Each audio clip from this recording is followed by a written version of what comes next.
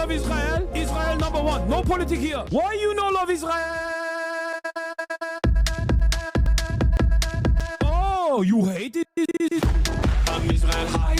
I'm Israel high. I'm Israel high. I'm Israel high. I'm Israel high. I'm Israel high. I'm Israel high. I'm Israel high.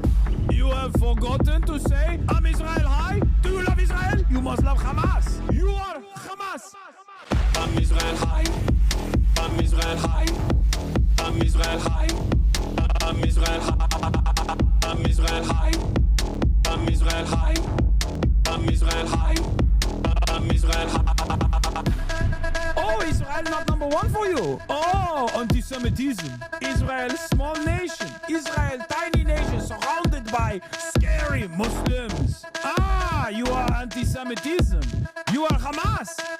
You are Hamas. No politics here. Say Israel number one. Tweet Israel number one. No politics here.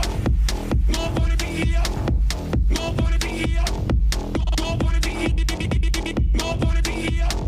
No politics here. No politics here. No politics here. Say you condemn Hamas. Say I'm Israel high. Say you condemn October 7. You are Hamas. No politics here. No politics here. No politics here. No politics here. No politics here. No politics here. No politics here. No politics here. What's going on, everybody?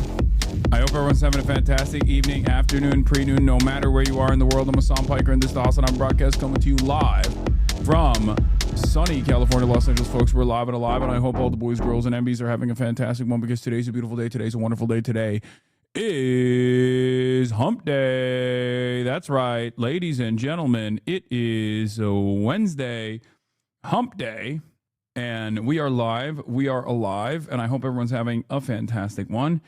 It is Wednesday, September 3rd, 2025, and the year is passing by at an alarming rate. We are 3 days into September. Before you know it, it's going to be 4 days into September. Before you know it, it's going to be 10 days into September. This is a big month, by the way. Fall is going to be slammed and jam-packed for all of you Hasanabi enjoyers. I have so much going on this month, and I hope you guys will appreciate it all as I share it with you. Anyway, this is the part of the broadcast where I do share more with you than I probably should. It's for the personal news, for all the parasocialists out there in between the time period where I press the stop streaming button and press the start streaming button. So help me God, that's what I'm going to do. Okay? Why are you looking more Flexican? I don't know. Is it, do Flexicans own the whole flannel business? Is that what it is? Like you rep flannels and you look Flexican? It's just my fall. It's my fall fits. Fall is here. Is putting that shit on time. You know what I mean? It's like in a lot of instances, summer is fantastic. It's vibrant. It's great. I love being outside. But the reality of the matter is, you know, you got limitations on throwing fits on. Whereas when it comes down to it, fall is excellent for fits. Nice glasses, Jimmy Neutron. Thanks. Your mom seems to like it. Oh, you know, back in the day when I used to do like your mom jokes, it was obviously a joke and it made sense because I was like, what, 25, 26 years old. Ain't nobody's moms were watching me at that point. But like now I know there's hella moms in here. There are chatters whose moms do actually watch. So I feel like, does that actually impact the dynamic a little bit? Does that change the dynamic for you when you hear someone like myself say, oh, your mom, and like your mom is literally in the other room watching and goes, oh my God, he's talking about me. Like, does that actually change it a little bit for you? Does it make it funnier or does it make it scarier? Because when I say I'm the stepfather, I'm the father that stepped up. It's like, that's real. There's a real possibility now more than ever before. This is a gaming channel, correct? No politic here. This is an apolitical channel. This is a gaming channel. It's an apolitical channel. It's whatever you want it to be. Okay. Joke's on you. My mom and I watch you together. No, that's not. That's precisely what I'm talking about. Like, does that make it better or worse when I say your mom jokes? In any case, I don't know why Patrick Bet David from Jubilee got this much incredible promotion in this chat. I can't believe it. Like, I'm always I've stayed away from the Jubilee meta for a very long time, and I've only had like some exceptions on the Jubilee blockade, but I do feel like a lot of people get their nose from the Jube. Like, if you are Gen Z, I feel like if you're Gen Z or Gen Alpha, like the only type of political content you're consuming is the Jube. That is terrifying. That's a terrifying prospect for the future. That's a terrifying prospect for future generations. It's genuinely scary. In any case, how long do you leave your Zins in for? Like 30, 40 minutes? Should I get a ticket to see you at the New Yorker Festival? If you want. But yeah, personal news-wise, this is part of the broadcast where I tell you about what's going on in the world of Hassan Haas and Abby Piker. Let me tell you, I'm actually fighting the Paintress, and honestly, I'm getting cooked. The Paintress is whooping my ass, and I don't, I'm playing Expedition 33, for those of you who don't know, offline. It's been a fantastic experience. I really enjoy it. It's a great game. Highly recommend it. One of the only L's that I have is I wish that Metal Gear Solid, I guess you guys are lucky that Metal Gear Solid 3 Delta Snake Eater remaster is not a Steam Deck game. So that really saved a lot of your asses. Because like I feel like if that was a Steam Deck game, I might not even entertain playing it on stream. But like Will and I are gonna hopefully do something if we have time this month at some point to do like an MGS marathon potentially. Damn, not tapping the Zins, typical socialist rich guy. You are a fucking coward. Fucking coward. You are a fucking coward. When I get a statement like this from a chatter and I see that it's a 48-month subscriber, I know exactly what it's about. Okay? I know exactly what it's about. It's about gaming. It's about not playing video games on stream. Okay? You guys need to remember that like I'm a human being and sometimes I'm going to do stuff that's like off stream. Okay. It's not the end of the world. It's normal. It's good. It's healthy. Speaking of stuff that I do off stream, outside of Expedition 33, what else happened in my world? What else happened in the world of Hassan Haas and Abby Piker? Not a lot. Build Lune or Seal as your support character. I have no support. It's just all glass cannon. I'm doing all glass cannon builds. Lune and I'm doing Lune build. And but I haven't been able to figure out how to like make her work well. I feel like Seal is a far bigger damage dealer in general, but Mael is my goat, my queen, my king, and Verso is fine as well. Verso's pretty good too. Oh yeah, last night I posted a TikTok of Kaya. Good call, chatters. If you guys want to know, wait, what the hell? I just turned on TikTok and this is the first thing that shows up. Vanilla Mace. Restaurant. He was shitting on it when me and Austin did the stream, and Christian accidentally ordered it to Hassan's house and scared Hassan's mom. And then Hassan took a bite of it. He was like, "This shit's dry." He probably just ordered something different now. He likes it. Yeah. This is my California Chicken Cafe meta, the new meta for me. Anyway, chatters expect you to play games after spending the entire stream asking you the most annoying questions. True. Here. As far as on my TikTok journey, on my TikTok shit, oops, I did it again. Not only am I consuming a lot of TikTok, I'm also making a TikTok. And you can tell I'm a boomer in the way that I filmed this because the TikTok, I guess, automatically has like a filter. TikTok has like an auto filter. I didn't realize, but look at my face during this TikTok. I posted it, and only after I posted it did I realize like TikTok has an auto filter that also just makes your face move because I'm too far away. You are supposed to actually talk when you lip sync. Wait, I think that I did a fine lip sync. You guys are lame for criticizing me for this. All right, let's see. I have the one and only 24 karat gold Labubu. Yeah. Someone I feel like I've never seen you in this angle before is a funny take. Yeah, crisscross applesauce, baby. Y'all have never seen me like this before. You look so much like Steven Crowder in this. Oh my God, I hate that. I hate that that's what people are saying. That's the top comment. Kaya, is he bothering you, Queen? I just want you to look at her. I want you to look at this dog who, at first I was going to do this is a trend on TikTok where people just like hold up their animals by their ears like a Labubu. And it's funny because like Kaya, it just like didn't look as funny or as cool. 35-year-old man, by the way. Yeah, you're right. I should kill myself instead. How dare I? This is a very boomer TikTok trend, for the record. This is like a very millennial TikTok trend. So if anything, I'm doing something that my generation is doing as well. I also saw a post online about like how COVID basically like paused people's lifespans for a little bit and paused people's like development for like 5 years or so. And that's the reason why you see so many people like who are 30 who were like 25, you know what I mean? Like not 25, but like people who were like 24, 25, 26 when COVID first started had just like stayed at that age range basically. And then like now, I mean, we're not even in post-COVID. Like we move beyond as a society. Might say we probably should and we should be more careful with that. But oh, what is that? A little good start to the stream. Okay, what's happening here? Not even a little F. It's a big one actually. Hold on. Hold. This is on my end. Hold on to your butts. Worst case, I might, if this continues, I think it's getting fixed right now, but if this continues, if this drop continues, I'm just going to switch over. I'm going to switch over to my backpack, potentially. It's stabilizing now. Okay. It's stabilizing now. All right, good. That was weird. That's not good. That's not a good start to the day. Let me tell you, hate to see that.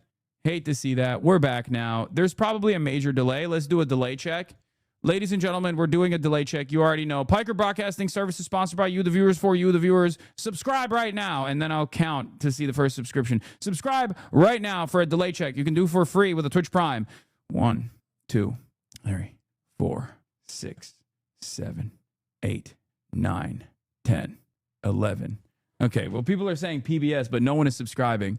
So I assume it's like almost an 11-second delay. And only now are people starting to subscribe. So there is a delay. It's probably 11 seconds. So here's what we're going to do. By the time I'm done finishing this count, you will know that I have actually received a short, brief F. Okay. I'm going to fix the ingest now. 1, 2, 3, 12. And we're back. Did you see that? I thought you were a socialist. Why do you have internet? Good. Musically Prime. Thank you for the gifted. Yeah, it goes black for a brief moment when I fix the ingest, but there's no delay now. So, okay. Stay on the TikTok grind and do this with Kaya next. Okay, hold on. Where was I? What was I talking about? Oh, I posted a TikTok of Kaya. But this is another thing that I was talking about is like the COVID pause, right? We were talking about the COVID pause. Yeah. So there are 25-year-olds that are 30 now, but they still act like they're 25. I feel like my development has already been stunted as a consequence of just like beaming unlimited chat into my brain for the past like 8 years at this point. So that paired up with like the COVID pause is the reason why I can behave like a child sometimes. But the thing is, like, I'm 34 years old, and I don't know if it's because of what I do. It's probably partially because of like my job, but I just don't feel like an adult. Like, my dad, by this point, had me, okay? My dad was a father by now, you know what I mean? Like, he had a job. He was like, okay, we're back. That was weird. Is this frustrating for us? How annoying are the Fs for you?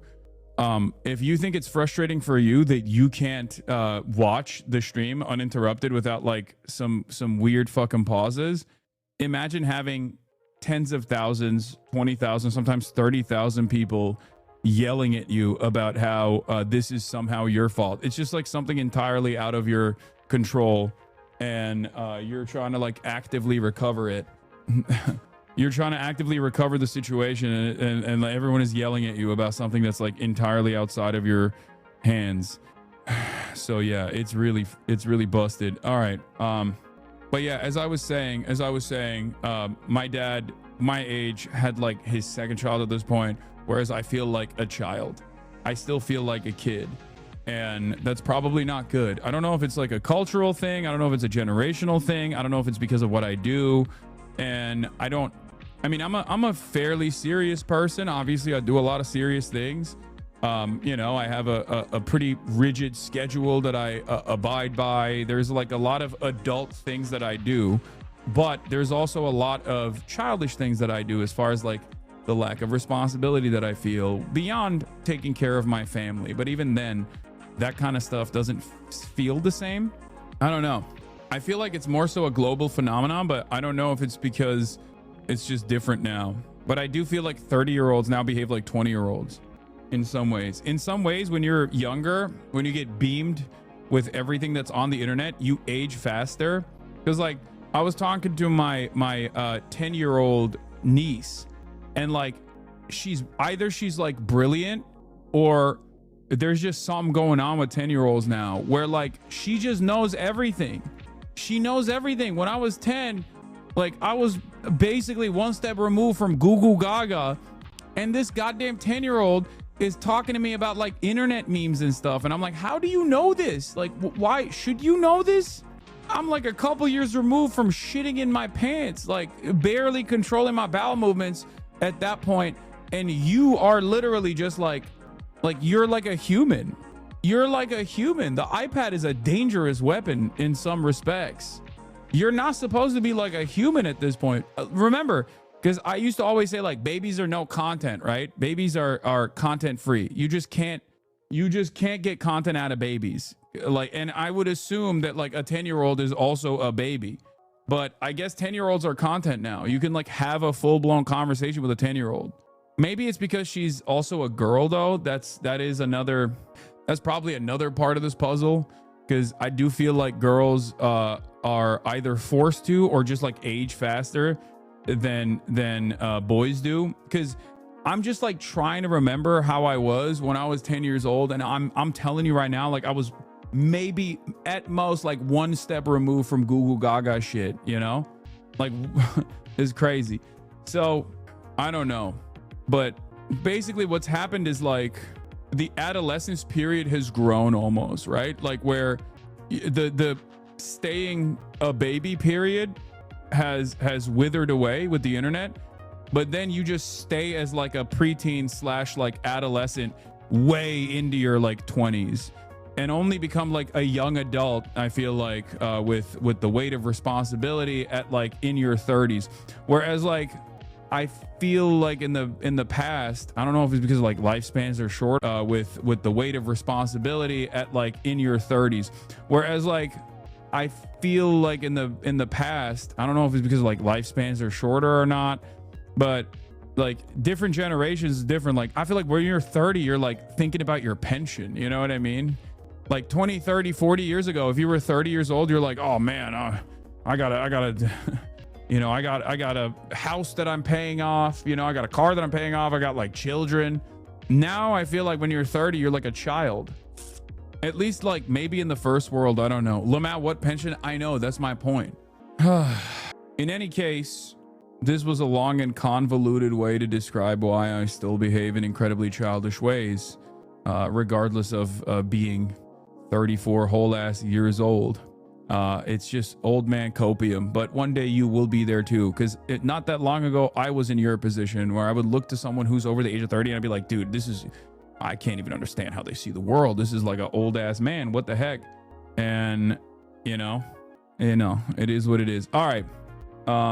Speaking of which, despite the fact that I'm an old ass man, I'm still putting that weight up. Okay. I'm still putting that freaking weight up. Take a look. So this is 285 pounds.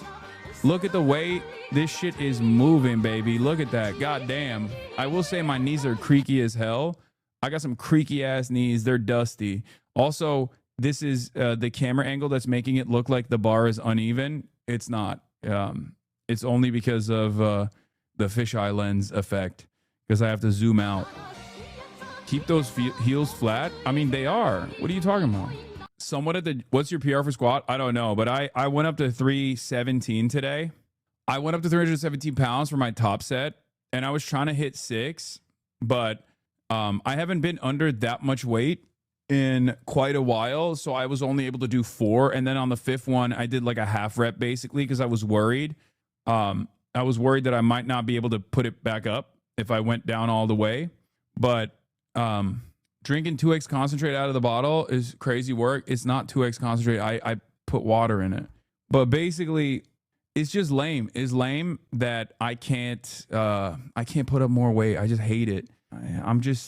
I'm so close. I'm so close to just like diving into the world of steroids. I feel it in my bones, but I don't want to do it because I feel like I have all this influence over a lot of people, and I don't want them to also experiment with this shit because it's like very dangerous. And if I were to do it, I would do TRT anyway, like medically administered testosterone. And plus, there's also the fear that I would go bald. I don't want that either.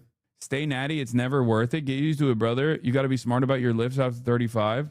Do a balls before and after pic if you do. Oh, shit. Take a photo of my ball sack and just see if it shrunk. I mean, I've said this before, but this is like this is a bit of a meme at this point. It's a cliche, but like, it's fine. If your balls get smaller, then your dick looks bigger. You know what I mean? Like, who cares about having gigantic balls? Stay natty. Look at Jeff Nippard. It's achievable. Brother, Jeff Nippard is a lifetime natty who spends every waking moment living and breathing and existing in the gym. I don't think it's a apt comparison to make with a guy who is like relatively sedentary for most of the day, you know? Get Nippard on the broadcast to go over a new plan. My wife is all about my big balls, brother. Don't lose those. If you don't think you're good enough, natty, gear won't fix that. Don't do it, bro. It's not worth it, says Dr. Riptide.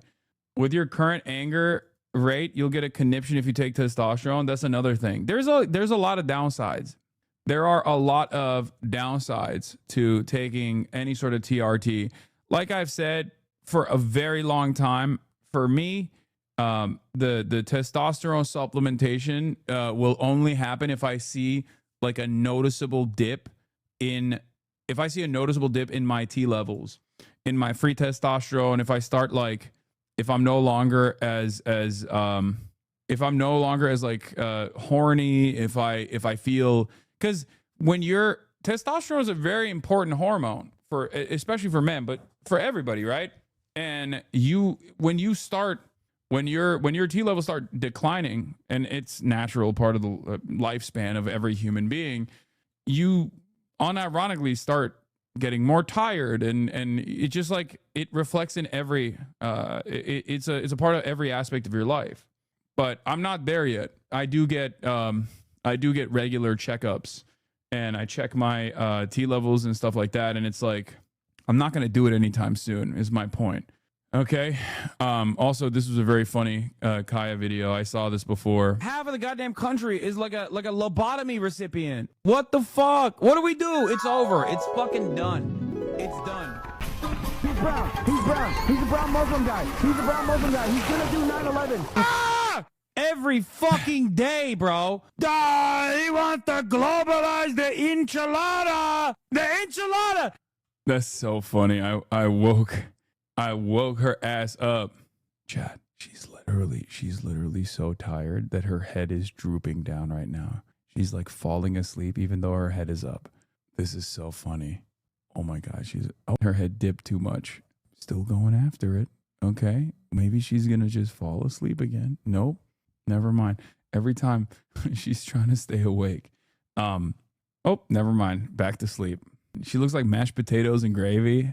I am the luckiest person on the planet. I don't know how the fuck I got so goddamn lucky. Half of the goddamn country that I have the best. It's crazy. Like if there was a dog Olympics on the out there, if there's a dog Olympics out there, like she literally clears it. She is the number one.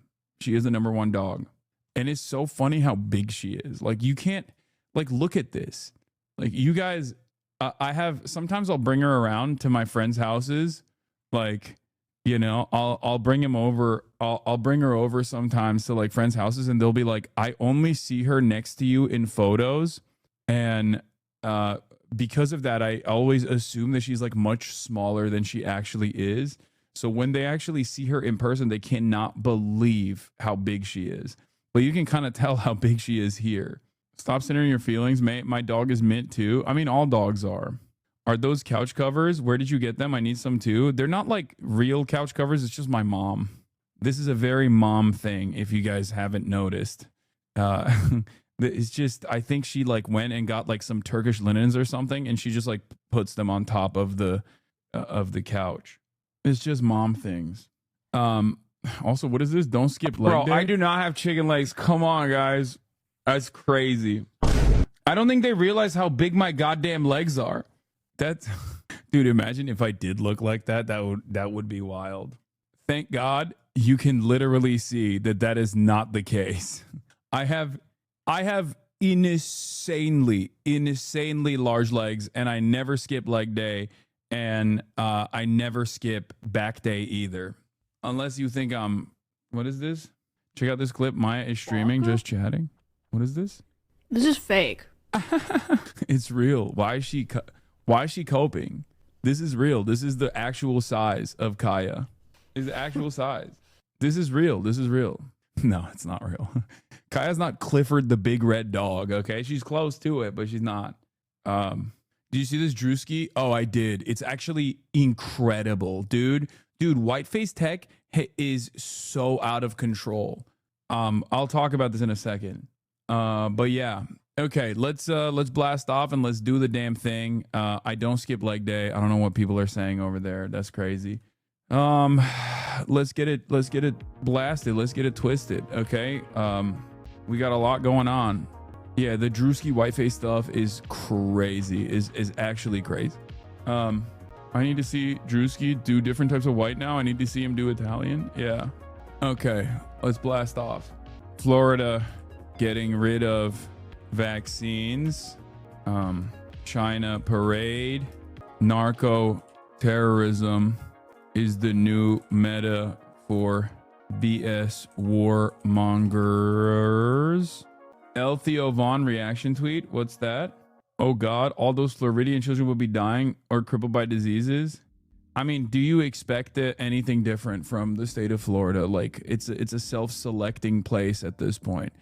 They're unironically doing the Hasanabe Florida program without me advocating for it. Okay. Epstein victims may go public with client names after old files are released. Hassan, when are you coming to Florida? No time soon. David A. Pacman doesn't know how to pronounce APAC in a hilarious attempt to feign ignorance. Yeah, I saw that. That's like that's an insane thing that he did there. I'm gonna be honest.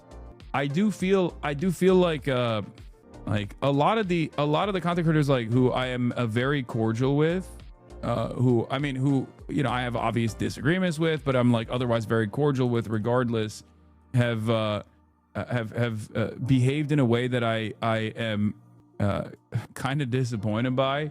Not that it matters. I don't think these guys like me that much anyway, but you know, his brother worked for the ADL. No, I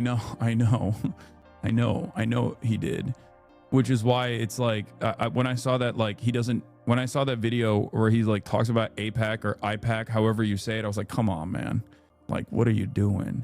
Because it's a real like damned if you do, damned if you don't type situation for David Pacman. Because it's like you act like you don't know what APAC is. Okay, like you act like you don't know what APAC is, then like either you're one, you know exactly what it is, but you're just like lying about not knowing what it is, or, which is again disingenuous, or two, you're a political commentator since like 2005 or something, and you don't know a very important lobbying group. Like, come on. Like either way, it's just like a horrible, it just doesn't look good. It just doesn't look good at all. Like, that's crazy. You've been doing this for 20 years, man. What do you mean you don't know how to say APAC? Yes, I know. Ryan Ruth wants to do trial by combat. My goat. Is crazy weird way to play it from him. I know. I don't know why he's just like some creators. Like the thing is, for a lot of these guys, like here's one thing I will say.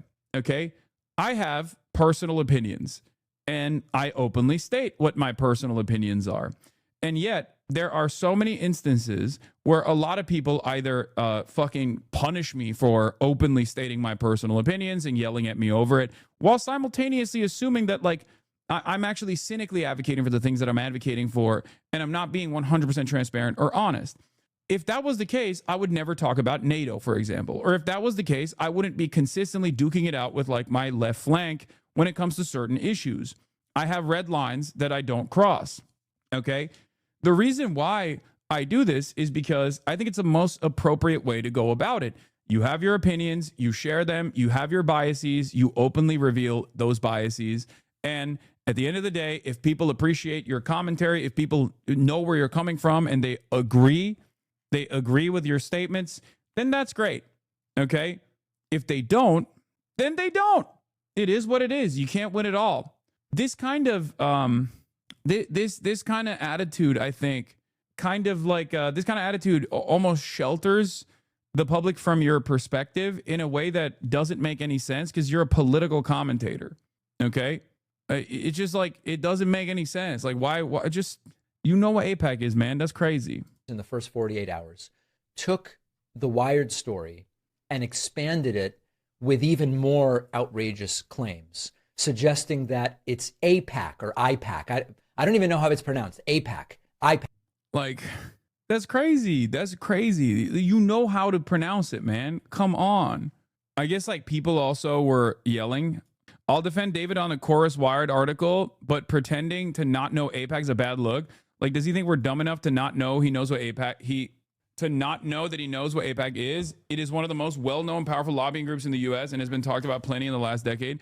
To pretend that he doesn't know what AIPAC, pretending it could be pronounced IPAC is just insulting to anyone who follows this channel. All these years we defend this dude against AIPAC affiliation accusations, and he insults us by pretending not know how to pronounce it. Like, I don't think David Pakman is like funded by AIPAC, for the record. I've never stated that. I don't think that that is the case. But obviously, like, this is an area where he is heavily biased, right? Israel is an area where he is heavily biased. That bias both stems from his own personal opinions about the state of Israel, but it also stems from his personal opinions when it comes to American foreign policy. Like David, regardless of his socially progressive attitude, for years and years has had a lot of differences of opinion from someone like myself when it comes to American foreign policy. And he lands on the side that almost always is on the side of the United States, that rehashes and repeats whatever the State Department line is on a particular matter. Okay, so there's multiple reasons. He responds and says, guys, give me a break. I'm not pretending to not know what AIPAC is. I'm just unsure on the pronunciation. It's the same as how I get mixed up with the first O in sorrow is pronounced, or how the first A in Lara is pronounced. I mean, I don't know about all that. I think it just like, it feels as though he was just saying that to be like, I don't know, what is this AIPAC thing? And of course, there are a fuck ton of videos where he's saying AIPAC correctly. Like, I mean, that's... Number one, AIPAC is a more right-wing group, and Jews in the U.S. are very, very liberal. So yeah, there are Jews who support AIPAC, who vote in the United States. But look at evangelical Christian support of AIPAC and of Israel. That doesn't even seem to be mentioned here. It's an important fact. Like, he is a lot more knowledgeable on this issue than he lets on, is what I mean. Of course he is. He's been doing this for 20 plus years, man. Like, he is a very knowledgeable guy. And the Christian Zionist pro-Israel, the Christian Zionist pro-Israel contingency is a very real one. It's one that I talk about quite a bit. It's one that I talk about quite frequently. Like, he's a very smart guy. Like, he's a very smart guy. He's the notion that he's like oblivious to how AIPAC is stated is a way to just like make it seem as though he's like, he has this like dedicated blind side to this issue, where I don't think that's the case. I think he just doesn't want to say what his opinions are on this. Factor. But then we get to the bigger picture. You can recognize that this is playing on longtime anti-Semitic tropes and still support boycotting Israel, for example. And the reflexive reaction I saw from many on the left to say this can't be anti-Semitic because they felt as though it would in some way invalidate their support of boycotting Israel or their opposition to Benjamin Netanyahu. Separate the two things. You can be an opponent of Benjamin Netanyahu and believe that Ilhan Omar here is knowingly or unknowingly playing up anti-Semitic tropes. You can be for... I'm so glad that I fucking stood in opposition to this kind of stuff when Ilhan Omar was on the right side of history and was absolutely correct and was getting blasted by both the Democrats and the Republicans. This is when Remember that Donald Trump clip that I play all the time? May Allah awaken the people to the evil doings of Israel and the United States of America. That's Donald Trump quoting Ilhan Omar. That's when people were basically like ripping into Ilhan Omar for saying that way long time ago. Okay, that is Donald Trump doing, because there's a point in time when like Donald Trump would go up on rallies and put Ilhan Omar's face on the TV in all of these fucking stadiums, in all these arenas where they were actively trying to get her assassinated. Okay, wait, that clip is not AI? No, that clip is real. You guys are so funny. You didn't know that? The May Allah awaken, here, send it to me. Send me that clip. The May Allah awaken the people to the evil doings of Israel and the United States of America. That clip right there is a real clip. Congresswoman Omar Here. is an America-hating socialist. Look. Yeah, Congresswoman Omar is an America-hating socialist. She minimized the September 11th attack on our homeland. Yeah, it's a clip chimp. For those of you who don't know, like he talks about like all of these like idiotic, which by the way, you might have noticed a very interesting line of attack here. Whenever someone is a Muslim, okay, and they're like anti-American imperialism, it doesn't take much for people to immediately go, you love 9/11, you minimized it, you actually want more 9/11 to take place. Yeah, I mean, here's my video on this from 6 years ago. Pathetic Democrats won't defend Ilhan Omar again. What the fuck? I'm just like driving around. I was a car guy. It's a car ramp, boys. But yeah. Where far more than 3,000 people died, saying some people did something. Big deal. Some people did something.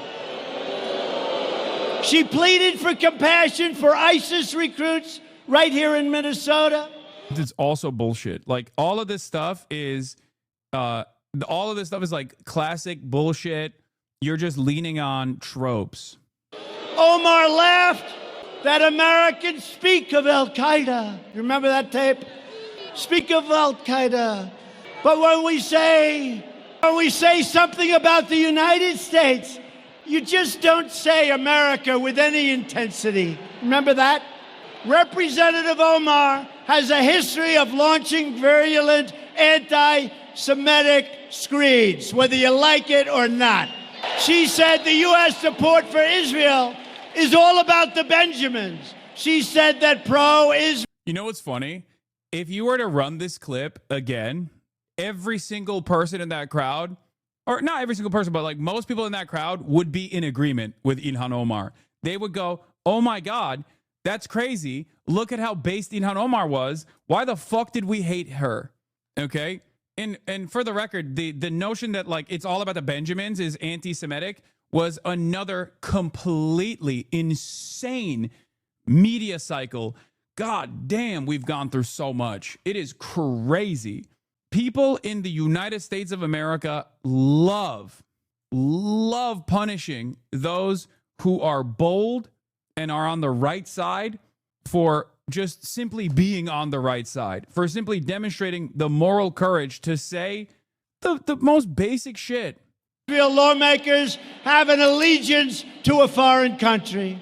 Omar wrote that Israel has hypnotized the world. May Allah awaken the people and help them to see the evil doings of Israel and the United States. Yeah, this is from a classic faucet that you see, a classic like unlimited faucet where when someone is obviously Muslim, it works a lot better. They tried to do that with Bernie Sanders too, but Bernie Sanders is Jewish, so it didn't work.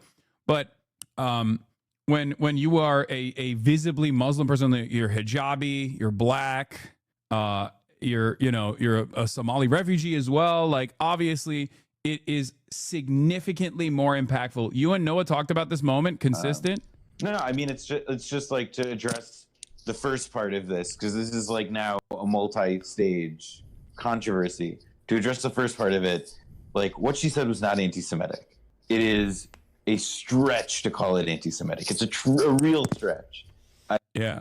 February 13th, 2019. Liberals are caving to the right once again.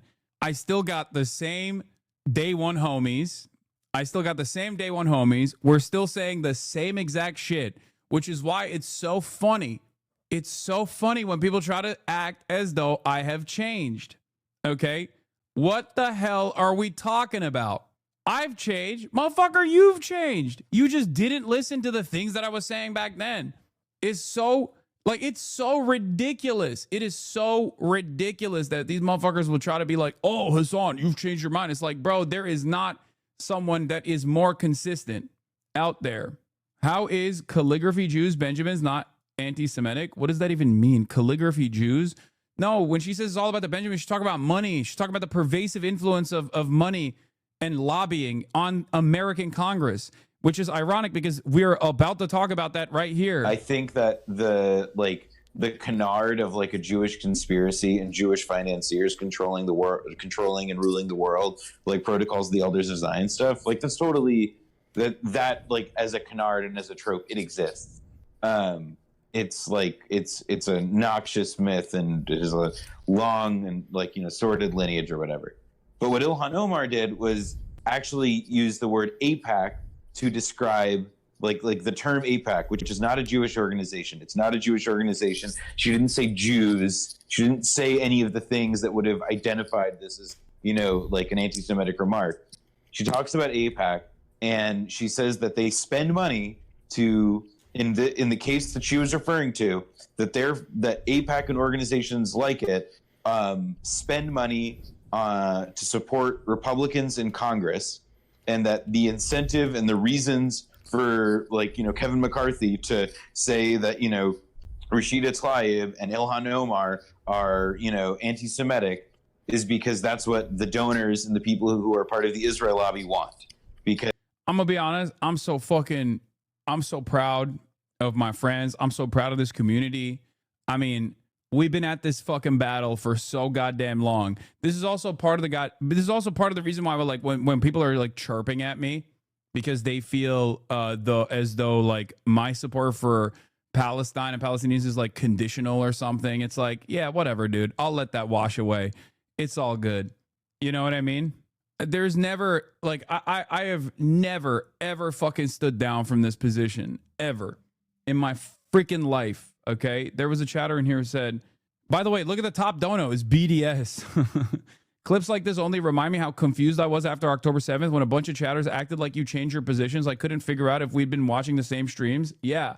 No, it's just people weren't paying attention to it. Like, I think people just basically drop certain issues. Like, there are a lot of people who had been oblivious to the way Israel behaves. And I guess they like completely fucking tuned out when I was talking about this issue for years and years and years, right? Oh, it's just the reason why I've been consistent and the reason why my positions haven't changed on this stuff is because the issues have not changed either. Okay? The issues haven't changed. That's the reason why like my commentary is identical from like 2019 all the way to now. In what way did you change views? They were probably just liberals following you. I guess like the only difference is like with the expanded permission structure, like there are certain things that previously I was unable mass unfollowing of Hasan Abi 2025. Yeah, exactly. You haven't changed. You're still gay, bro. Shut the fuck up. You talk too much. With the expanded permission structure, obviously there are certain things that I can like openly state. And in some instances, like I'm the one who's pushing the needle and getting punished for it, but it's fine. Like saying that the Houthis and the Ansar Allah movement is unironically one of the only regional actors that's holding the international rule-based order alive by holding Israel to account for its crime of genocide. Like, these are the types of things that people will immediately hear and go, oh, you're a terrorist. You love terrorism. Fuck you. But like, there are certain red lines that I don't, allow people to cross. This is one of them, right? This is one of them. It's ridiculous.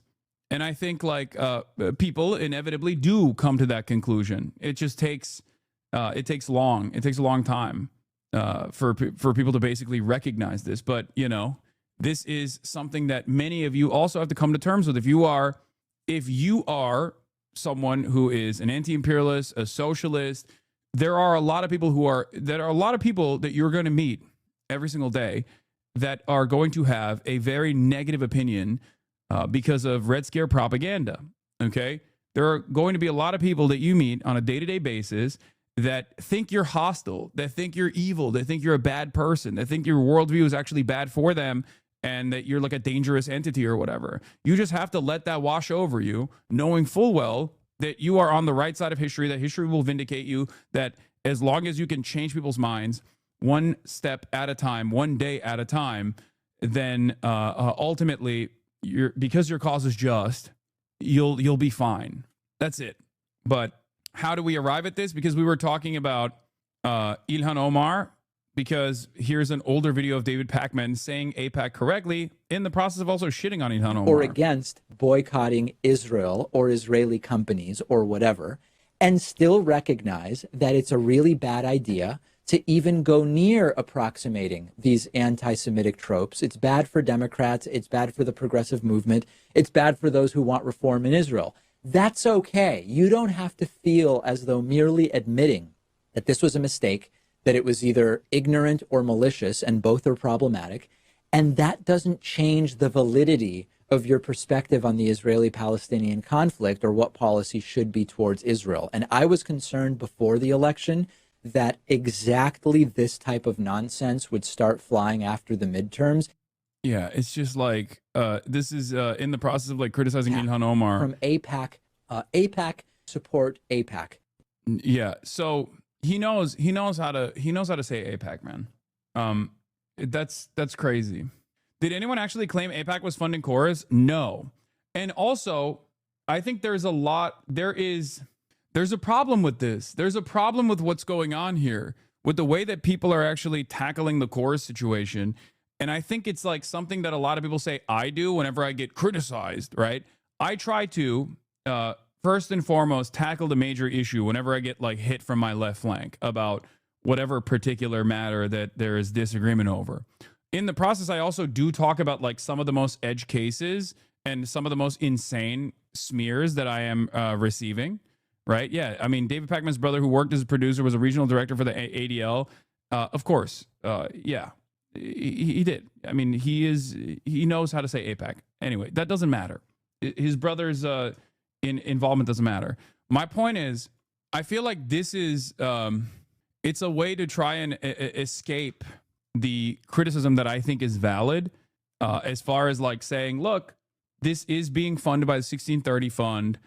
There's a lot of misinformation flying around.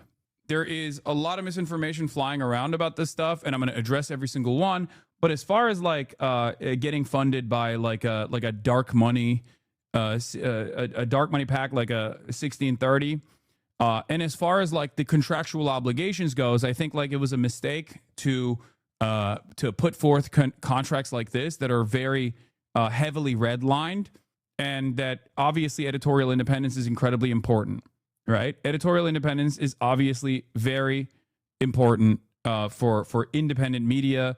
And we are going to be better than the Republicans on this issue, and therefore we should always disclose, regardless of whether the law wants us to disclose or not, in order to make sure that you understand, if you're a part of this audience, in order to make sure that you understand that, like, you know, there are people who are funding this process.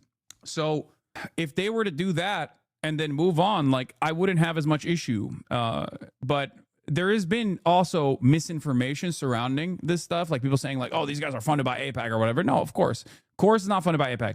Here's another misinformation that I've seen. People talking about how 1630 Fund also funded RFK Jr. Yes, the reason why 1630 Fund funded RFK Jr. is not because they were aligned with RFK Jr. The reason why 1630 Fund funded RFK in his campaign was because they saw him as a spoiler. Okay? Just... You know, I have seen a bunch of different like pieces of misinformation of people like criticizing 1630 and not doing the correct criticism. So when there's like incorrect criticism, I think these guys just kind of grab onto that and then simply use that as a jump off point to be like, well, we're not funded by AIPAC. I don't think this person is funded by AIPAC. Okay, I don't. I think that's ridiculous. If anything, it would be J Street and not AIPAC if someone were to be funded on the progressive side. And even then, I don't think this person is funded by J Street either. I think this is just David Pakman's own personal opinion on the matter. Okay. That is funding this show or other creators. Of course, not true. That the DNC is involved, not true. Some creators in the first 48 hours took. Anyway, did Taylor actually accuse him of AIPAC funding? No, no one did. I think like people just went along with it because people just use AIPAC as like a catch-all for every type of like Israel lobby activity. It's wrong if you're going to be like super specific, but no, Taylor Lorenz never said that. The only thing that a lot of people noticed in the aftermath of reading this article was that a lot of these content creators, especially big ones, right, and even smaller ones, were all content creators that had like either aligned with the previous administration, or had been noticeably absent from the conversation when it comes to a major issue such as Israel's genocide of the Palestinians. And that is the reason why people were like, are these guys getting paid to be silent on Israel? And I tried to explain at that point where it's like, well, there is editorial control over this process, at least contractual obligations that require some semblance of editorial control, which I think is like not great. These guys mostly are self-selected. But the reason why people say David AIPAC man or he's being funded by AIPAC or whatever is not because people legitimately think that AIPAC, a far-right pro-Israel lobbying group, is like directly funding him and his operations. The reason why they say that is because he's either A, noticeably absent from the conversation on Israel, or B, when he talks about Israel, it's usually in a way where it's fairly, I mean, it's just like a liberal Zionist position. That's it. That's the reason.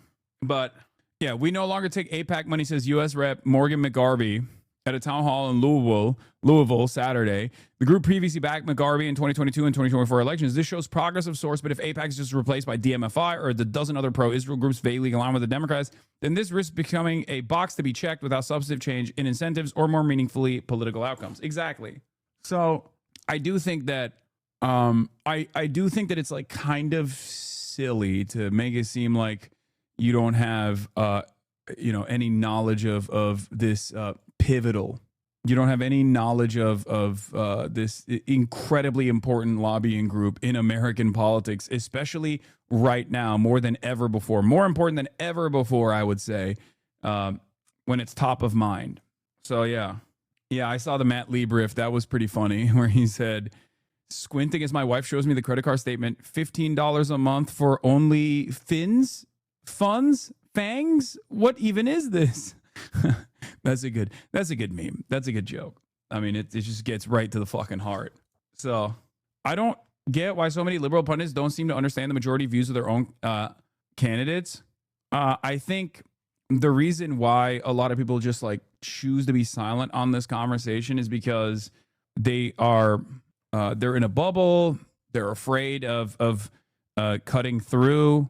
They're afraid of exhibiting any sort of bravery, any sort of moral consistency. They're just like by the way that this like job works. When you're in Congress for an extended period of time, you are entirely sheltered from the public opinion. And the only time someone is reflecting on what the public opinion is when you're fucking on a phone call with like a pro-Israel lobbyist guy who's telling you the public opinion is pro-Israel. Okay? That's it. Some people are cynical. They recognize what the truth is and they choose not to hammer on. Some people are oblivious because they're bubbled in. It doesn't matter. The outcome is still the same.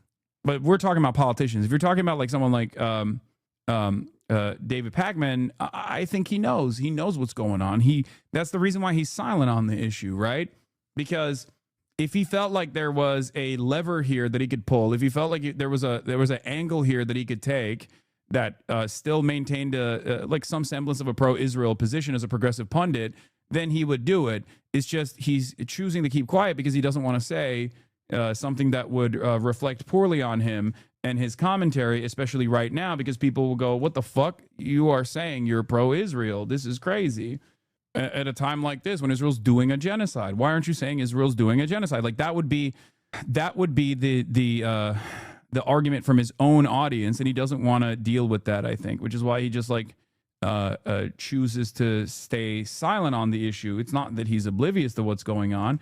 And I say this like, the reality of the matter is, like, if he had an opinion that he wasn't worried about, if he had an opinion that he wasn't so worried about, like, he would say it. He would say it out loud. He'd be like, Israel's doing a genocide. It's fucking, it's unimaginable. It's really fucked up. And also we have to put a stop to it. You know, we have to put a stop to it. We have to put an end to it. It's just plausible deniability.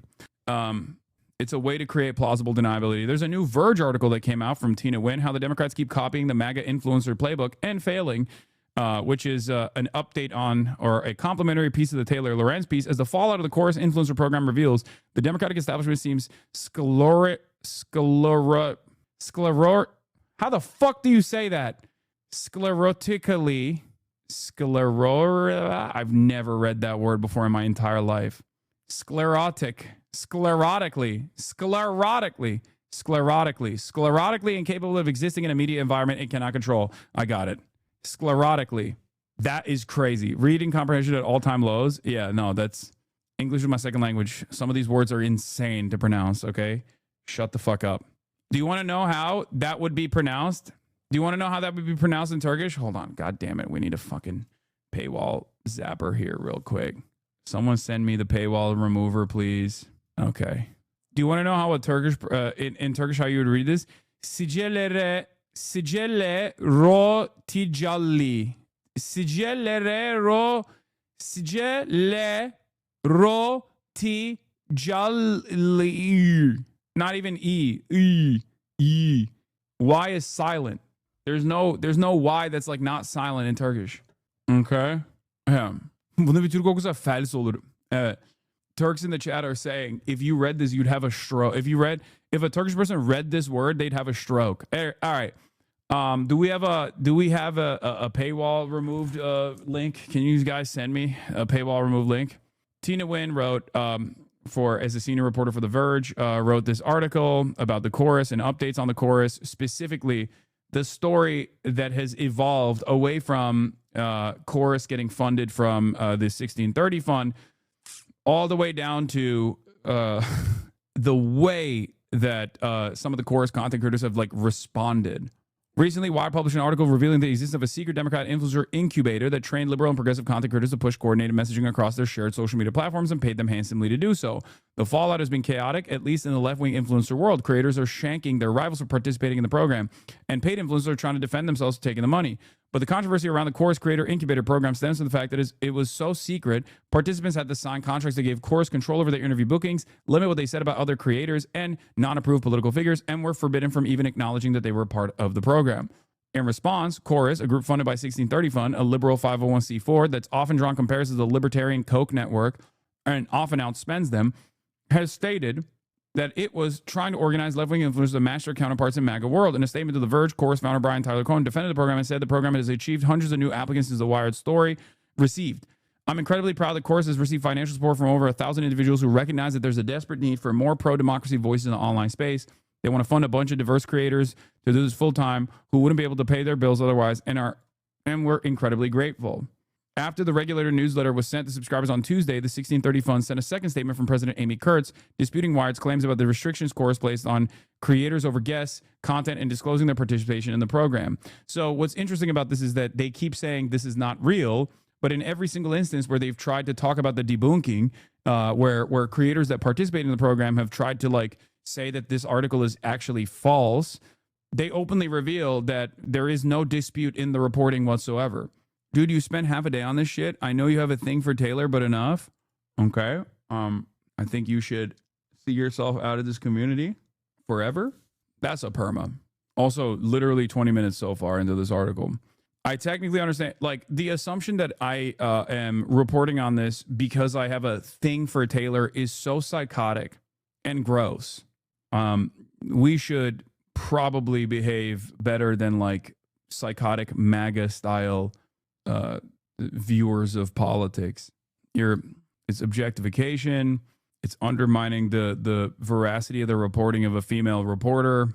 It's just not something that is appropriate. It's false. and it's false in like this incredibly weird, gross, parasocial way. Okay.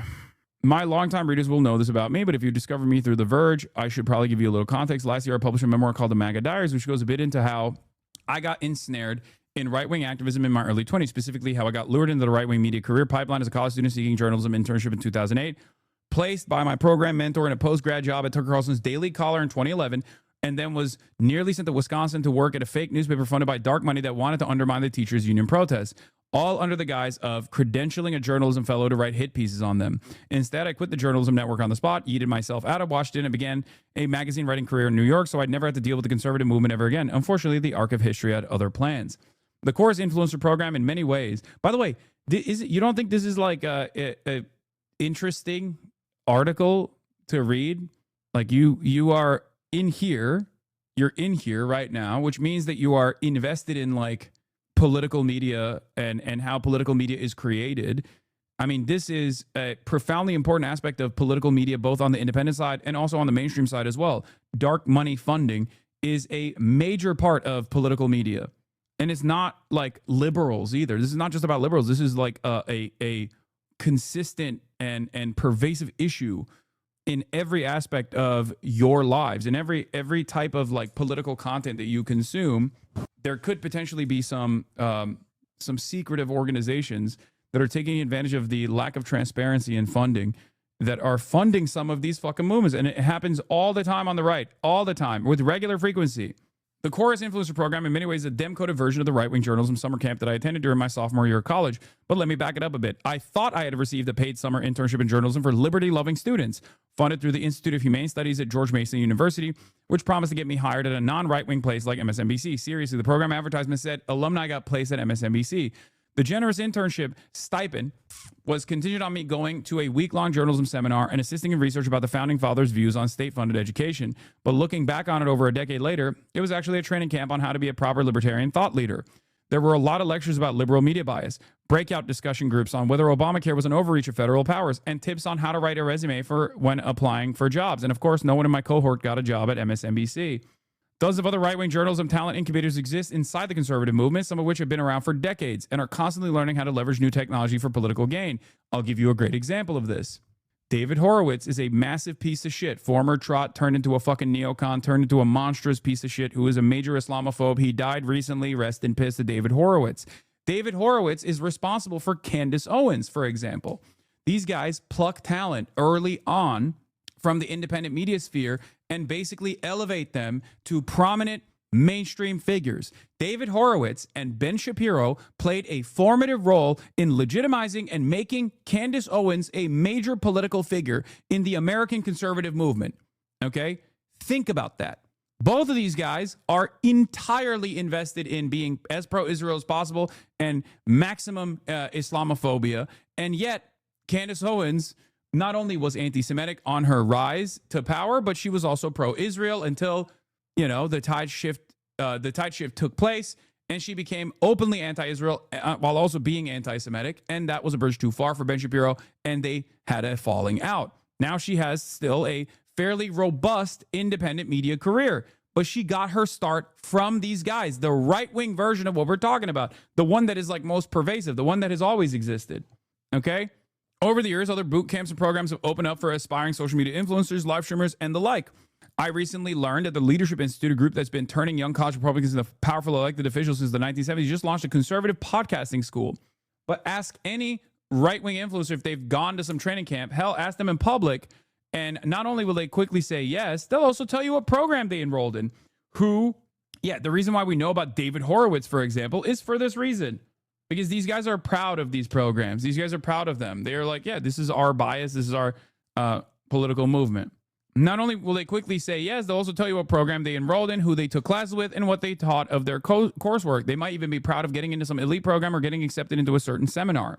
But one can't simply copy the right-wing formula and paste it on the left. The famous Andrew Breitbart saying politics is downstream from culture isn't just an observation, but an organizational principle on the right. If you can use culture to change people's values, then you can then get them to vote a certain way. There's a lot to be said about the right's attempts to drive culture forward or backwards, but they were far better at manipulating and taking over where it existed on the internet, or in most cases, ceding control and ridding the wave of the internet entirely, so long as they ended up in power. On the internet, it helps to be shameless. Either way, MAGA influencers have the ability to define what is and is not culture because their followers want to follow a culture warrior, damn it. Why do you think they try to make everything about what is and what is not woke? In contrast, I'm hardly surprised that Coors and the 1630 Fund went to these lengths to restrict what these creators could say. The octogenarians of the Democrat establishment and the rising young leaders who remind said octogenarians of themselves seem sclerotically incapable of existing in a media environment they cannot control. The culture is no longer run by the blue donors in Hollywood and New York. After all, its last president, Joe Biden, had an extremely hostile relationship with reporters and celebrities asking too many questions about his age. And his last presidential candidate, Kamala Harris, was so allergic to appearing on popular podcasts that she would only do so if the host flew to her and conducted the interview on a set completely controlled by the campaign. She reportedly refused to appear on the Joe Rogan Experience if they had to go to the host Texas studio, and reportedly shelled out 6 figures to build a DC-based Call Her Daddy set for her interview with Alex Cooper, who records her podcast in California. That interview got like what?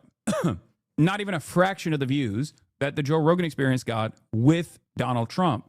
There are obviously other issues here as well. Kamala Harris's incapability of coming across as authentic in a long conversation was going to be a major hurdle. Kamala Harris's inability to recognize that people wanted more from her, that they wanted her to represent a change from the Joe Biden administration, and her refusal to fucking recognize that or even say things in line with that was another major hurdle as well. So obviously there were other issues as to why she couldn't do these sorts of podcasts and why Donald Trump is a uniquely telegenic figure who can do these sorts of podcasts as opposed to people like Kamala Harris. But this was a flaw. Though they've tried to avoid being described as a liberal copycat, the 1630 Fund has been compared to the Koch network, the secretive group right-wing billionaires that created, among other things, this right-wing media training camp that the fund is trying to counter. We reject any notion that the right wing has been more transparent in this area. STF takes great pride in supporting critically important causes, Kurtz said in her statement to The Verge. As a Koch alumni via technicality, I think they're pretty dang similar, even if they're somewhat faster to fess up to their involvement. Between 2009 and 2016, the Koch network was unparalleled in funding the rise of the Tea Party. This is true. The Koch brothers created the Tea Party and the Freedom Caucus that came out of that movement. As I've said over and over again, these are like dark money influence in American politics is not just quid pro quo. You go in, you just fucking say, hey, this is the bill that we wrote for you. You better pass this shit and we'll give you money and you'll win your election over year. That's not just the only aspect of dark money funding in these operations. There's a pervasive influence peddling operation that exists as well. A lot of you, for the first time ever, started recognizing this for like AIPAC, for example. But AIPAC is the tip of the iceberg for one issue, for Israel. There are a million other groups like this, most of them like ALEC, all these think tanks like Heritage Foundation, American Enterprise Institute, all these places that create subsidiary funds, that create umbrella organizations that try to shelter who the donors are, the oil lobby in and of itself, the Wilkes brothers, the Koch brothers, like they exist in every aspect of not just like the legislative agenda, but they exist in every aspect of media manipulation as well. Okay? There are people that are going and working at think tanks like the Manhattan Institute. You might know Christopher Rufo, if you recall, Mr. CRT, Mr. Anti-Woke. And they sit around and they try to find new things to get people pissed off about, new fake shit to get people pissed off about. And they get paid handsomely to do this. And then they take these talking points, they create controversy, and they pump these talking points into this network of influencers. Okay? And there is massive horizontal and vertical integration on the right-wing media ecosystem, as I've described over and over again. This is something that I'm very knowledgeable on because this is the industry that I'm in. This is something that I have seen throughout my personal political development, my own personal professional media career. Okay? So the candidate selection, the digital media apparatus, the voter turnout machine, etc., to the point that the American political right briefly exists as this cadre of wealthy libertarian billionaires envision it. Limited government, open borders, free trade, not too racist. Then Donald Trump found Twitter, got elected the president twice. The MAGA influences overrode the think tank people and media training camp grads. Even though the Koch network still technically exists, free market libertarianism died in America. Republican voters may not have liked Trump back then, but they preferred his brand over a bunch of old billionaires trying to redefine what Republican meant. And now those billionaires are getting absolutely reamed by Trump's tariffs. So yeah, I think it's a very apt comparison. Mia Sato covers influencers and the power of their parasocial relationships for The Verge, which is the massive other half of the story. And we go more into that below the fold. But before that, here's some of The Verge's latest stories about the regulator world. All right, skipping that. I can rant about the Democrats until the cows come home, but ultimately the point of course was to mobilize these influencers' followers. And that is a very, very new form of what a poli-sci major might call community outreach. After angrily sending Slack messages to each other about it for a full Friday afternoon, we realized that we should probably enjoy our Liberty Day weekend and then have a more fulsome, less rage-driven conversation about whether internet communities care about political SpawnCon. The rest is just like back and forth about whether the liberal audiences give a shit about SpawnCon, especially political SpawnCon, sponsored content or not, it seems. There are a bunch of different industries that are colliding here. The influencer industry, the media, journalism specifically, and politics. And each of those industries has its own set of norms and practices and expectations. Many of the influencers at the center of the saga have built platforms by blurring these lines. Are they reporters regurgitating news and offering analysis? Are they content creators who happen to talk about politics and policy? Or are they messages for a political party, an extension of the Democratic Party messaging and voter activation? What's unique about this and what is stoking some of the discontent and disagreement is that a lot of people don't see the issue with these creators taking money from politically aligned groups. I do. That's my own personal flaw, I guess, but I do. I don't think it's appropriate to get money from political advocacy organizations in general. But if you are getting money from a political advocacy organization that you are aligned with politically, you should openly state it. Okay? That's it. And I have said this time and time again. I said this when we were talking about the Tenet stuff with Tim Pool. I've said this before over and over again. I've had opportunities where political advocacy groups have tried to give me money to do interviews and stuff, and I've refused to take money from them. I've been transparent about that as well and have said no, because I'm the one who fucking funds these organizations, not the other way around. The interview that I conducted with the immigrant rights advocacy group is a great example of this. Okay? It's because in the simplest terms, if you are a political content creator, your output is your product. Okay? That's your whole product. Like, it just doesn't make any sense that you would dilute that with outside influence. It doesn't make any sense. Does that make sense? Like, it makes no sense whatsoever to be like, yeah, I'm just gonna fucking get money from an organization that is going to play a role in my advocacy. They see it like partnering with a liberal brand to advance liberal causes. The right does this, so we should too, is the thinking. I'm sympathetic to this argument, honestly. But the actions of the creators in the group that has been brokering these dark money payments makes no sense if there's really nothing to hide. If this is something that Dems need to do to keep up with the current state of politics, why not publicly say they're doing it to fight Trumpism? This is my point. This is exactly how I feel about this. If they were to come out and be like, yo, my B, it is strange that we had these like contractual obligations. We're fixing that. Okay. And this is a beautiful thing. This is this is out in the open. This is a cool thing that we're doing to combat the Republican Party. Then great. Sure. Okay. I still don't think it's the best thing to do, which is to get money for, if you're a political commentator or an influencer, to get money to say political shit. But if the contract was either less restrictive or they refused to do the red lines that some of these influencers obviously took issue with in terms of editorial control, then there wouldn't be something that is like as newsworthy, right? But instead of doing that, these guys just went along with it and said, no, actually, Trump is doing this, so we got to do it as well. Fine. Okay. Don't disagree with that. And also, the journalist who's doing this is actually secretly MAGA and a litany of other different things, like saying that the article is debunked without actually debunking anything. Like an article that has 0 retractions in it, by the way, confusing what a retraction is with an update when you actually finally get a quote from the organization. Like these kinds of things are the exact same type of intellectual dishonesty that you expect from the right. This is not something that I want to see on the left. This is not something that I want to see from liberals either. Okay? When I say fight fire with fire or liberals have to become more like Republicans, I don't mean like literally become a bunch of different like blue Charlie Kirks or a liberal PragerU network. I mean like they need to be more aggressive, bold, and refuse to compromise on some of these like stances they take on the humanity of migrants, for example. No Republican ever goes, let's get bipartisanship going. They don't do that. Okay? They don't do that at all. They say, fuck off. Every immigrant's a rapist and we have to fucking jail all of them and deport all of them. Why can't progressive people, liberal and leftist alike, say the exact same shit, but in the direction of the truth, where, you say, no, they're not actually rapists. They're our fucking neighbors. They should just get the proper documentation because they've been living here and working as a part of this economy and are important parts of these neighborhoods and these communities for decades now, and they are just as American as you are. Give them the fucking paperwork. Push for amnesty.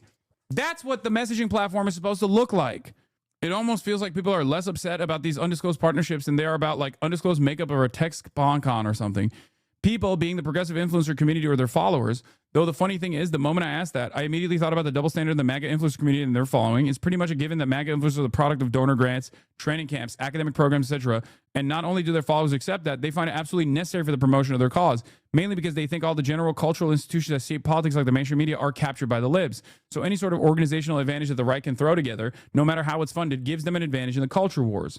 People being the followers. And yeah, I think there's actually a demand from liberals that the Democrats figure out their own version of this, which is why it's sort of bizarre to me that this program was hush-hush, that they didn't want creators to talk about specifics of it. A lot of followers don't care and are actually happy that their fave liberal influencers are getting paid. So it looks to me like Chorus in 1630 took a bit too much inspiration for the early... Dude, this is identical to my commentary, by the way. I said this exact same thing. When I saw this... When I saw the contract and the contractual obligations and like the way that it's designed, I if you recall, I said immediately, I was like, this looks almost like a carbon copy of like a Koch-funded media network. Like they almost looked at like the Koch method and just slapped it on, but with like a liberal patina. And it does come across in the exact same way. Yeah, woke. You had Koch, now you have woke. Which was notoriously secretive and really, really did not like people tracking exactly where its money went. Media, ground game, etc. The New Yorker's Jane Meyer. Jane Meyer is the journalist for this, by the way. Dark money funding and dark money networks. Jane Meyer from the New Yorker once reported that they would run white noise machines during their closed door meetings to prevent people from listening. There's an entire freaking chapter in my memoir where I learned that a bunch of the postgrad journalism jobs I applied for were connected in some bizarre secret way to Koch-funded entities. The Koch network was effective, but only what it was designed for, which was to pump money into the Tea Party to make it appear as if it were actually grassroots libertarian organization. This is why I always say the Tea Party movement was not a grassroots movement. It was an AstroTurf movement. It was more complex than just like simply paying people to go and stand outside of a protest with placards or whatever. There was a organic initiative to get people out, and that organic initiative actually worked. That organic initiative unironically led to Donald Trump, by the way. The Tea Party culture warriors unironically led to, one, Sarah Palin, which was disastrous and played a formative role in the John McCain ticket falling apart. And then it led to Donald Trump. These guys thought they could just keep pumping their base, some of the most reactionary elements of their base, with like insane radical propositions, and they thought it would not turn into a major problem down the line for themselves, which it did. The Koch network was completely incapable of stopping Trump in 2016, and every time it tried to stand up against Trumpism or reinsert small government back into the GOP's core party values or whatever, it just didn't. This is what liberals are afraid of, for the record. This is the reason why I think if they were to do a Koch-style woke media influencing operation, they would be very careful not to allow any sort of radical elements within the base of the party, radical elements such as a demand for Medicare for all, to actually fly. Okay? This is where the editorial control kicks in. This is where the editorial independence becomes an issue. Okay? That's it. I truly think that it had to do with the fact that Americans overall were pissed off at the bunch of the idea of a bunch of rich people trying to hide behind a bunch of ostensibly grassroots organizations, whereas other groups like Turning Point USA would come in with their influencer affiliate program, be pretty open about who they were funded by and what they did, and everyone's like, okay, sure, we're chill with it. To me, it seems like 1630 Fund is still in the part one of the Koch arc, that they have to pretend that their movement is actually grassroots and not something that's turbocharged with donor money. What's interesting is that a lot of the creators do seem to have started from a grassroots place. It makes sense that the Dem establishment would want to tap into that, but the execution has been so painfully messy. How much do you think the brand matters here? Like, is it a situation where the audience will accept someone who's like progressive or left-leaning, but then react negatively to anyone that's associated with the official Democratic Party establishment, i.e. anything Biden-Harris coded, gave money to Israel coded? I think there's some of that, but the biggest frustration, where there is any, seems to be about the lack of transparency. I feel like if there was a DSA adjacent group doing this, people would also be mad. So I've covered my share of MAGA influencer civil wars for, 10 years. And on the surface, they're kind of similar. So-and-so is taking money from this guy secretly. But clearly, MAGA hasn't suffered from it. This is the first time the Democrats have had actual community internet drama. Tell me if I'm being totally cynical, Or are the Dems actually handling this meltdown worse than like any corporation caught in a SpawnCon scandal? I do think the damage control is a little bit clumsy. I think it looks bad to have none of the content creators respond to the Wired pre-publication. So yeah, they didn't say anything. They didn't, because when you write an article like this, you literally go to these people, David Pakman, some of the most like famous Chorus affiliates. You go to them. You go to Chorus itself. You go to 1630 Fund. None of them actually responded at all to the pre-publication questions, only to then launch a faucet, a barrage of like misinformation in some respects under the auspices of like correcting the record that didn't necessarily like even attack Wired magazine for its publication, but instead directly attacked the journalist. Nothing to see here. Why not say that to the Wire? Why not say that to Wire from the jump? And if the defense is that Chorus doesn't let influencers talk to the media, well, that's weird too. I don't know how long this will live on, though. People only have so much bandwidth to be mad about this. And if there's one thing that's certain about influencer culture, I don't think people are mad about this. I think liberals don't give a shit. I think a lot of liberals, there might be some leftists that are, a little disturbed by this. But overall, by and large, I think a lot of the independent media content creators and their audiences are totally on board with this. They think it's awesome. They think it's great. They see this as a fight. They see this as a real fight. That the liberals are finally pushing back, fighting fire with fire. Of course, there is a broader issue that I have with this beyond the transparency, the lack of transparency, or beyond like what kind of messaging seminars are taking place. My issue, of course, would be if the unlimited faucet of mainstream media was utterly incapable of making the Democrats come across more appealing to the masses, why the fuck would an influencer network also do that if the Democrats themselves don't change their policies? This is an issue at the heart of the Democratic Party. Okay? That's it. You'll never guess who the DOJ attorney leading the Harvard anti-Semitism case is a big fan of. DOJ lawyer waging war against Harvard sure seems to like Hitler. That's, wow, how unexpected. I feel like in this current media landscape, this is seen as like a benefit for the right, for the record. They're like, oh, he's a real one. He ain't phony. That's how you know he'll really go after the anti-Semites. God forbid a DOJ lawyer has a hobby. I know. That hobby being loving Adolf Hitler. All right, we'll get to that in a second. That's crazy. All right. Okay. I don't know how long this will live on. People only have so much bandwidth. There will always be some new thing that's dividing people. One thing I keep thinking about is how not upset audiences seem to be about the payment element, so much so that I saw a lot of viewers actually say they were glad somebody was paying creators for their work. People are primed to view as like organic content, and this idea of selling out is not really a thing like it was 20 years ago. Payment is almost implied, but it still looks bad when you've been getting money without disclosure.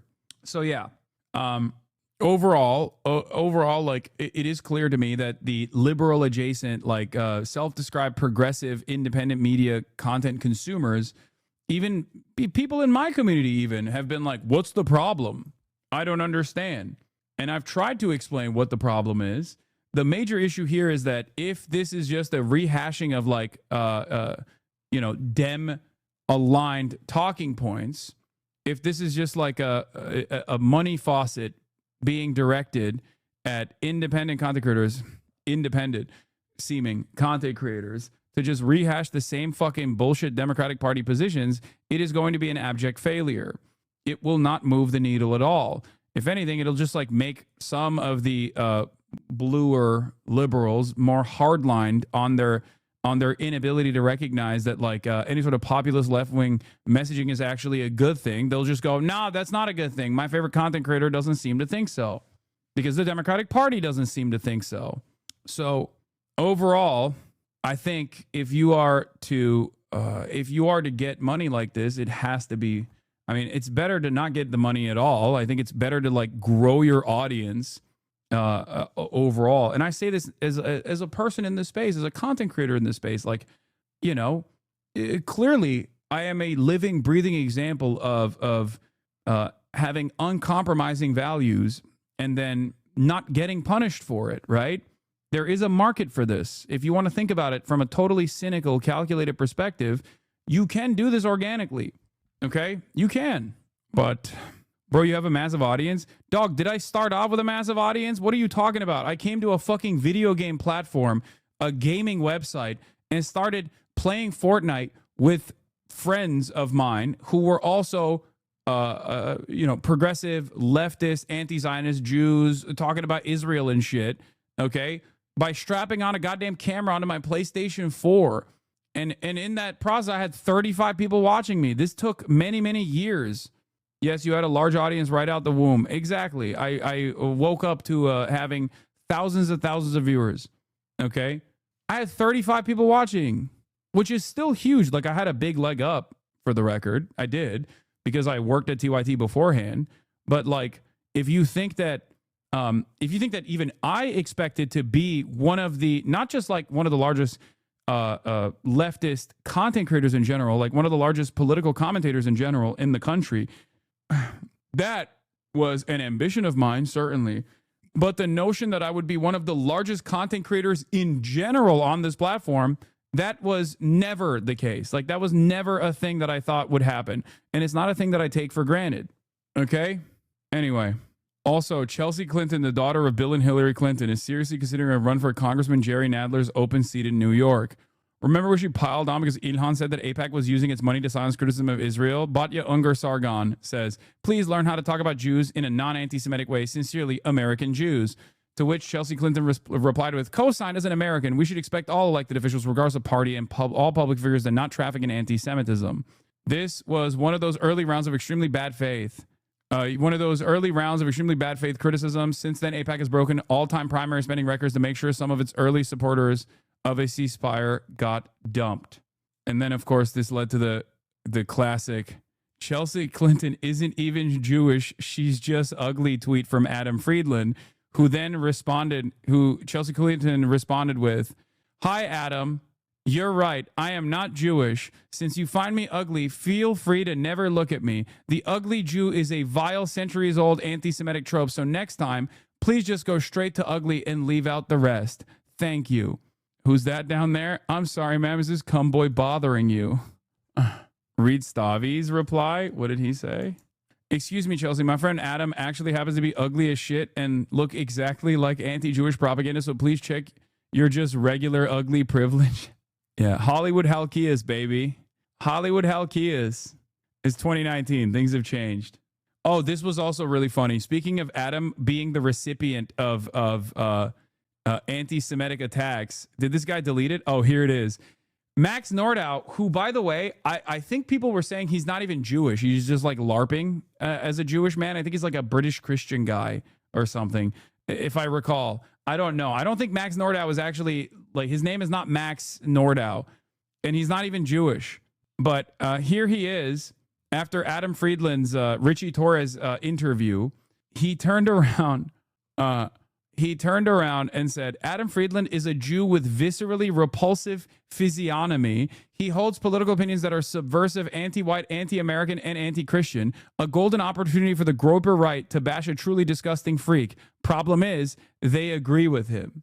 Israel supporters just straight up sounding like Groypers is so funny. Because this is just Groyper shit. This is Nazi shit. Physiognomy, repulsive physiognomy. What the fuck are you talking about, dude? But hey, this is a pro-Israel account, and he says he's a muscular Jew, so I guess it doesn't matter. If I was not just 15% gay, I would put Adam and Hassan on the same level of very fuckable, just two types of cuteness. Cool. Thanks, man.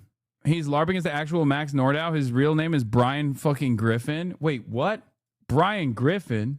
Won't change anything, of course, but watching people like this, Max Nordau, his real name is Brian Griffin, like the Family Guy character, have conniptions will never get old.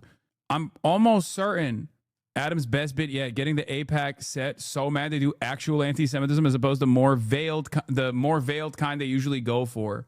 But I don't even think he's Jewish, right? I think he's Christian, no? Anyway, he has a beeper emote on his fucking username. You know what that is. So yeah. In any case, that's what's going on in the influencer orbit. That's what's going on with all this like some of the defenses against the Wired reporting. That was just a little update for you guys. And now we're going to get to Trump taking questions during meeting with Polish President Nawrocki at White House. Questions from media? Will American soldiers remain in Poland? Will American soldiers remain in Poland? Yeah, I think so. I mean, Oh, there's an update. There's an update. Chelsea Clinton is not running. Chelsea Clinton is not considering a run for Jerry Nadler's House seat, according to a person familiar with her thinking. Yeah, that would have been a disaster in any case. do you know something I don't? I don't know. Yeah, So, wait, to summarize, there's no credible refutations of the article, right? No. The veracity of the reporting holds. There's no retractions or anything like that. It seems like the contracts are, and all the debunking that people have tried to do have basically proven that the contracts that Taylor looked at and that the Wired editorial team looked at and the Wired legal team looked at were legit. So that's it. You hear that APAC man's brother is APAC regional director? No, ADL, okay? Apartheid Defense League, not APAC. Yes. David Pakman's brother worked, I don't know if he still does, but worked for the ADL as the regional director of the ADL. very happy. If anything, we'll put more there if they want. But they've long wanted to have a larger presence. We have some countries that have more, not too many, but no, they'll be staying in Poland. We're very much aligned with Poland. Sir, on Russia and China, you certainly asked about. We saw a dramatic picture where we saw the leaders of Russia and North Korea and China together. The first time the leaders of those three countries have been together in this sort of show of solidarity. You said that they're conspiring against the United States. What do you think they're conspiring to do? And given this, is it reason why you should slap or would consider slapping secondary sanctions on Russia if they're conspiring against the U.S. now? Well, I've already done that with regard to India, and we're doing it with regard to other things. And I put out a truth last night. You saw that. And I was the one that brought it up. I said, they're only doing this. They're looking to, when they did what they did, I thought it was a beautiful ceremony. I thought it was very, very impressive. But I understood the reason they were doing it, and they were hoping I was watching, and I was watching. My relationship with all of them is very good. We're going to find out. Yeah, he was jelly beans on the China parade. By the way, he was posting about the China parade on Truth Social. It was really funny. How good it is. Nawrocki was literally a hooligan who was beating people in hooligan fights. It's so funny. This man is my president, Lemafayao. He also has a literal Nazi friends, like with swastika tattoos, by the way. I mean, I'm not going to say nothing about Poland. For the next week or two. I think that we helped China very much, as you know, when they talk about freedom. And I don't believe that, and maybe I'm wrong, I hope I'm wrong, but I don't believe that America, that the United States was acknowledged for helping China to get to gain its freedom. But perhaps that was just that was a sleight of hand. I mean, I was very surprised. I watched the speech last night. President Xi's a friend of mine, but I thought that the United States should have been mentioned last night during that speech because we helped China very, very much. What was the reason? They should have been invited, Mr. President. What was the reason? Mr. President, do you think they should have been invited? Yes, go ahead. You've expressed many times your frustration and disappointment with Putin, but there's no action since you took your office. How do you know there's no? How do you know there's no action? But Really? don't you worry- Wait. Who are you with? I'm with Polish radio. Okay. How do you know there's no action? Would you say that putting secondary sanctions on India, the largest purchaser outside of China, they're almost equal? Would you say there was no action? That cost hundreds of billions of dollars to Russia. You call that no action? And I haven't done phase 2 yet or phase 3. But when you say there's no action, I think you ought to get yourself a new job. Because if you remember, 2 weeks ago I said, if India buys, India's got big problems, and that's what happened. So don't tell me about that. Mr. President, Mr. President, right now there have been survivors of Jeffrey Epstein speaking at a press conference on Capitol Hill. They're calling for these case files, these documents to be released. And Thomas Massey, who is sponsoring a discharge position to get the House to vote on releasing those documents, says he doesn't believe you're implicated in these files, but many of your friends and donors may be, and he says that's why the Justice Department is... Oh, God. You're talking about Epstein again. Don't do it. Nobody cares about Epstein. Just the New York financier. New York financier. Who cares? Why do you care? Do you care about finance? You're still talking about him, the Epstein guy. Who cares? Believe it. Redacting them and slow walking the release. Is the Justice Department protecting any friends or donors, sir? So this is a Democrat hoax that never ends. You know, it reminds me a little of the Kennedy situation. We gave him everything over and over again, more and more and more, and nobody's ever satisfied. From what I understand, I could check, but from what I understand, thousands of pages of documents have been given. But it's really a Democrat hoax because they're trying to get people to talk about something that's totally irrelevant to the success that we've had as a nation since I've been president. Even if you look at D.C. right now, D.C., it's a totally safe zone. It's called a safe zone. That's a term. It's a term of art. It's a safe zone because it's very safe. You can walk down the street now and nothing's going to happen. No crime, no murders, no nothing. Because we had a lot of problems with certain places, and we still do, all run by Democrats, or for the most part run by Democrats. So what they're trying to do with the Epstein hoax is get people to talk about that instead of speaking about the... Oh, that's what people are doing with the Epstein hoax. He's still going along with the Epstein hoax, by the way. The Democrats are distracting people by talking about the Epstein hoax, as opposed to talking about his big, beautiful actions of illegally using the military as a domestic police force on populous American metropolitan cities. Why won't they talk about this? Why won't they talk about my illegal military occupation? It's so much better. It's so much better. Obama did Epstein. Tremendous success, like ending 7 wars. I ended 7 wars. Nobody's going to talk about because they're going to talk about the Epstein, whatever. I understand that we were subpoenaed to give files, and I understand we've given thousands of pages of files. And I know that no matter what you do, it's going to keep going. And I think it's enough because I think we should talk about the greatness of our country and the success that we're having. Brian Griffin is a political science major who works for or worked with Ron DeSantis. He's a white Christian nationalist baby, Lee Atwater. Oh, hell yeah. Yeah, he's just LARPing as a Jewish man online. That's what I remember. Anyway, let's continue. I think we're probably having, according to what I read, even from 2 people in this room, we're having the most successful 8 months of any president ever.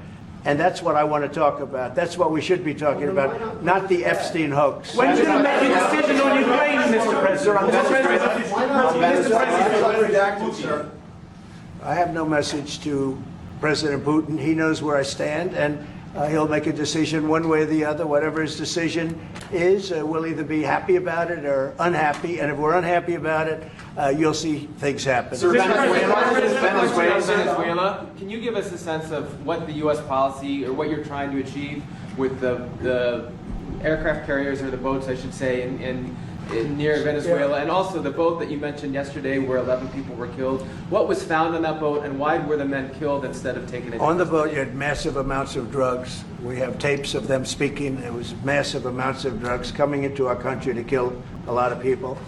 And everybody fully understands that. In fact, you see it. You see the bags of drugs all over the boat. And they were hit. Obviously, they won't be doing it again. And I think a lot of other people won't be doing it again when they watch that tape. They're going to say, let's not do this. We have to protect our country, and we're going to. Venezuela's been a very bad actor. They've been, as you know, they've been sending millions of people into our country, many of them Tren de Aragua, some of the worst gangs, some of the worst people anywhere in the world in terms of gangs. And we had some in Washington, D.C. We took care of them very quickly, but they're out of here. They've gone. But Venezuela's been very bad, both in terms of drugs and sending some of the worst criminals anywhere in the world into our country. They emptied out, you don't know this, but they emptied out their prisons in Venezuela, and they emptied them out into the United States of America. And that's part of the problem we have. We're getting them out. We're getting them out rapidly, but it's caused a tremendous problem. And Pete and all of the people that are working very hard to rectify the stupidity of the Biden administration, allowing these people to pour into our country with open borders. We are paying a big price as a country for the incompetence of the Biden administration. But think of it, opened up prisons, drug dealers, drug lords, everything coming out of Venezuela. they sent, and we said, we're not going to put up with it anymore. So Venezuela has been one of the worst actors in the whole group, and we have a group of pretty bad actors. Are you wanting to force withdrawal? Yeah, thank you, Mr. President. At the end of this month, the government or the Congress has to pass a budget. Do you think we can avoid a government shutdown? Yeah, I do. I think the Republicans will vote for an extension. We won't have any Democrat votes. We could give the greatest budget ever. Tax cut of 50%, everybody taken care of, perfect for women, perfect for men, perfect for minorities, perfect for everything, and we wouldn't get one vote for the Democrats because they've lost their mind. They are so deranged. They have Trump derangement syndrome, and I don't want to burden the Republican Party with it, but they really are. They've become almost sick. They actually think there is a disease. It's called Trump derangement syndrome. They've got it. No matter what we did, no matter how good, you could give them everything that they've ever dreamed of, and you wouldn't get one vote. These are sick people, and I think we're going to have a tremendous midterm. We just approved the largest tax decrease in the history of our country. We have things, if you think of it, no tax on tips, no tax on Social Security for our seniors, no tax on overtime, deduction. The Polish president just sitting there. Come on. I mean, that's a classic. That's a classic. This is what Trump does best, which is have world leaders sit there as he just fucking postures endlessly about Trump derangement syndrome and just goes on and on. It's a part of sitting on the cuck chair. It's a part of the cuck experience.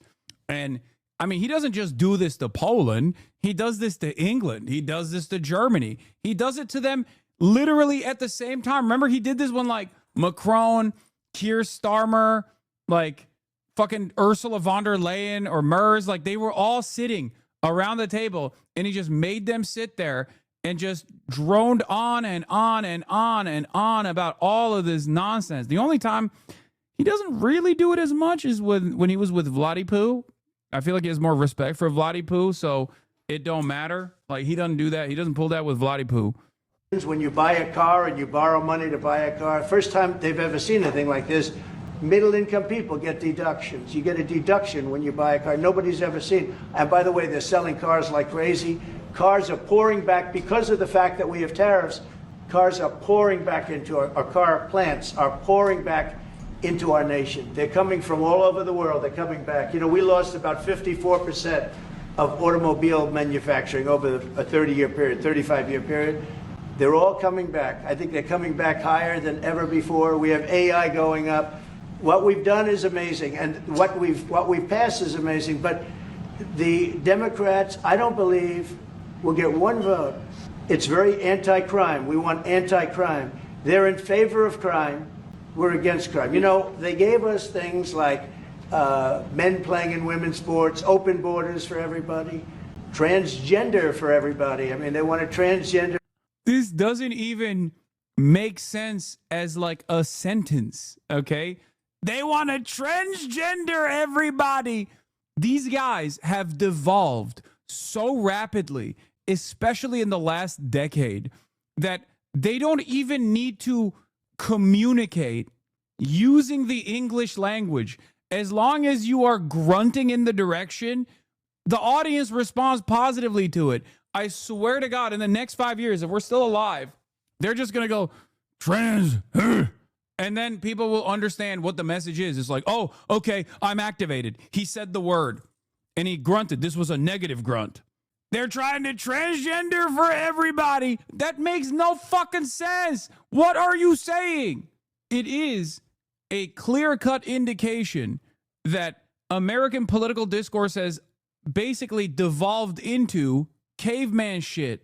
Everybody's computer. Everything is transgender, everybody. And people go, hell yeah, dude. That's my fucking bold-ass president right there. I love him. I love him so much. He is so real. He's such a real one, dude. That's awesome. It's so fucking dumb.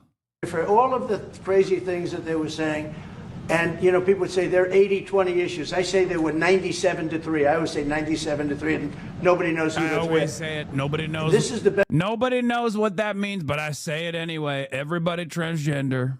Everybody transgender, everybody knows. When I say it, everybody knows what that means. I like to say 99% to 1%. 99% say nobody transgender, 1% say everybody transgender.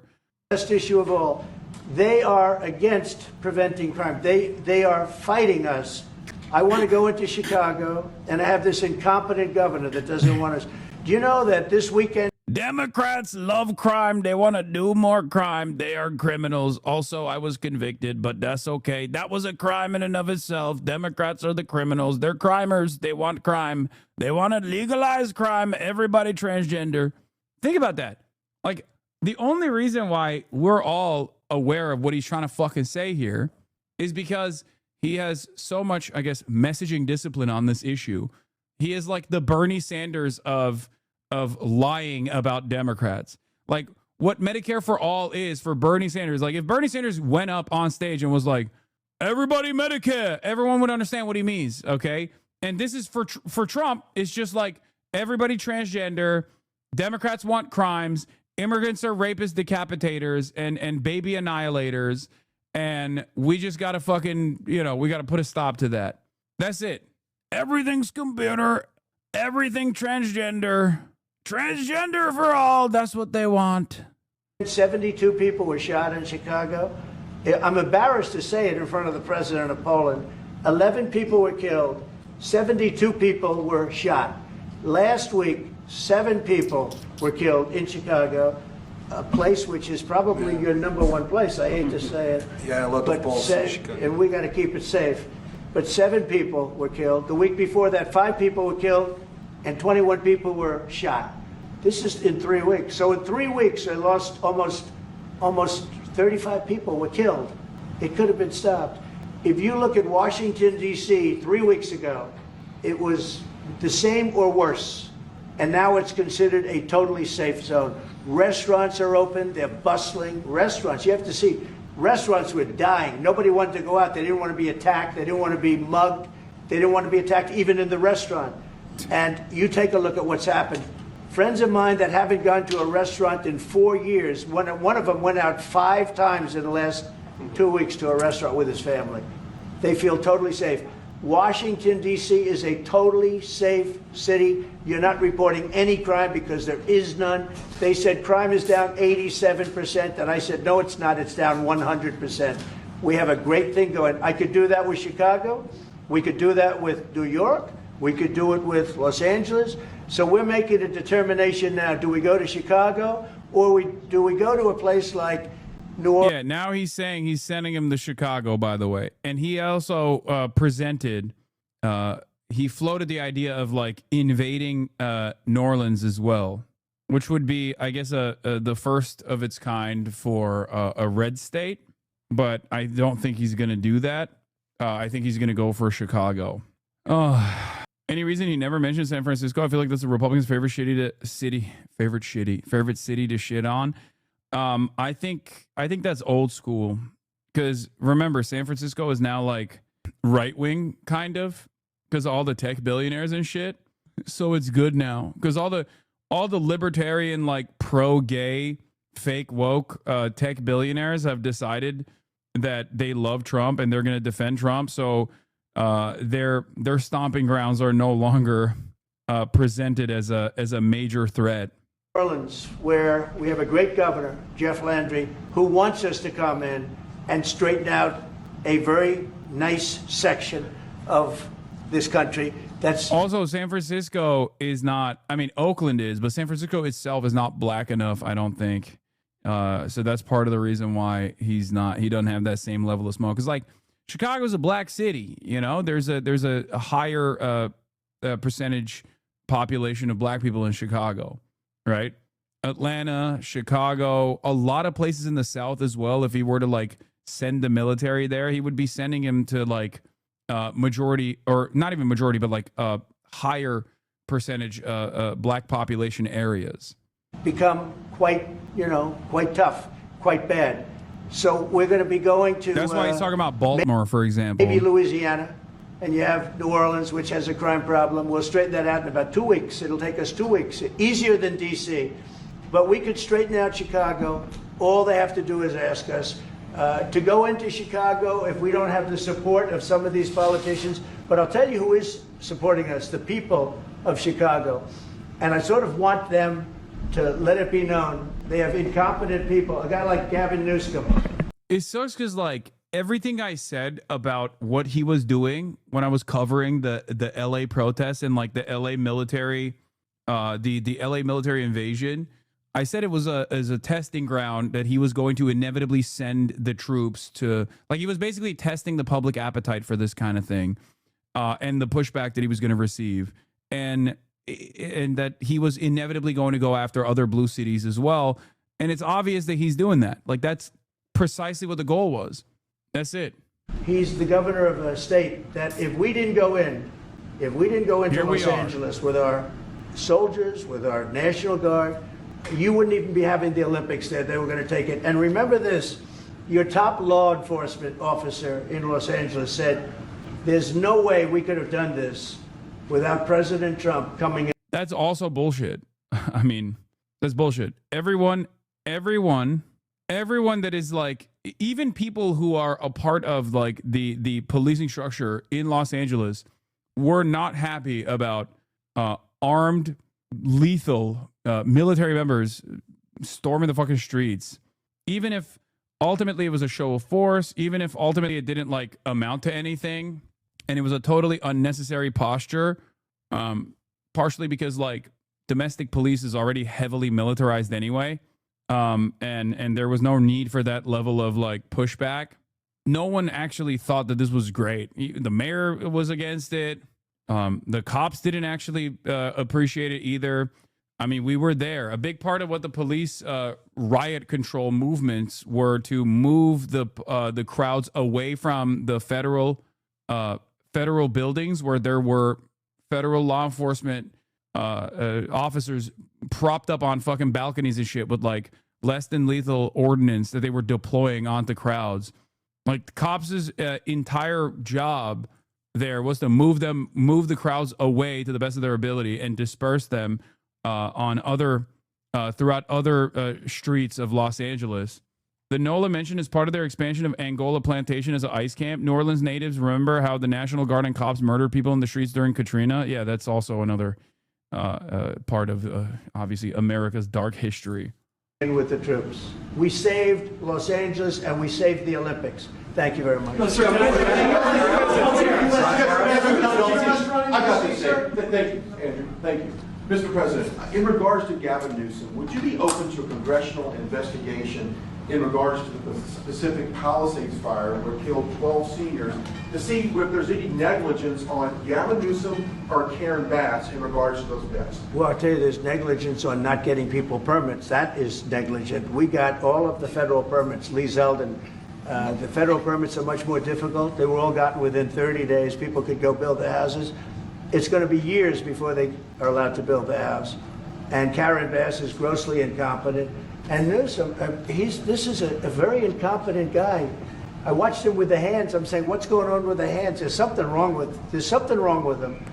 Do you watch him? There's something wrong with this guy. But more importantly, he didn't allow the water to come from the Pacific Northwest. You know, they have tremendous amounts of water in California. People don't know. They send the water out to the Pacific Ocean. So I demanded it be open. If that were open during the fire, before the fire, you wouldn't have had the fire because all the sprinklers would have worked in the houses. They had no water. They had no water in the fire hydrants.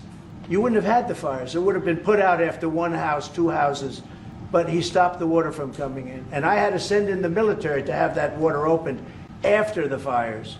And now they have water, but he should have more because they've restricted, they still restricted.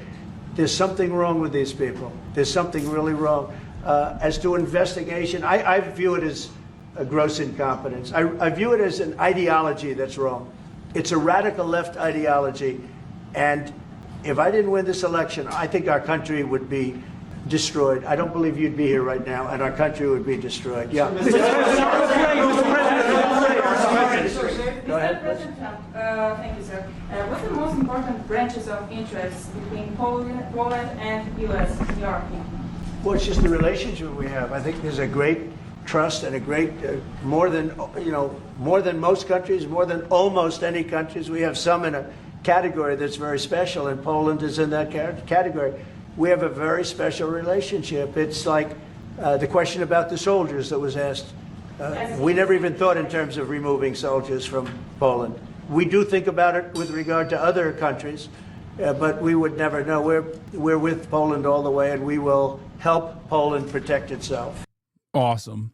It's just, I'm beginning to notice a pattern here where it's like every problem requires sending the military. Poland exists, send in the military. We need to use the military. The military is a necessity. Is there crime happening? It's time for the military. Open presents. Thank you for the 25 gifted subs. Time to send the military to open presents. I would like to add something. Of course, security is most important also for our relation. I mean, it's giving declining empire for sure. Okay, when your only active industry is around the military-industrial complex, and like your only large organizational. Like the largest fucking labor force that you have is just a bunch of fucking dudes with guns, the military, outside of like, I don't know, Walmart distribution facilities and Amazon distribution facilities, then yeah, you're going to keep using that. You're going to keep using that for everything. Keep using the military. It's the best. We have it. Time to invade. We got a military waiting. Would be a real shame if we don't use it. This motherfucker, bro, he's like, oh, we got real issues with housing. Send in the military, bomb the houses, and rebuild them. And I'm a historian, as you know, maybe, Mr. President. Sure. I'm a historian, and this is the first time in Polish history, in 20th century and the 21st century, that the Poles are happy that we have foreign soldiers. In Poland, so the American soldiers are the part of our society nowadays. We have almost 10,000 soldiers, and this is the signal to the whole world and also to the Russian Federation that we are together, but we are not like the Poland free riders in Europe and in NATO. Mr. President Trump knows it, because our GDP for military service achieved 4.7, so we are probably the one NATO nation which is on this level, and we will not stop. Me, as the president of Poland, we are going to achieve 5% of GDP for military service, but with American soldiers on Polish soil, we solidify and we are secure.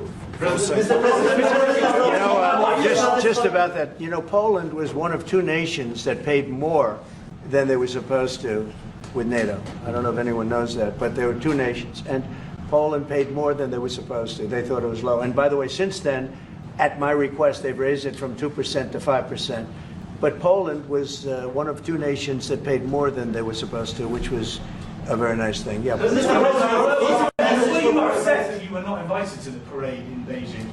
Never even thought about it until just now. I do want to mention another I told you so moment. One of the things that I actually consistently brought up over and over again was that a lot of young people that took a shot in the dark at Donald Trump because they were too young to remember what it was like when he was president, where he made a lot of gains from like Gen Z voters, would very quickly realize that he sucks ass. And I told you this ahead of time. I literally said, like, all these people that fucking voted for him, especially young people that he was actively trying to get support from, because it was one of the only remaining avenues where people just like didn't have a fully fleshed out opinion of Trump, especially like a negative one. They were inevitably going to swing back around and go, this guy sucks. And the same goes for a lot of like independents, a lot of people in the margins. This is what happened in Trump 1 as well, right? People vote for the guy because they think he's going to break the systems. And he's also like, he's also consistently talking about things that other politicians simply don't talk about, like moneyed interests and things like that. And then you vote for him, and then you realize he's just as fucking transparently corrupt as anybody else. I guess the only difference is he's transparent in his corruption, as opposed to like other groups that or other politicians that aren't as transparent. But he's also a bumbling old fool who's not improving people's lives at all. And they would inevitably turn around and go, yeah, this shit sucks. And here we are. Trump's dropped approval among 18 to 29-year-olds have gone up to a 66% disapproval, shot up 29%. His job approval among 18 to 29-year-olds is at 30%. That's minus 12. This is always the same shit. Remember, I talked to you about trans issues, for example.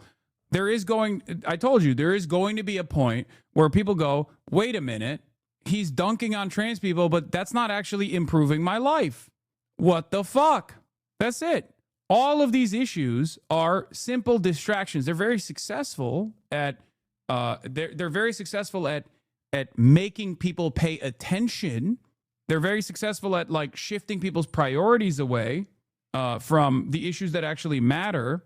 But when you actually become the president, it's not just about, please don't read statistics if you aren't going to say the thing. What? The polls are a lie. They're lying. The young people love me. Is that what you're saying? Oh, holy Toledo. Trump's job approval among 18 to 29-year-olds is down, down, down. Last time this was checked is in 225. February 2nd, 225. Is that good? That's what you were saying. You wanted me to say, holy Toledo. I am the 30%. Ask me anything. Let's fucking go, MAGA. I am the 30%. Suck my dick. Okay. Okay, dude. Why can't conservatives accept the L? Real events. Shooting in Oklahoma hospital. Multiple cops shot in Charlotte. Pray for Charlotte. Multiple cops shot. I don't think you are actually a Trump supporter. Hong Kong matters. Fuck China. Dem house control. Wait, maybe this was like one of those like liberals who then turned into a MAGA guy. Or maybe he's just memeing. I feel like he's just memeing. Maybe he is. Chatter, are you a former liberal turned? You are spot on. I was Dem. Oh, shit. No, this is great. Okay, following since 2020, November 3rd. Okay, obviously followed in the last election. Was a liberal. The election prior to this last one. Was a liberal, but was like a pro-NatSec, pro-NATO, anti-America's foreign adversary style liberal. And I guess like if I am to look at what radicalized them, I would suspect that it was maybe in like the 2021 era, post 2021, like we found a shiny. No, I don't think this is a shiny. I think this is like, and it's not head trauma either. No. I think this guy became pro-Trump after BLM protests and stuff like that, because he's talking about like multiple cops being shot in Charlotte. So if I were to clock him, I would say that it was like, I joined the military in 2018. Okay, that could be part of that. That could be part of it. But I think this is a COVID radicalization. Hard crime lib, the Anna Kasparian route. It could be hard crime, crime panic liberal that turned reactionary, turned into a Republican. It could be the type of motherfucker that like was a COVID guy. Could be a COVID guy as well. Like Democrats went heavy-handed with COVID policies that turned me into a fucking Republican. Or it could be that he like started watching other liberal content creators, moved away, wanted to vote Biden 2020, but never got a mail-in ballot at my duty station. Maybe watched like some Sex Pestiny on his journey, and eventually became more and more reactionary, potentially. I don't know. Because that's usually Kamala never won a primary, so that ruined democracy for me. That's funny. Yeah, he got scratched. Scratch a liberal and a fascist bleeds. That's what happened. Who did he want in the 2020 primary? He says he was Biden. Was he a trash can lib who got brain broken? I mean, I can totally see people that move away. Love you though, man. Keep up the content. I would go so far as to say guys like this, they think that people like myself are like nefarious actors. Maybe not him. He doesn't think that, or at least he still thinks that this is like entertaining enough.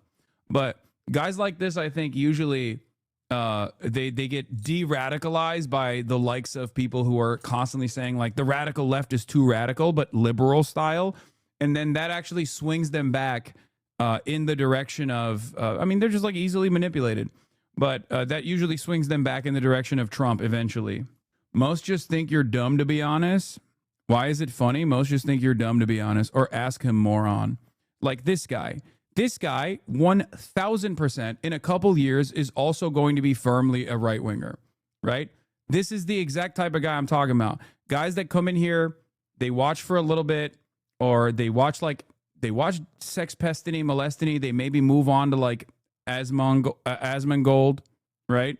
And then slowly but surely, without realizing, because all of their political worldview is developed by like listening to content creators. Yeah, too late, dummy. There you go. That's what happens usually. They just they go from like centrist positions eventually into the right wing positions.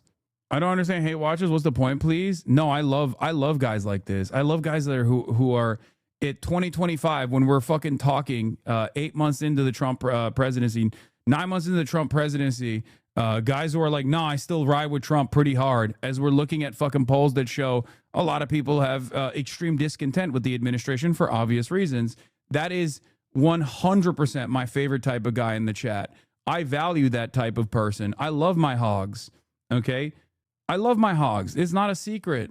I want to know what flavor of Kool-Aid they drank, how they arrived at those positions. It's an important part of like de-radicalizing people like this. You know? I'm here, Law. I agree with some of what you say. Okay, explain to me what you agree with and what you disagree with. I'd peg you as a sociopath, to be honest. I'd attribute it to a desire for power. You running for office. Ironic, because I've always said no to that. You are doing the same. Transpons narrative to a different premise. If you read The Decline of Trump Approval, just show which policies are causing it, not just fish. One of them, all of which fits your narrative. It's not one of them. It's all of them. Because the entire political infrastructure in this country revolves around refusing to address the major issues that pertain to people's material conditions, the cost of living, rent, which requires you to tackle the housing market. This is a very moneyed interest a project that needs to maintain this finite supply of housing. A lot of people with money, a lot of people with capital want to make sure that the housing market stays as fucked as it is, which creates a lot of fucking homeless people, for example. And when you see that homelessness, when you see the homeless population, you go, oh, there's crime that's everywhere. Poverty is everywhere. Crime is everywhere. And then you want more militant responses. Trump is filling that need very well. But in that process, there's a lot of people that go, I voted for Donald Trump because I thought he was going to fucking make things more affordable. Things are less affordable than they ever were. And the only thing that's happened so far is that they're just like sending the fucking military. Trump said he was going to tackle the issue of migrant crime. It turns out the migrant crime panic was completely fucking made up hysteria. We got that inequity is the main issue, but why not focus on that? What do you mean? I am focusing on that. Anyway, the other chatter is just a chirper. He's stupid. So your goal is to build a pretty much disagree everything but Israel? Wait, but you went from F Hamas to pretty much disagree with everything but Israel. So your goal is to build a populist left, correct? I mean, yeah, that's strange. He's one of those realignment right-wingers who agrees with the left on economic policy. Actually curious because I've heard you say it plenty since following that you'll never run for office. You say we need legitimate, honest, and principled politicians, and you have a not insignificant following. Like, what's stopping you? I think you need to be cut from a different cloth to be able to fucking run for office and actually be a politician. And I am not cut from that cloth at all. This is what I'm good at. I'm a good propagandist. I'm not a good administrator. I think one thing I heard you say that cuts through all the crime hysteria bullshit is that what people are really complaining about is visible poverty, aggressive panhandling, and dirty, poorly maintained streets. It's not about the actual stats. Yeah, exactly. Homelessness is one of the most visible aspects of poverty, and poverty translates to people thinking that there is major crime happening. A lot worse crimes that you fantasize about happening all around the country. So when you see homeless people in the streets, and when you see like other visible aspects of poverty, like, locking up deodorant at CVS, you go, crime is completely out of fucking control. That's it. But yeah, I don't know what this guy is saying, but the other guy, let's see, what was his radicalization journey? I want to know. I wanted Bernie 2016 attended a rally in National City. Appreciate the love, Hassan. Just wanted the U.S. to truly be united. Keep up the content, my man. I love guys like this. The guys who are like, I really love Bernie, so I voted for the diametrical opposite of Bernie Sanders, with the exception of, like, I guess, presenting himself as a fighter against the established Republican Party. Because the only thing you can point to with respect to like Bernie versus Trump is that Bernie is seen as an outsider to his own party. He's an independent, and Trump presented himself as an outsider and in some respects was an outsider to the Republican Party, but he very quickly whipped the rest of the Republican Party to his own design, to his own desires. And also, a lot of what Trump does is basically just a maximalist position that you would logically arrive at with years and years of reactionary propaganda. So Donald Trump is not different than the average Republican in many respects. But it's just funny because, like, this is, guys, I would bracket this off as like the third category. If politics are team sports for many Americans because of their inability to recognize that policies are what matter and not the politicians or the team that you're voting for, the third category is the independent guy, the anti-establishment guy. Obviously, the first category is vote blue no matter who, and then the second category is the vote red no matter dead, the Republicans. But then the third category is the outsiders, the people that fancy themselves to be anti-establishment. Okay, these are the three major reasons as to why people actually vote for people. This is a real issue. That's precisely the reason why when Republicans, or not Republicans necessarily, but when Democrats actually don't present a real robust response to growing fascism, or when Democrats, when they're in charge, don't actually follow through on their agenda items and are constantly fucking hit with like legislative setbacks that they're seemingly unable to overcome, a lot of people still go, shut the fuck up. They're still better than the Republicans. Or when they come around to Republican positions and reactionary framing on issues such as immigration, the notion that immigrants actually constitute a national security threat, for example, in the way that like Kamala Harris presented it in this last election cycle, Democrats go, you got to vote for the Democrats, shut the fuck up. Those are the vote blue no matter who guys. They don't believe in the policies. They don't believe in any sort of like discernible ideology. There are Pew Center research. There is consistent Pew research on the matter. 20% of Americans vote on ideological grounds, which are, I guess, the closest that you could point to in terms of like an association with tangible policy goals. And 80% on both sides actually vote for partisan reasons. They vote for a party because their parents did. They vote for a party because they've always voted for said party. Okay? And the reality of the matter is these independent guys also are the same. Because if someone were to actually like Bernie Sanders for his policies, right? Medicare for all, free college for all, and not simply the aesthetic of like being anti-establishment, they would never actually flip from Bernie Sanders to Donald Trump. Because Donald Trump obviously is antagonistic to the major reasons why people are supposed to like Bernie Sanders. That's it. That's why a lot of these guys go from like, oh, I voted for Bernie or I wanted Bernie Sanders, but now I actually like Donald Trump. That to me means that you are in the third category of partisanship, which is to remain nonpartisan, to remain anti-establishment. That's the only thing that binds Bernie Sanders in some way to Donald Trump. Does that make sense? For me, there's a reason why Bernie got way more Republican crossover voters than any moderate lib ever dreamed of getting. These aren't leftists who moved over to the right. They're ex-apolitical or once ex-conservatives who saw a different option than the status quo. Yeah, it's vibes-based for the most part. But once again, I don't have an issue with vibes-based voting. I mean, I wish that it wasn't vibes-based. What I have an issue with is non-policy-driven voting, okay? If I were to explain my main role here, it's to try to get every single person that tunes in to actually care about the policy agenda, to actually care about holding politicians to account regardless of party affiliation. Okay? That's it. And unfortunately, given, and not to get too Marxist here, but given the reality that we have a bourgeois capitalist democratic process that is supposed to have a bipartisan attitude on major issues that pertain to, you know, some of the most consequential aspects of your life, like privatized medicine, privatized healthcare, an incredibly costly college education that is getting increasingly more costly, endless military, endless warfare around the globe, endless fucking money to the military. These are things that like neither major party actually disagree on. It's established as the truth. It's established as this like reality because those are the things that like the average person actually worries about and actually cares about. And yet there is an established consensus there. American politics turns into team sports. So the people that are super tuned into this stuff do not care about the policies at all, do not care about like holding politicians to account when they refuse to push for these policies that they promised that they would actually push for when they are in charge. That's my goal. I don't give a fuck who's advocating for what. I care about the actual policies, okay? I don't care about the letter next to their name. Of course, I have a lot of smoke for the Republican Party because the policies that they supposedly care about are also genuinely harmful. And at best are simple distractions, okay? But the reason why I have a lot of smoke for the Democrats are also because they don't follow through on any of the agenda that they claim to care about, any of the issues that they claim to care about, okay? That's it. We got to hold these motherfuckers accountable. Anyway, do I regret playing Among Us with AOC? No, fuck no. Why would I? No, of course not.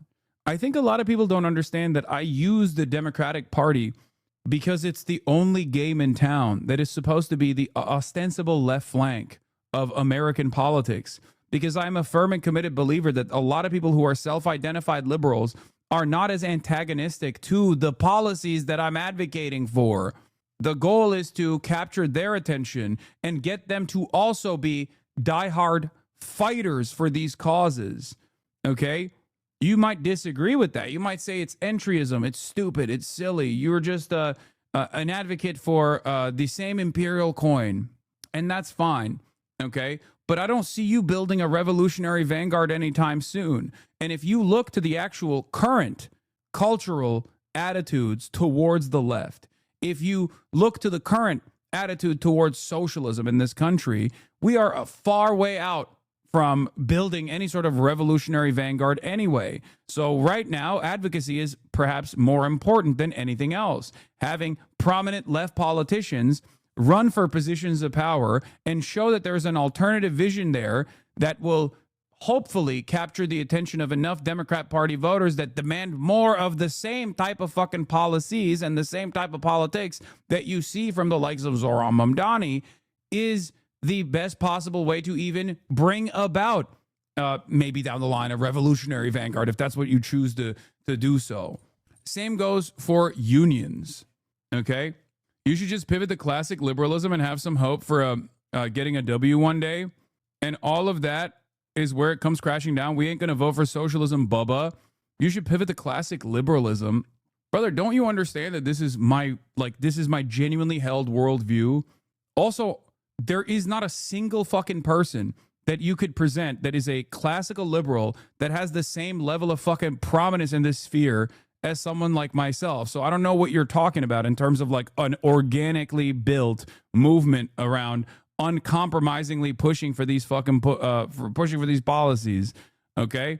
And not only that, but I already showed you one of these W's with Zoran Mamdani. People despise liberals. They just hate it. I know your views. You're pretty clear. Socialists just need to appeal to incels, and it's easy. Outline how it will get easier to get pussy under socialism, and there will be a revolution within 1 year. Yeah, I don't think so. But good one. Hisan isn't a great guy, just saying. Thanks, John Smith, 3362. You're really going to make an impact in this community. Any day now. No problem, my man. I got you. Any day now, you're gonna convert some of these guys into also building their entire worldview around simply being antagonistic to whatever fucking position I hold. Like, that's not real politics. You know what I mean? That's just like you're listening to a fucking dumbass. If their entire political output, an entire commentary output revolves around like whatever fucking drama that their favorite content creator got into, then they're not serious people. They have no interest, you know? Anyway, I forgot where we were, but yeah, Trump is unpopular. And I told you this was going to happen. And I told you this was going to happen with the youth as well, with the youth vote especially, and it swung dramatically. Yeah, let's continue. President Dabrowski, what's your message for President? Never even thought it wouldn't have been my place to be there. On tariffs? Will you visit a restaurant in D.C.? You haven't gone to. I might. Sure. You haven't gone to one in either of your terms that wasn't. How do you know? How do you know? Because I and many other. Do you want me to prove you wrong? You want me to prove you wrong?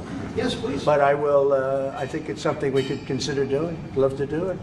I love the White House food, but after a while I can see going to a nice restaurant. It's safe. If you would have said, like the Governor Moore wanted me to go and walk through Baltimore with him, and I said, you know, I think I'm a brave guy, but there's no reason to be stupid. They have crime that's at levels that nobody's ever seen before in Baltimore. They've done a terrible job. We'd go into Baltimore, straighten it out very quickly, too. You know why? They respect our soldiers. You see our soldiers. They respect our soldiers. We'd go there, too. But we're going to have people asking us to go. They're going to want to. And I think the people of those places the politicians are not in tune with the people. The people in Chicago, the people in Baltimore, the people in all of the places we talk about, they want to see us there. And I think we're pretty much waiting till we get asked and properly. Because we're doing them a big service. Yeah, please. You talked about how historic these tariffs have been, bringing in revenue, additional revenue for our country. You've also mentioned before they could possibly replace federal income tax. Possible. Do you think that's... Someday it's possible. It used to be. So if you go back to 1913 is when they ended tariffs. We were the richest ever from 1850. It was all tariffs. We didn't have income taxes. From 1850 to 1913. In the 1887s, about 1887. It's good comparable state of international trade and commerce, I think.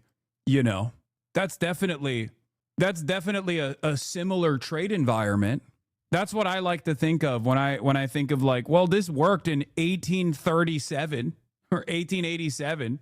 Why can't it work now? That's great. This is even dumber than fucking people doing we got to go back to the gold standard shit, okay? And the Great National Tariff Act.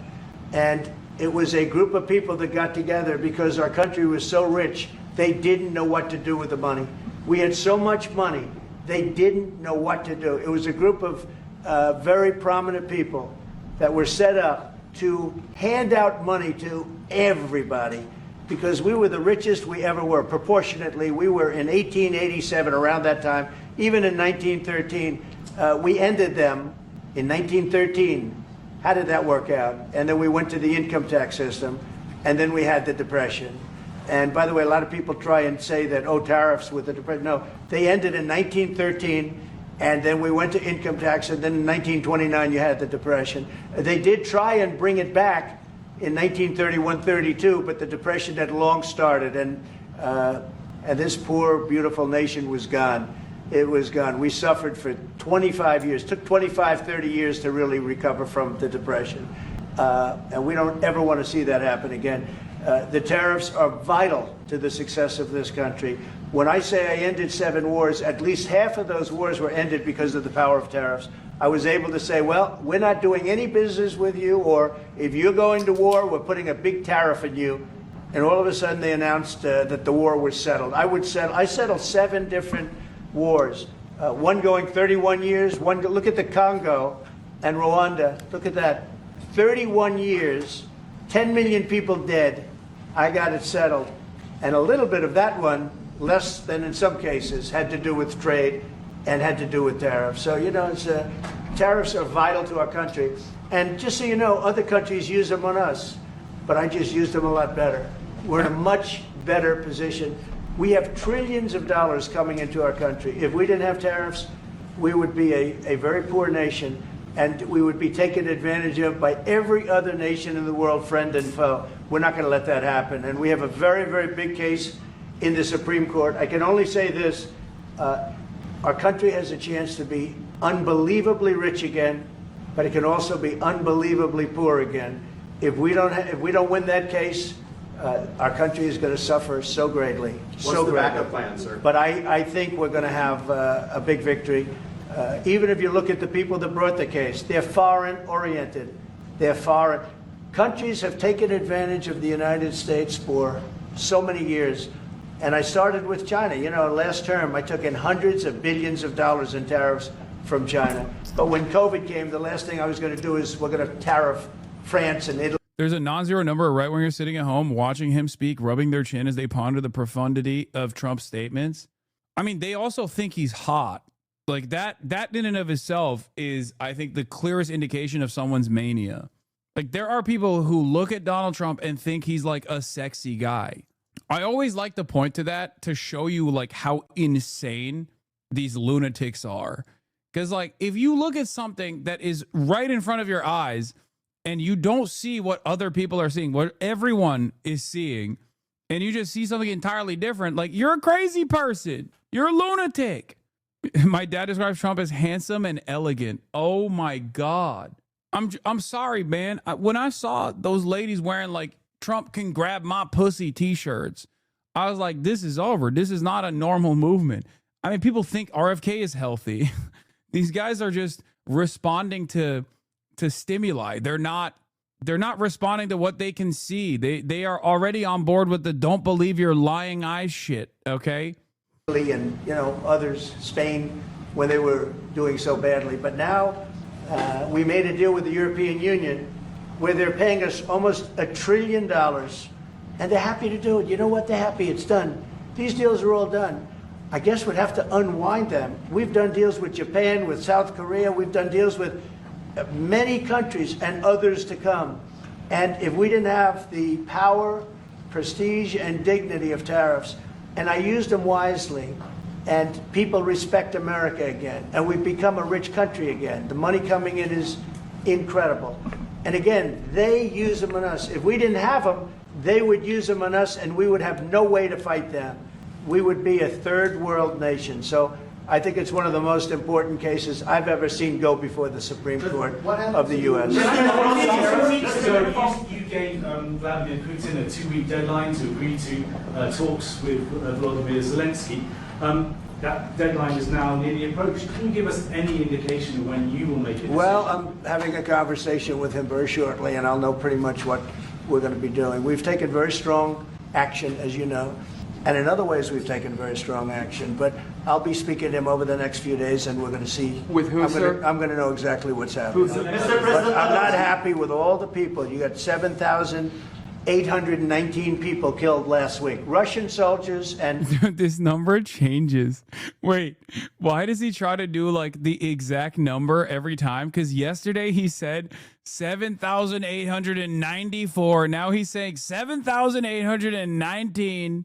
It's just, we've totally moved beyond like assuming that a position like the bully pulpit is supposed to is supposed to require a level of like decency, and a guy like the fucking president is not supposed to just like make numbers up. And it's awesome that you could just say whatever the fuck you want. There is very little that Trump says that is real. Okay. As a matter of fact, the only time where he's like actually being honest and transparent is whenever he talks about like the unlimited cruelty that America is going to bring about the rest of the world, where he'll be like when people will be like, oh, why are you giving weapons to Saudi Arabia? He goes, well, do you have $1 billion? They'll buy it from Russia. If they don't buy it from us, someone's got to buy these weapons. Like, that's the only time where he's like transparent or honest. He's only honest when he is talking about his dishonesty. But every other thing is just either lies, or now the new meta is just simply shouting out not even a talking point, but shouting out a word, one word. Everybody transgender. Everybody understands what that means now. They make up their own minds as to what this is supposed to mean. Ukraine soldiers, right? Not American soldiers, not soldiers from Poland, but they're human beings, they're souls. They have parents, they wave goodbye to their parents, and their parents never see them again. That's the end of them. Over a stupid war, and I want to see it stopped. Now, we have stopped the money. We send weapons to NATO. They pay full price. NATO. We don't, Biden spent $350 billion so stupidly. And it was one of the reasons that this whole thing happened. A big reason this war happened was sitting right in these chairs, this one in particular. So I will tell you that I think we're going to have thank you for the 5 gifted. A good solution. But they're losing soldiers at levels that nobody has seen since the Second World War. This is the worst conflict, and it's just going on and on. It's one's defense, one's offense. The offense moves a little bit, just a little bit. You take a look. They move inches. They're dropping bombs and killing everybody. The whole thing is not since the Second World War has there been anything even close to this. And they're not soldiers from my country. This is my country. But I have a power to end things. That's why I was able to end 7 other wars. And you know that I thought of the 7, they're basically 7. Those were tough wars to end. Like this is what I mean. When I say he just like makes shit up, this is a perfect example. Sometimes it's 7, sometimes it's 10, sometimes it's basically 7. And it's like, he didn't do any of that. He's just making it up. Like either these conflicts came to a halt because of the two belligerents, okay? Or he's just lying. And especially when he says like, sometimes he said 10 last week, then you know he's lying. That's not even real. He just made up a number. And the only reason why he's saying that is because he can't actually fucking end the 2 conflicts that he said he was going to end day 1. Russia's invasion of Ukraine and Israel's genocide of the Palestinian population in Gaza. He said he was going to end them day 1, and he couldn't, even though he has all the power to do so with especially Israel, and he just doesn't have the ambition, not even interested, okay? And with Russia, he couldn't do it. He genuinely thought Vladimir Putin respects him enough that he would like back away or offer him like this gift of no more military incursion in Ukraine. He was a fucking moron, and it didn't happen. So he has to make shit up to be like, I've ended 7 wars. Much tougher, I thought, than the war with Ukraine and Russia. I thought that Ukraine and Russia have a very good relationship with President Putin. I thought that would be much easier. I thought that would be in the middle of the pack, maybe one of the easiest.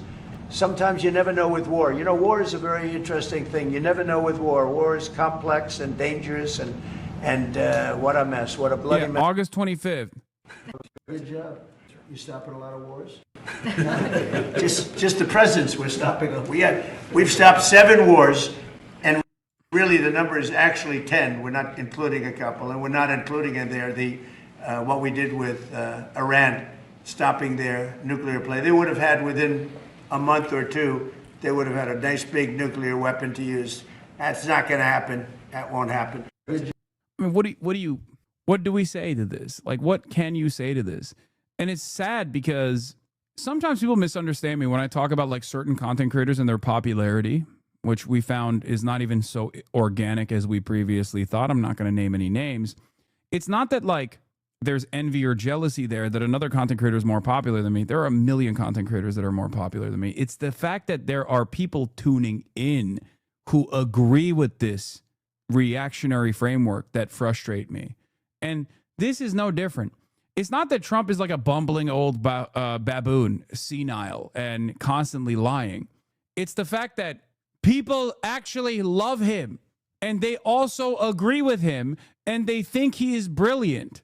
That's the most discouraging thing, because if like everybody recognized what the fuck he was and reacted appropriately and like, you know, constantly tried pushing and then there was like a significant militant response against that sort of thing, then I would say, you know, at least the population is smart. At least the population understands what's going on. At least your neighbors know what the fuck is up.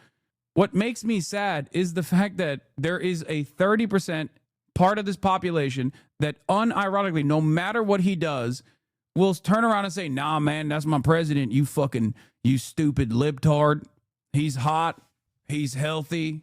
He's 215 pounds and he's 6'4" and he can dunk a basketball and he's ending all the wars. It's like, oh my God. It's just so frustrating. It's so frustrating to have to deal with people who have decided that they can just hallucinate an alternative reality. And those guys have so much play on our lives. Like even the military incursions, even the fucking, you know, send the military, send the Marines, send the National Guard to Chicago shit. Like, that's done for those guys, okay? Those guys who are just like, hell yeah, brother, we got to do more militant response to solve this unlimited crime in blue cities where seemingly there's a lot of black people. Like, that's who he's doing it for. Or, hell yeah, brother, we got to deport every Guatemalan. They're scary. They got salsa hips. They're dancing. I hate that. That's who he's doing this for. Those guys have so much fucking play. The dumbest, most psychotic, racist people in American society that have never left their fucking hometowns get to dictate what we all experience. And that is so fucking frustrating. Hyperbole? Yeah, wow. I can't believe you figured out that I am engaging in hyperbole. Is it in line with what's going on or not? I mean, look at this. Florida moves to end all school vaccine mandates, first in nation to do so. How the fuck can you look at this and go, this is great. This is great, brother. Fantastic. I can't wait. Hell yeah, brother. We're going to get rabies, and that's fine. We're bringing back Legionnaire's disease. Awesome. It's going to get done one way or the other. But they have to stop killing all of these souls. There's souls, and we have to stop killing. Just to follow up on that. All right. Yeah, he stopped them all. New disclosure. Anyway, let's move on to another issue that the Republicans are seemingly refusing to address. From the Jeffrey Epstein files, a House committee this time released thousands of pages of Justice Department documents related to the disgraced financier. This happened last night. Also included missing cell block video that had raised conspiracy rumors over Epstein's reported suicide. Committee members also met with some of Epstein's alleged sex abuse victims. And Nicole Killian is on Capitol Hill following all this for us. Nicole, good morning. What did we learn, if anything, from this release? Hey, good morning to you, Tony. A CBS News review shows... I'm going to tell you what we learned from this release. The Republicans are not invested in allowing people to actually learn whatever the fuck exists out there in the clients list. They just do not want people to... They do not want people to know any new information about this, and they simply want people to shut the fuck up.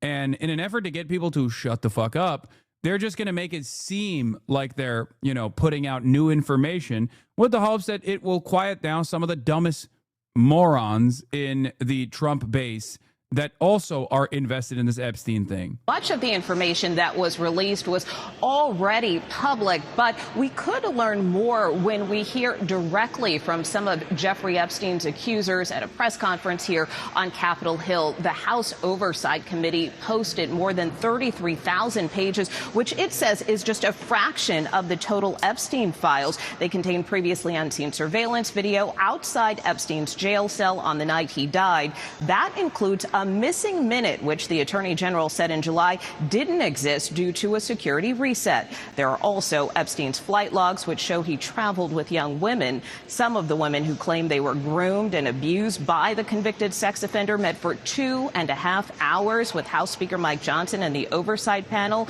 The Speaker is under pressure to hold a vote to compel the Justice Department to publicly release the Epstein files in full. Republican Tom Massie and Democrat Ro Khanna have filed a petition to force a vote on the floor. Massie said they've already garnered half of the signatures required to advance it. Both lawmakers will appear with the survivors at today's news conference. Meantime, the Speaker is pushing for a separate vote this week to allow the Oversight Committee to continue its work. Tony. All right, Nicole, thank you very much. This is the big revelation, I would say, which is that the victims came out and were not happy with the lack of disclosure. So now an Epstein survivor is hinting at a potential list of names being compiled by the accusers themselves. Interesting stuff. Hi there. My name is Lisa Phillips, and I'm the host of a award-nominated podcast called From Now On, a platform supporting survivors. I want to thank all of my survivor sisters who came before me today. I'll be very short. In the year 2000, I was taken to Jeffrey Epstein's island while on a photo shoot on a nearby island. Who I saw and what I experienced there was a glimpse into a very dark and disturbing world. For years after, I tried to avoid Jeffrey, but he had introduced me to Katie Ford, the owner of the Ford Modeling Agency. Epstein's reach went to the very top of fashion, arts, and entertainment. This did not just happen to underage girls in Florida. In New York City, hundreds of young, ambitious women were abused by him. Epstein was not just a serial predator, he was an international human trafficker. And many around him knew, many participated, and many profited. And yet he was protected. So I stand here today for every woman who has been silenced, exploited, and dismissed. We are not asking for pity. We are here demanding accountability, and I'm demanding justice. Congress must choose. Will you continue to protect predators, or will you finally protect survivors? I can't help but sometimes feel as though like this is just going to move the needle in the opposite direction, where it will simply make people not even care about pedophilia. Like, it's the only established norm that we have, which is child predation is unconscionable and it's the ultimate bad. It kind of feels in the same vein as like genocide, right? Like, genocide is a bridge too far. It's supposed to be a bridge too far for everyone. It is an established norm that you are anti-genocide. Everyone is supposed to be against that, right?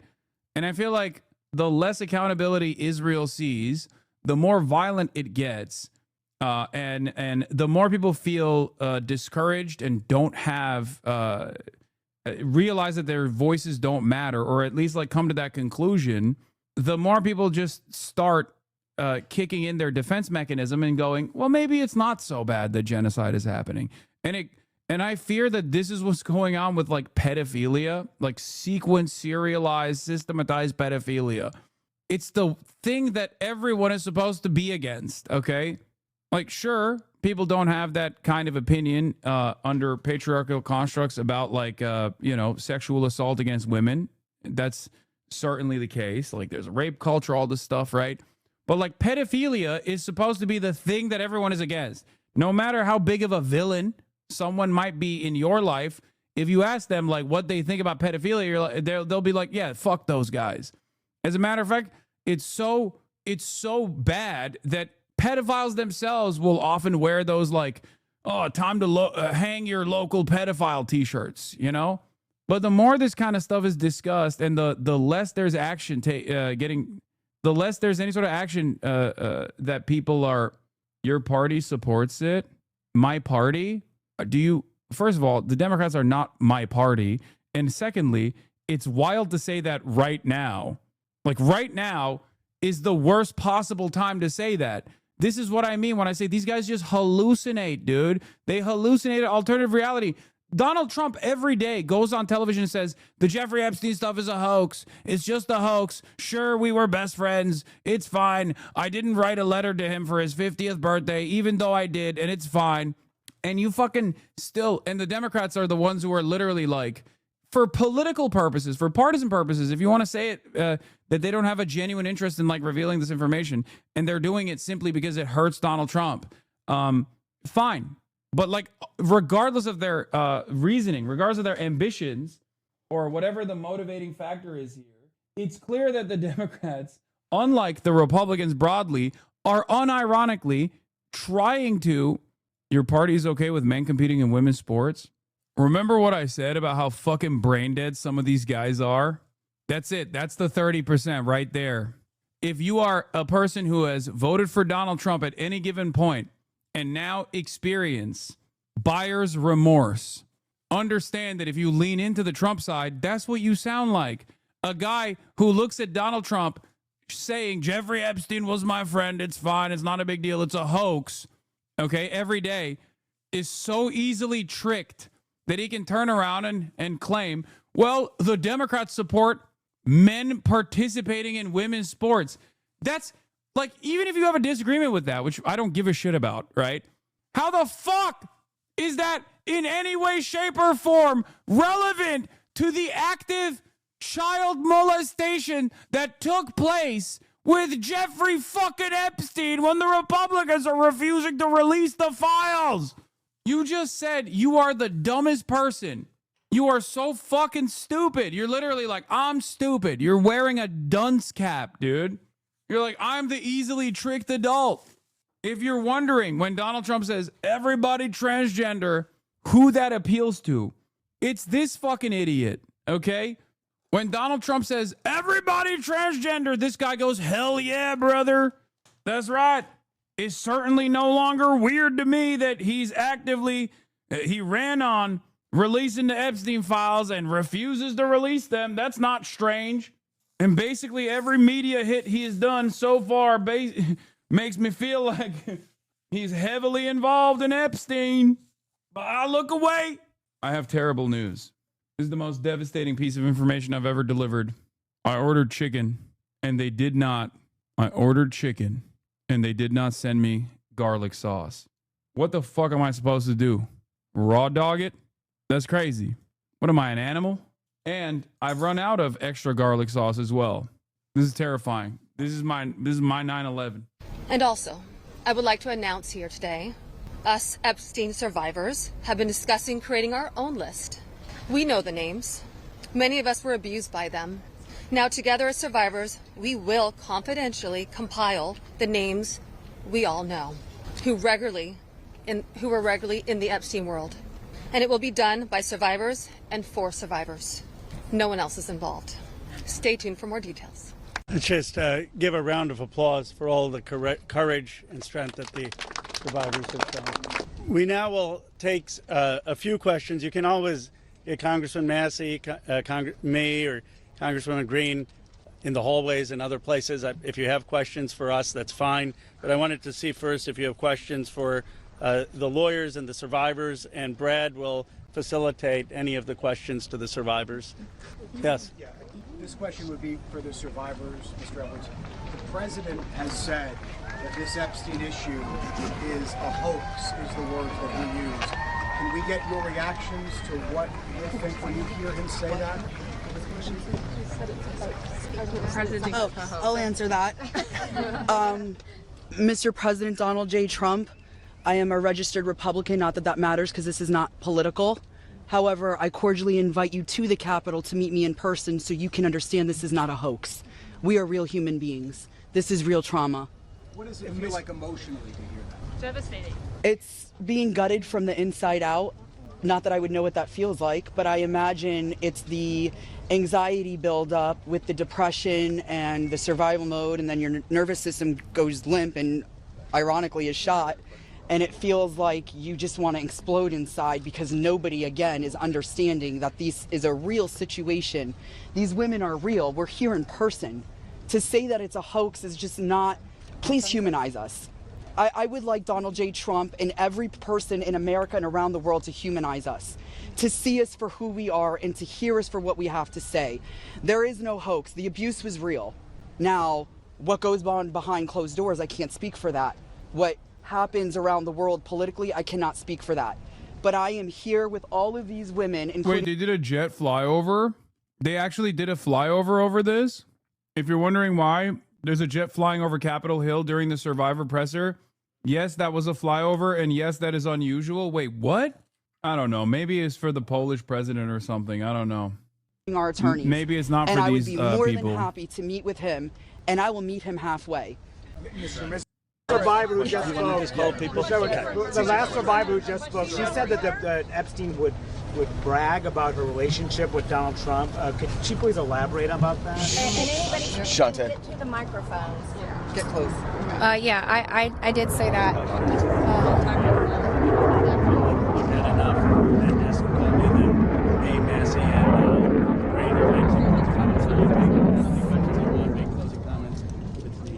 My first trip to the Palm Beach residence, I drove there from the airport with Ghislaine Maxwell, and Jeffrey and Ghislaine were always very boastful about their friends, their famous or powerful friends, and his biggest brag forever was that he was very good friends with Donald Trump. He had an 8x10 framed picture of him on his desk with the two of them. Like, they were very close. Yeah. Go ahead. We're here for you. We love you. After meeting Jeffrey Epstein and Ghislaine Maxwell, it felt like someone shut off the lights to my soul. We were groomed, we were manipulated, and we were taken advantage of. In this story, they say the survivors are often forgotten. We know the names. Not here. Many of us were abused by them. No one's invested in a release of the Epstein files, quite like the woman who knew him, It's Teresa J. Helm. who suffered at the hands of the sex trafficker and accomplice Ghislaine Maxwell. It was a whole operation. Everyone knew what they were doing. Everyone had their role to play. They passed along women and children like human batons from one person to the next up the chain till they're assaulted. Some are on repeat cycles of that. Why is it important that your voice is heard today? Because they're trying to bury us. They've been trying to bury us for 20 years, and you just waited for Virginia Giuffre to pass away to move Ghislaine Maxwell to a summer camp. What do you say to Donald Trump today? Release the Epstein files. It's simple. The voice of the survivors here can only reinforce the effort over there on Capitol Hill to trigger the release of the Epstein files. Politicians across the aisle are pushing legislation to lean on the Department of Justice for a full publication of every name and every detail. Marjorie, is your stance on this a problem for Donald Trump? Trump's problem is his MAGA base wants the files released. Loyalists like Marjorie Taylor Greene, who cry cover up. The truth needs to come out, and the government holds the truth.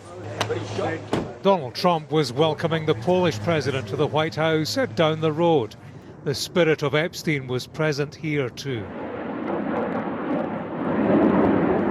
Trump was asked about an affair that features a man he once counted as a friend. We're having the most successful 8 months of any president ever. And that's what I want to talk about. That's what we should be talking about, not the Epstein hoax. For Epstein survivors, the release of the files is the endgame. How the game ends for Donald Trump would be the question to follow. James Matthews, Sky News in Washington. President Trump losing another round in court over deportations. This time a federal appeals court, this happened last night, dismissed his claim that the U.S. can deport alleged Venezuelan gang members because they were, in the words of the administration, invading this country. Earlier, the president vowed to send National Guard troops to Chicago and other cities for law enforcement. Weijia Zhang has more from the White House on both these stories. Weijia, good morning. Good morning, Tony. Good morning, everybody. So President Trump did not say when he would direct federal law enforcement to go into those Democratic-led cities, but he said it was only a matter of time, calling it his right and his obligation. Chicago officials say they hear it could happen within days. Chicago is a hellhole right now. President Trump says he plans to mobilize the National Guard. Someone said Marjorie Taylor Greene may or may not have leaked a certain country, may or may not have been involved with Jeffrey Epstein. It's so funny that these... Representative Anna Paulina said all the Epstein files can be found here, and then the readers added context. Most of the documents released today were already made public months ago. These are not new documents. Craig T. Nelson replies, it's so funny that these people are fully committed to never releasing any new Epstein info, but are also completely addicted to acting like they really want to release it. They can literally go broke betting on the piggies eating the slop. I really think even they were surprised how easily they could trick their base with this one. Like, they acted as guilty as a human could possibly act, and the MAGA base didn't mind one bit. There is, I think, some tremors within the base, as I've said before, over the Epstein stuff. But I will say, for a lot of people, it's not an issue. It's clear. For a lot of people, they're like, I don't even give a fuck if Donald Trump was like on the plane, literally on camera, sexually assaulting a minor. I still love him. He's my GOAT. Why? Just like that one chatter was presenting, because he's doing, he's fighting everything's transgender.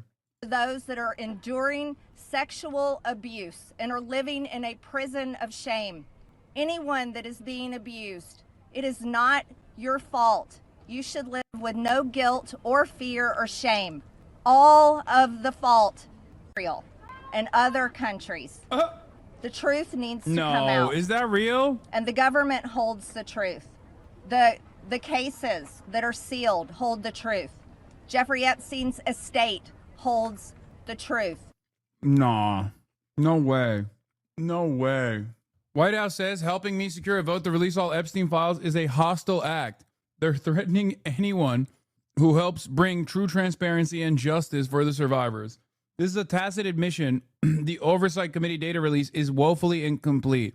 It's crazy to just like straight up assume a pro-pedophilia position like the White House is doing right now. But even crazier that like the audience is eating it up. Like, you could not communicate your level of involvement with Jeffrey Epstein harder if you tried. It is fucking nutty, dude. Every time they're just like, dude, we did it. We diddled kids. That's what they're saying over and over again. The meme you shared earlier is so true, Lamau. Oh, yeah, this. We're pro-pedophilia now. Deal with it, libtard. That's where we're at now with the Republican Party. This is what I was saying. Like, this is what I was warning against. This is what I'm, like, worried about. Trump has a cult, and he has, like, this profound ability to normalize certain things that previously would be considered utterly immoral, morally repugnant, completely unacceptable.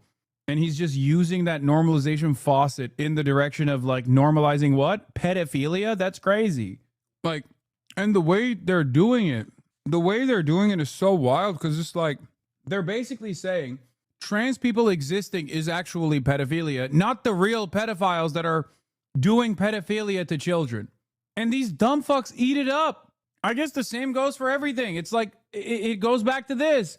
DOJ lawyer waging war against Harvard sure seems to like Adolf Hitler. Like the guy who is supposed to be combating the anti-Semitism at Harvard University is a Hitler lover. It's the same shit. Are to curb violence in Chicago, where early reports show at least 48 people were injured and at least 8 people killed over Labor Day weekend. Well, we're going in. I didn't say when. We're going in. When you lose, look, I have an obligation. This isn't a political thing. Trump made a direct appeal to the state's leader. If the governor of Illinois would call me up, I would love to do it. Now, we're going to do it anyway. When did we become a country where it's okay for the U.S. president to insist on national television that a state should call him to beg for anything, especially something we don't want? Illinois Governor J.B. Pritzker called Trump's comments unhinged and insisted he would not be calling for help. According to the Chicago mayor's office, overall violent crime is down nearly 22% this year. And in the first 6 months of the year, the city has seen a 33% reduction in homicides and a 38% decrease in shootings. He has no idea what he's talking about. There is no emergency that warrants deployment of troops. In Washington, D.C., where the president has greater authority than in the states, Mayor Muriel Bowser has a different approach, ordering local coordination with federal law enforcement to the maximum extent allowable by law within the district. I'm very proud of Washington. It serves as a template, and we're going to do it elsewhere. Trump's plan may be hampered, though, by a scathing decision from a U.S. district judge that said the administration violated federal law when it sent National Guard troops to Los Angeles 3 months ago. The president brushed off that ruling, which the White House plans to appeal. Adriana? All right, Rija, thank you so much. Now, to a massive military parade in Beijing witnessed by some of America's most powerful adversaries. China's leader, Xi Jinping, welcomed Russian President Vladimir Putin and North Korean dictator Kim Jong-un. It is all part of China's quest to become the world's leading military power as the U.S. pulls back from traditional alliances. We watched some of this, and it seems like, Ken also wrote a report on this. The U.S. military advance team arrived in Chicago yesterday per leaked memo I obtained. Benjamin Dixon, we sure could use a media infrastructure that was capable of pushing back against the narrative MAGA manufactured to support the military occupation of black communities. Ken says, would that include breaking news about it? Because I've been doing that just fine without any dark money. Oh, We publish leaked documents, other media won't. Department of Homeland Security has requested military assistance for upcoming ICE operations in Chicago, according for official use only. Update. Now 201 Democrats and 4 Republicans signed on to Thomas Massie Ro Khanna's petition to force a vote on release of the Epstein files. With full expected support from Democrats, 2 more Republicans are needed. The White House is threatening Republicans who sign on. Yeah. That's why it's so funny when dumb fucks come in here and turn around and say, oh, the real pedophiles are the libtards. It's like, bro, look at your party, man. Like, you could say this is cynically done by the Dems because they want to use this as an issue. They don't care about pedophilia or whatever. But, like, ultimately, wait, no, Ken is not implying that the good pastor is getting dark money. I think that was just a blow that his response was critical of Ken because he thinks that Ken is like too critical. Ben Dixon thinks Ken Klippenstein is too critical of the dark money funded chorus. And he's saying, like, you know, we need this kind of media infrastructure. How does the 30% thing compare to Turkey? Do 30% of Turks think Erdogan is not a lying dictator? No, it's worse. In Turkey, Erdogan has always been able to maintain a 50% or majority approval in his coalition. So there is a majority approval of Erdogan in general when push comes to shove, or was one. That isn't true anymore, but that's only recent, chatters. That's only like the last couple of years. There was every single fucking election historically, there is a plurality, if not a majority, for the coalition support. There's always been a majority coalition support for not just Erdogan, but for MHP as well, the coalition that they have. How do you manage that? Very similar to Trump. Very similar techniques to Trump. Anna Koren is in Beijing. Anna, good morning. Hello, Adriana. As you say, it was a spectacular display of military might and power here in Beijing at that parade. We also saw Beijing showcase its latest military hardware. President Xi Jinping, he said that China was unstoppable. With the sound of cannons firing across Tiananmen Square, soldiers from the People's Liberation Army goose-stepped in perfect unison, moving as one. This was part of the largest military parade ever to be held in China, marking the 80th anniversary of the end of World War II. Overseeing his troops under a blazing sun, China's President Xi Jinping. Greetings, comrades. You are working hard, he told them. Yo, this shit's cool as fuck, bro. Actually, I don't give a fuck what people say. This shit is cool as hell. And also, they mocked us. They straight up mocked us, bro. Where's the Crypto.com sponsorship? Where's the Palantir sponsorship? Where's the sponsorship for the Dana White's like favorite energy drink or something? We had a bunch of schlubby ass like National Guardsmen barely fucking walking through the DC streets with the squeaky tanks in tow.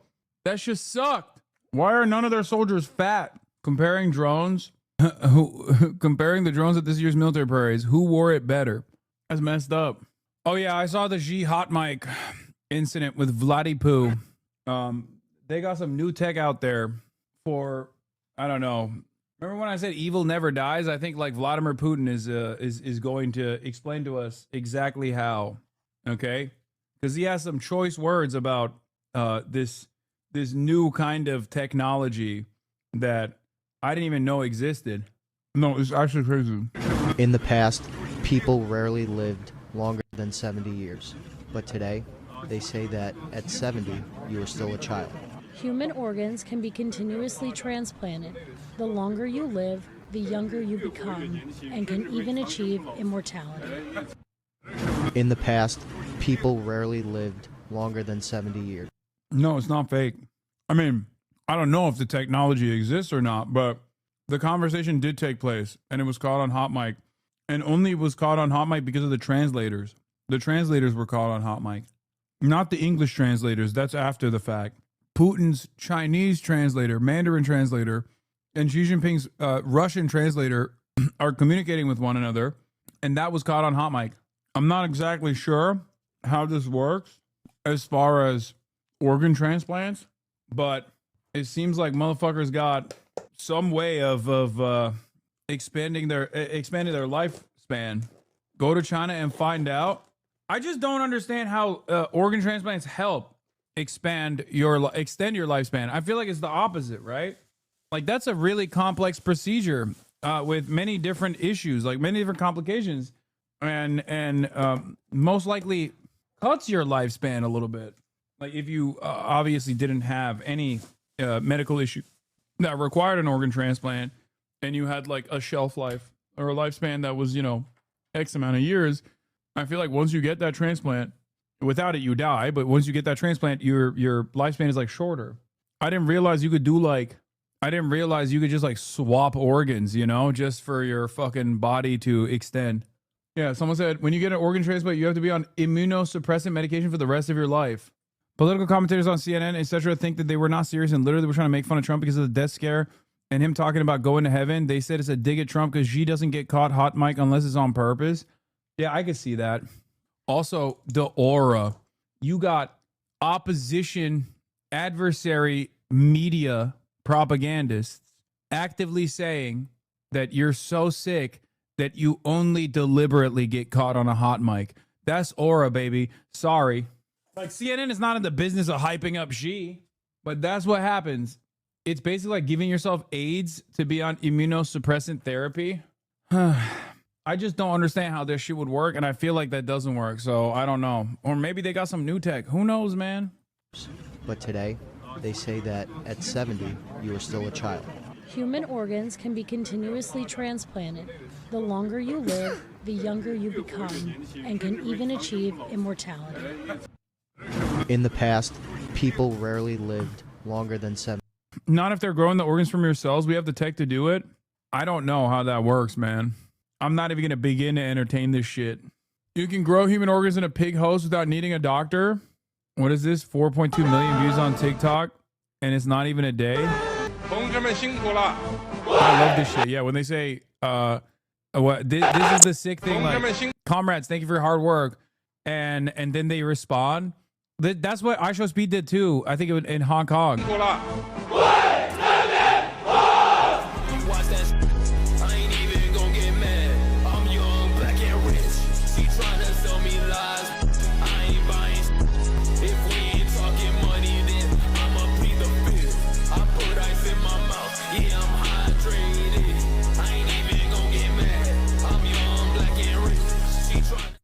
Dude, it is crazy.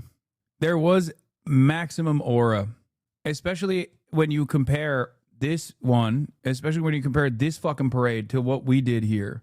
I'm not going to watch the full parade, man. Calm down. And then it was the unveiling of Beijing's new military hardware, nuclear-armed missiles with potential global reach, hypersonic weapons, autonomous underwater drones, and laser air defense systems. But this spectacle was more than just commemorating the war dead. It was an opportunity for Xi to take center stage. I mean, the way this stuff works is like, the better your parade, the worse your military is on the ground. Low key. That's at least how it's worked historically. I'm not saying that like the Chinese military doesn't have prowess or whatever, but they are objectively an untested military. Let's be real. This isn't to say like, I'm not doing like Western chauvinist copium or some shit, okay? I am in awe of what the Chinese government has been able to do in such a short period of time. And anyone who does not recognize that is unironically oblivious and are they're running on fumes basically at this point. Like they're dunking on us. They're dabbing on us. So, you know, parade looking cool aside, who knows how this stuff works, but obviously the Chinese military is seen as more of a deterrence force than one that is an offensive force that maintains a global imperialist interest, as is the case with the American military force. That is objectively true, okay? That is objectively true. They don't use their military, okay? They don't. So they're both pooing and peeing on you. No, they're dabbing on us, they're pooing on us, they're peeing on us. But ultimately, their military is not only just like a jobs program or whatever, but like also a deterrence force. Unexpected copium? It's not a dude. Anyone that says that the Chinese military is as battle tested as the American one is lying to themselves. History. Look at history. Yeah, we are untested because we're a peaceful nation. You are tested against farmers of Vietnam and herders of Afghanistan, and you lost against both. Sit down, says Top Xi. There is a reason why, if in the absence of like air superiority and asymmetrical warfare, Hezbollah absolutely fucking makes mincemeat out of the Diaper Brigade, because the Diaper Brigade is a standing military that only works as an occupying force. They're only good against killing children. They're only good against like enemies who are babies in cribs. Okay? Hezbollah, on the other hand, has a fuck ton of military experience. So that plays a big role in the success of militia movements and the success of militaries in general. Having said that, America, just like the Diaper Brigade, also has a fuck ton of experience against a captive population that they've invaded and brutalized, that have no fucking anti-air defense systems, or air superiority is immediately established. So you know, wouldn't say the American military is all that mighty either, but it's certainly mightier, at least, or has more experience than has more experience than the Chinese military does, due to its imperial ambition. flanked by his powerful allies and neighbours, Russia's President Vladimir Putin and North Korean leader Kim Jong-un. And the message was, dude, this is the funniest thing. People just getting mad about shit that I'm not saying, or literally misunderstanding the shit that I'm saying, and they're in agreement with me, but it doesn't matter. The U.S. has no experience against an evenly matched military. What are you talking about? Yeah, no shit, dude. That's what I'm saying. The last time that they had experience like that was the last honest war that America ever waged, which was World War II. I know. That's precisely my point. That's why I said even the American military is not as marvelous as they are presented. No, you can't say Vietnam either. Now, obviously, it's a lie to say that the Vietnamese were just like rice farmers that wore sandals and shit. They also had a fairly competent standing military, a logistical supply hub that they used, the Ho Chi Minh Trail. They had weapons, anti-aircraft defenses that they got from the USSR.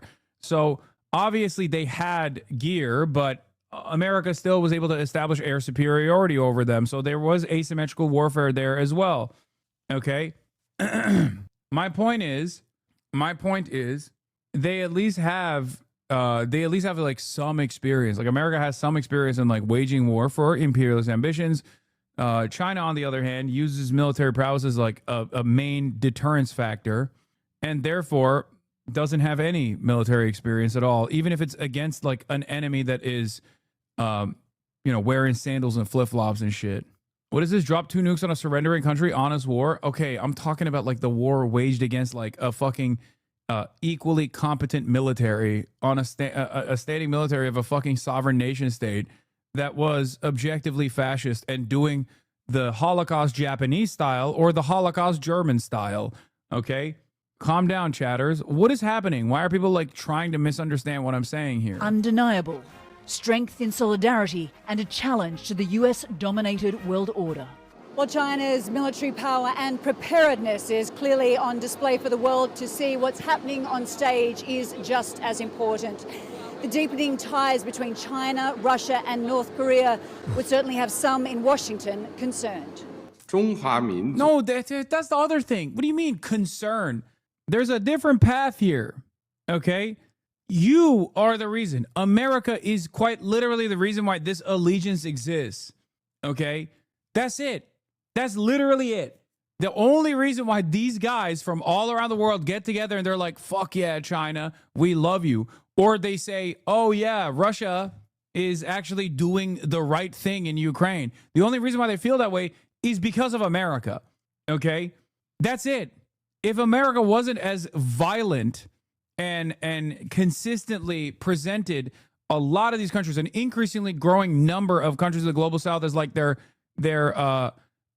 foreign adversaries, their enemies that must be fucking eviscerated and constantly fucking around, these guys would not have this network, this allegiance. In a way, it's like the Allied Axis front in World War II. It's not like a lot of these countries that were aligned with one another against Nazi Germany, for example, would have aligned regardless. You know what I mean? They would have probably been fine. I mean, they were objectively fine with what Nazi Germany was doing until they weren't. Okay. And in this circumstance, I'm not saying these guys are the Axis. I'm saying we are the Axis. Because just like in World War II, if you look at like the British Empire, or if you look at America's own domestic affairs, or if you look at the USSR, for example, there were plenty of fucking flaws there too. It was a target-rich environment all around, but they were objectively the good guys. Okay? I don't usually do the good guy, bad guy dynamic here, but like America's ambitions of expanding all around and being everywhere all at once with its military is part of the reason, and it's sanctions regimes against every fucking goddamn country on the planet is quite literally the reason why these guys are together hanging out, okay? So when they say, oh, this is an alarming warning sign for America, it's like, no, man, this is America's chick is coming home to roost. During his speech, Xi called upon the People's Liberation Army to accelerate its development into a world-class military and, quote, resolutely safeguard national sovereignty, unity and territorial integrity. A demonstration of might and capability that has the potential to back up Xi's vision of a new world order. Now, interestingly, don't care, go lick American D. What? What the fuck are you saying? Chatters are just like yelling at one another because they're misunderstanding. I just said the Allied forces had a litany of historic war crimes under their belt before they became the good guys in World War II. Okay? And then I said, right now, the Allied forces are the good guys in this this coalition that's building, even though they have their own personal war crimes under their belt or their own fucking domestic issues under their belt, their own versions of suppression. The increasing allegiances that are forming are forming on campus grounds, but one must ask the question, why this campus anti-West coalition is forming? And it is objectively because of the interventions, the unimaginable amount of interventions that have taken place around the world to prop up the U.S. empire, to prop up capitalism, to make sure that the unequal exchange between the global South and the global North, specifically Western nations that you would consider to be a part of the Western civilization, under the umbrella of American influence, have made sure that they have a steady flow of treats coming in. What is this? Are we the bad guys? No. 750 plus military bases. That's a problem. How? Because we don't want your American bases with American soldiers on our soil. Get the fuck out of my country, bitch. And he goes, and this guy responds, too bad, buddy. Shouldn't have lost World War II. Now take the dick up your ass. Chatter, what the fuck are you talking about? I'm literally explaining to you what kind of enmity the rest of the world has towards the United States of America. If America charted a more peaceful path around the world and didn't consistently fucking intervene in the affairs of other countries in a very negative fashion, there probably wouldn't be so much enmity amongst this coalition that's forming against America. That's it.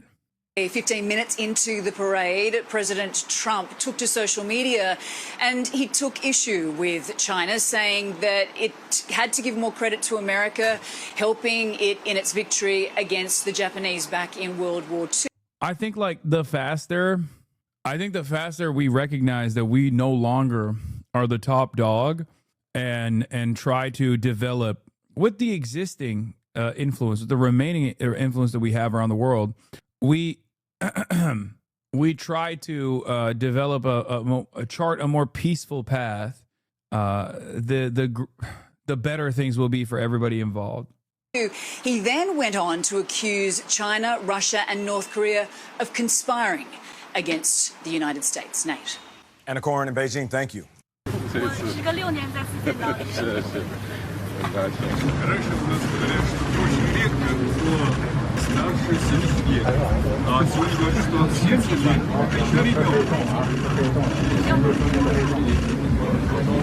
Yeah, Americans who pride on their dick being shoved into countries' faces are very soon going to have it shoved in their mouth. The battleship is sinking fast. I don't even necessarily think that that's what's going to happen. Fuck it. I'm a gotta here. I don't want drama. I just want to say I'd rather have the U.S. as number one than China or Russia, historical, bloodthirsty countries. Yep. First of all, I'm not saying that these countries have not contributed to a lot of pain around the globe historically. But if you were to claim that the United States of America is historically a less bloodthirsty country, you must be oblivious to our own wonderful history, or rather, you just don't think that the historic enemies of America are comprised of like real civilian, human being, civilian populations and are simply collateral damage, which is fine. That's, a lot of people who are pro-Israel also feel this way about the Palestinians, right? But that's it. That's where this attitude stems from. My argument is the American government and America should chart a more peaceful path for a less bloody tomorrow, and a lot of Americans seem to not realize that. They don't even recognize the harm that America's contributed to. Okay. China bloodthirsty. I mean, China's engaged in some affairs that wouldn't be.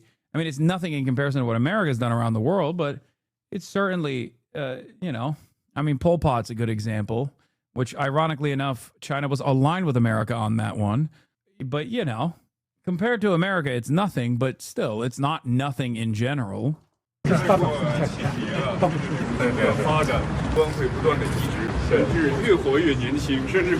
Yeah, China and USA are bloodthirsty is like both me and LeBron can play basketball. True. 预测呢，本世纪呢，可能未来可以活到150岁。 It began with a deep hush across this historic square. A sense cannon fire was calling this country to attention. You saw this in support of war criminal who murdered Iraqis for an adventure. Oh my god. I haven't even had time to fucking look through Graham Plattner's platform or meet him or develop a better understanding of who he is and what he represents beyond the fact that he is one of the few politicians that's out there running for office and actively saying Israel's doing a fucking genocide. And these motherfuckers are so invested, okay? Yes, it is suspicious. His background is not great, okay? From the moment I saw, even before I found out that the fucking Blackwater shit, the moment that I saw that he did like multiple tours, okay, was when I was like, that's not great. That's not normal. That's actually insane, because no one that does that has an infallible record. Okay, they've done most likely some war crimes. Having said that, okay, there's two different things that I measure this on. One, the fundamental principle that people do have the capacity to change, and they're still beholden to the social conditioning in an environment that they're born into. And before people say, what about IDF? Again, Breaking the Silence is a former IDF veteran comprised organization that actively fights against the occupation. Everyone plays a different role in this. Okay, so I'm consistent on that front as well. But number two, saying a suspect war criminal not great is downplaying it hard.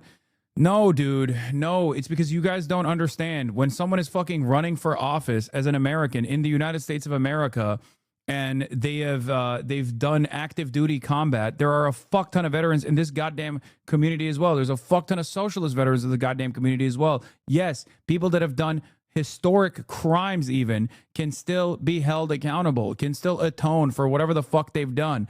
That's the thing I care about. Is this a person that, if given the opportunity, is going to continue America's endless fucking imperial ambition, or are they going to be a good voice? They're not going to be a third worldist. That's not going to happen. They're not going to be a real diehard anti-imperialist. That's not going to happen. But are they going to be like a Mike Preisner? Are they going to be like a Greg Stoker, who is currently on a fucking humanitarian flotilla comprised entirely of U.S. veterans? Okay? Like, at a certain point, you have to understand, like, regardless of what people have done, no matter how fucking awful it is, everyone should have the capacity to change, rehabilitate themselves, and actually atone for their past. Okay? You can undermine that by saying, oh, dude, past mistakes, like you're talking about a fucking war criminal. And I don't know. I don't know exactly what his service comprised of. And also on top of that, what his current attitude is. But what I do know is that he is anti-genocide. Okay? That's it. In the United States of America, this is just seen as a job. Because we're an objectively violent nation, there is an objectively violent outcome as a consequence of being an objectively violent nation in one of the most prominent upward social mobility operations out there. Okay? That's it. And as far as the second component of this, beyond the primary component that I said, like everyone, it depends on who they are now, what they represent now. Are they actually invested in ending America's military expansion? Okay, and there are a fuck ton of veterans in this community as well. This is not a troop exploder community, and it never will be a troop exploder community. There are hog vets. I shit on them all the time. I even shit on them on the virtue of their fucking service. But I'm never going to. I'm never going to fucking have the automatic, like, every veteran is automatically evil, especially if they recognize that their service was wrong, was violent, was awful, and they're working actively to try to make sure that next generation of Americans don't actually fucking play a role in this. That's it. Okay, so that's number one. This is literally, I am someone who is anti-imperialist, but I do not believe that being a real anti-imperialist revolves around, like, you know, making fucking ridiculous fucking statements that have no basis in the ultimate role that social conditioning plays in the way that people develop their attitudes and the way that people take action. Okay? Having said that, the last part about this equation, and once again, I haven't even made up my fucking mind on this at all, but the last part about this equation that's also important is that, like, this person is supposed to be unseating Susan Collins.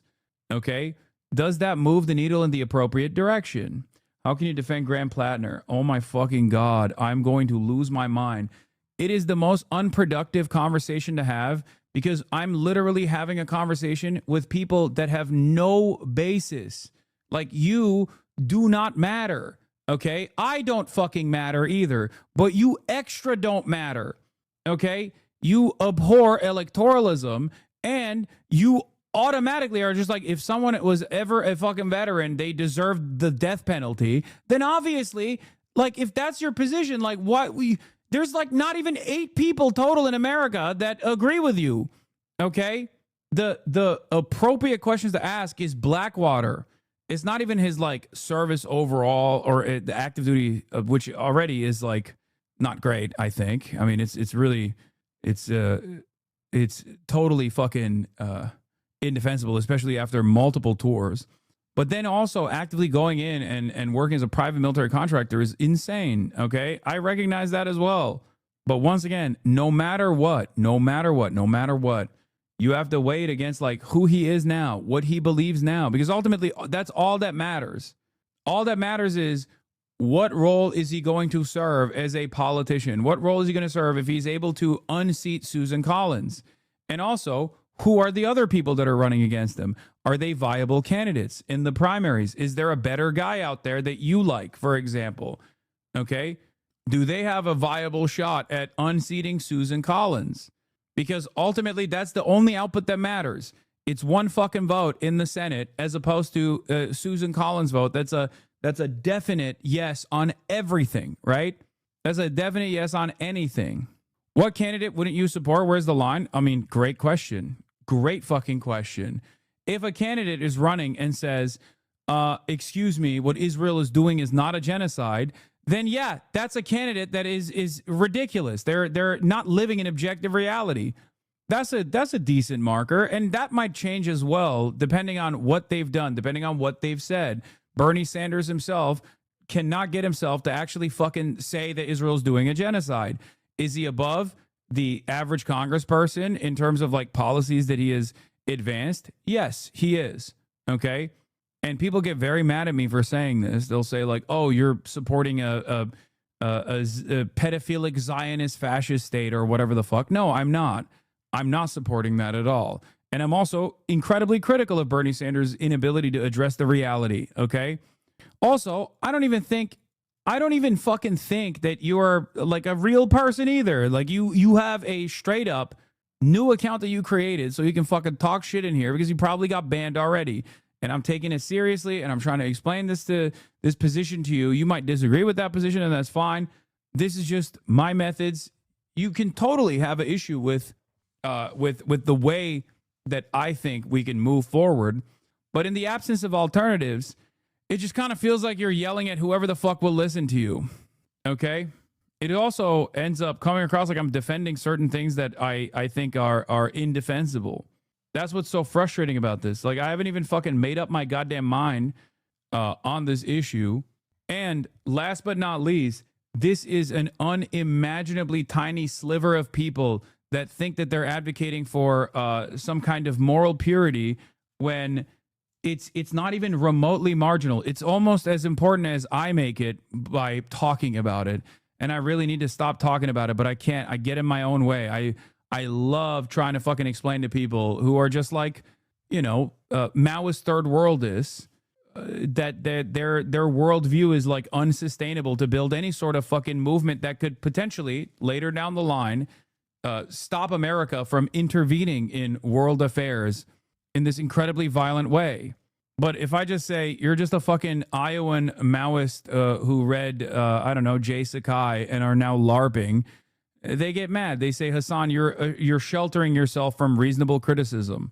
We keep telling you have like 10 main watchers and you fight like it's half your chat, lol. Yeah. I think this problem can be separated into the better candidate that can be and the repent position that he has and you support, which I don't. What? It's just like, if the standard is like someone saying that Israel's doing a genocide and that you're going to stop fucking weapons transfers from going to Israel, and that's like a decent standard to apply that many congresspersons, including fucking Bernie Sanders, doesn't even fully abide by, then what the fuck are we doing? It just kind of comes across like you don't want anybody. Like, especially because there's no alternative. There's no alternative whatsoever. The reason why, if your skepticism is because you're worried that this person's going to turn out like another John Fetterman, he's like talking about his background. He's talking about like, Israel's doing a genocide, but he's going to actually be like an empty suit in the same exact way that many other politicians have become. Then that's one question. That's one reasonable amount of skepticism. Only time will tell. Okay. But if your position is like immediate animosity across the board, then it kind of comes across like unproductive, especially because most people that have this position don't actually give a shit about American elections in general. And if that position is if you don't give a shit about American elections, like, why the fuck are you criticizing this shit? Who cares? They're all fucking genocidal warmongers. There is truth to that statement. So why the fuck do you care if this genocidal warmonger is like marginally better than the other genocidal warmonger? It doesn't make any sense. It literally doesn't make sense. Do you see what I mean?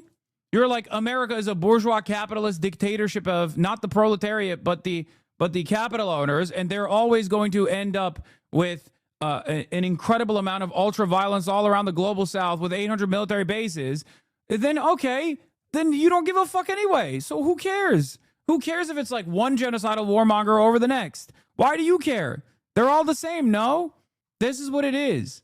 That's what it comes down to, where like people who take this position, who have completely shut out like any sort of marginal incremental change that could potentially alleviate some of the stresses that the American working class faces, or rather, not just the stresses that the American working class faces, but like create a network of pressure through labor militancy, through militant labor unions that can create hurdles against like America's further genocidal ambition, in the way that like European labor unions are currently on the Gaza humanitarian flotilla and are threatening to shut down every fucking port if a single one of their rank and file union members are harmed in the Gaza humanitarian ship, in order to draw support, or in order to force the hand of European countries into defending them by using the economic power that they hold through collective action in the form of work stoppages.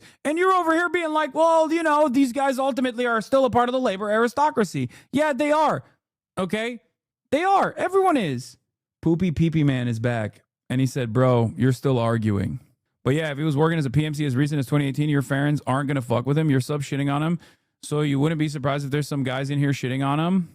I mean, yeah, my sub is always more radical than I am, or not even more radical than I am, but just like always find themselves whipped up in a fucking frenzy. I wouldn't even say necessarily that like their position is more radical than mine. It's just that people constantly want to present themselves as more radical than one another in an effort to create the notion that they're like the one true leftist, the most pure leftist. It is what it is.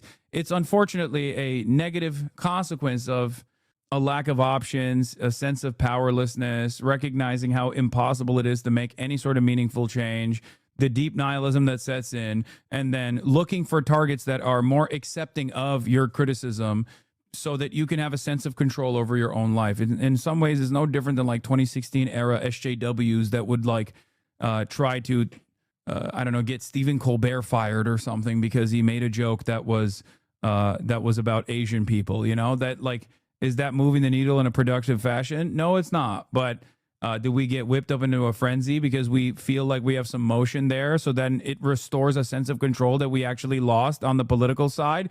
Yeah, that's it. And the same goes for what's taking place here as well.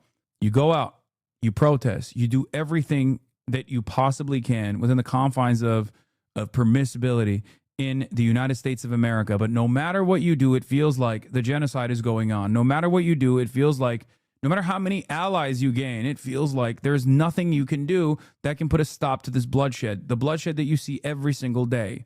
Okay? And in that anger and resentment, in that sense of powerlessness, you turn around and you go, let me find someone that I can actually like change the mind of, like someone who I have decided has like a fraction of power. And that someone is usually by this very medium requires me to constantly have a back and forth with my community. That makes me very accessible. Matt Christman almost verbatim came to this conclusion after 2019, and he was right then, and you are right now. I mean, this is my conclusion since 2019 as well. I've been talking about it quite a bit. You know, this is at the heart of online mobilization in general, which is never the same as like actively going out and being around other bodies, okay, in the real world. But then this also stems from, you know, a feeling of powerlessness. I don't know how you manage to not feel completely alienated by supposed allies to the point you just give up and fall for the hug box on the right, but very grateful you haven't. Not only will I never do that, I urge you not to also do that either, even though the left in moments like this come across as like entirely unapproachable and completely fucking insane. But the reason why I don't do that is because I'm a fucking committed believer into the causes that I advocate for. That's the reason. You can't like manipulate my worldview by just being fucking annoying. That's it. I've been this person and I've advocated for these things for a decade plus now. Okay, in an unyielding manner. If you live in a third world country with a permanent boot on your neck and clock runs slower and your fuse shorter, so don't expect the same patience while y'all working on the best way to approach this. Okay, but if you live in the fucking global south, that is experiencing the American boot on your neck, then yelling at a fucking Twitch streamer who actually advocates for your humanity is not actually the most productive way to go about it, don't you think? It's just not doing anything. That's my point. You're not doing anything.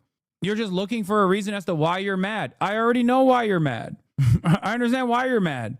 Why are you yelling at me? Why you say fuck me for? That's it. Do you understand? Your only redeeming quality is you're consistent. My only redeeming quality? Okay. Nothing short of utter perfection would have been acceptable here. Every flex, every gesture, even their height exactly matched.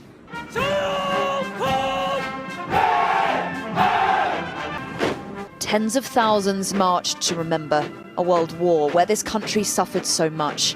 But under the eye of China's leading regime, looking back is clearly not the key point. Indeed, this day was as much about this president as anything else. Greetings, comrades, he shouts. Greetings, President, the reply. This is a display of his military reforms, his iron control grip, and his... I don't intend to change your political views, but perhaps I can convince you to dress appropriately for your age. What the fuck? I'm wearing a goddamn flannel. Top G. What do you mean by dress appropriately for your age? What do you want me to do? Wear the suit? Because I would love to. I need the Mao collar, baby. That's what I need. But like, I'm wearing a literal flannel. This is the most like my age dress I could ever dress up as. His vision for where China goes next. The Chinese nation is a great people who fear no tyranny and strive for self-reliance. The great rejuvenation of the Chinese nation is unstoppable. The noble cause of human peace and development will surely triumph. And this is clearly part of that vision. Not just what's on show, but who came to see it. These were the images that will most likely make history. Vladimir Putin to his right, Kim Jong-un to his left. A clear signal of a trio in sync. It is remarkable messaging about allegiance and intent for three leaders who don't always agree. And it did not go unnoticed by the one man they probably hoped would be watching. Please give my warmest regards to Putin and Kim, posted Trump, as you conspire against the United States of America. There is nothing subtle about a display of new military hardware. War readiness, clearly the message.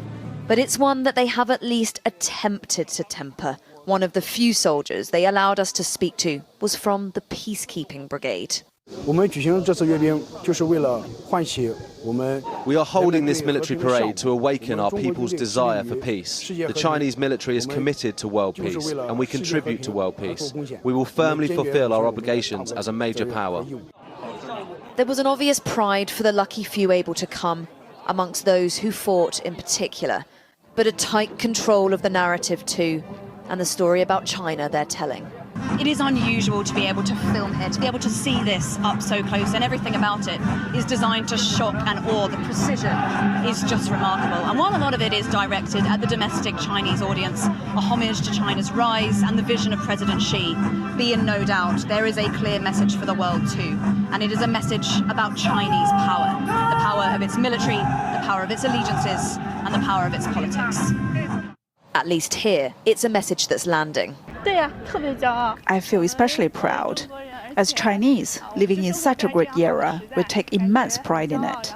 Very proud, very proud. I'm very, very honoured. It was very good. Peace doves marked the end of proceedings, but this will not be the end of the story. It feels a little like something has shifted this week, and it may have shifted in favour of China. Helen Ann Smith, Sky News in Beijing.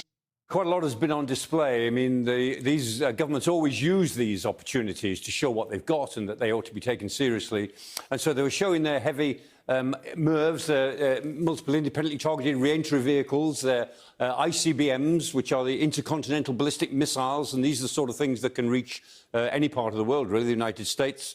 They showed off their Air Force. That's the J-10, which has performed very well for India, actually, in the recent clash with Pakistan, and then the J-20s. The J-20s. Damn, I thought that was fake news. What happened? I thought that shit was fake news, big dog. We are 100p getting smoked the next scrap we have with these motherfuckers. Bro, I just don't. I mean, at most, it'll be proxy shit, right? I don't think it's going to be a situation where they're like two nuclear armed nations are going to be going, band for band like this. Are the stealth fighters. A bit like the F-35 that we operate in Western countries. And the whole parade was designed to show both old and new equipment. So the equipment that we would expect them. Xi should start the U.S. invasion with his baddie squad, then all libertarians will instantly give up and submit. Xi Jinping, women farm half the aura. Arguably in a proxy war already? I mean, that's more so like Russia versus the U.S. China is the senior partner backing Russia, but like, they're nowhere near as actively as hands-on as like America is. America's giving direct weapons to Ukraine so that Ukrainians can defend themselves. Make no mistake. I'm not saying that like Russia is right here, but China is not like farming their new weapons to test it out on a fucking fresh new battlefield in Russian hands. Yeah, North Korea is more actively involved in this than China is for sure. Bro, what are these hats? This is so sick. Theatrics, nothing more. You're Israeli, so it's normal you'd be surprised at a military being used for non-violent purposes. You think China sent a few of its own into Ukraine along with the North Koreans just to see what was up? No, as far as I understand, the Chinese government has actively told Chinese citizens to not go to Ukraine. And the ones that have been killed in conflict are like mercenaries. That's so funny, though. Yeah, China sent in a couple Asian guys because no one will know the difference. With the North Koreans is crazy.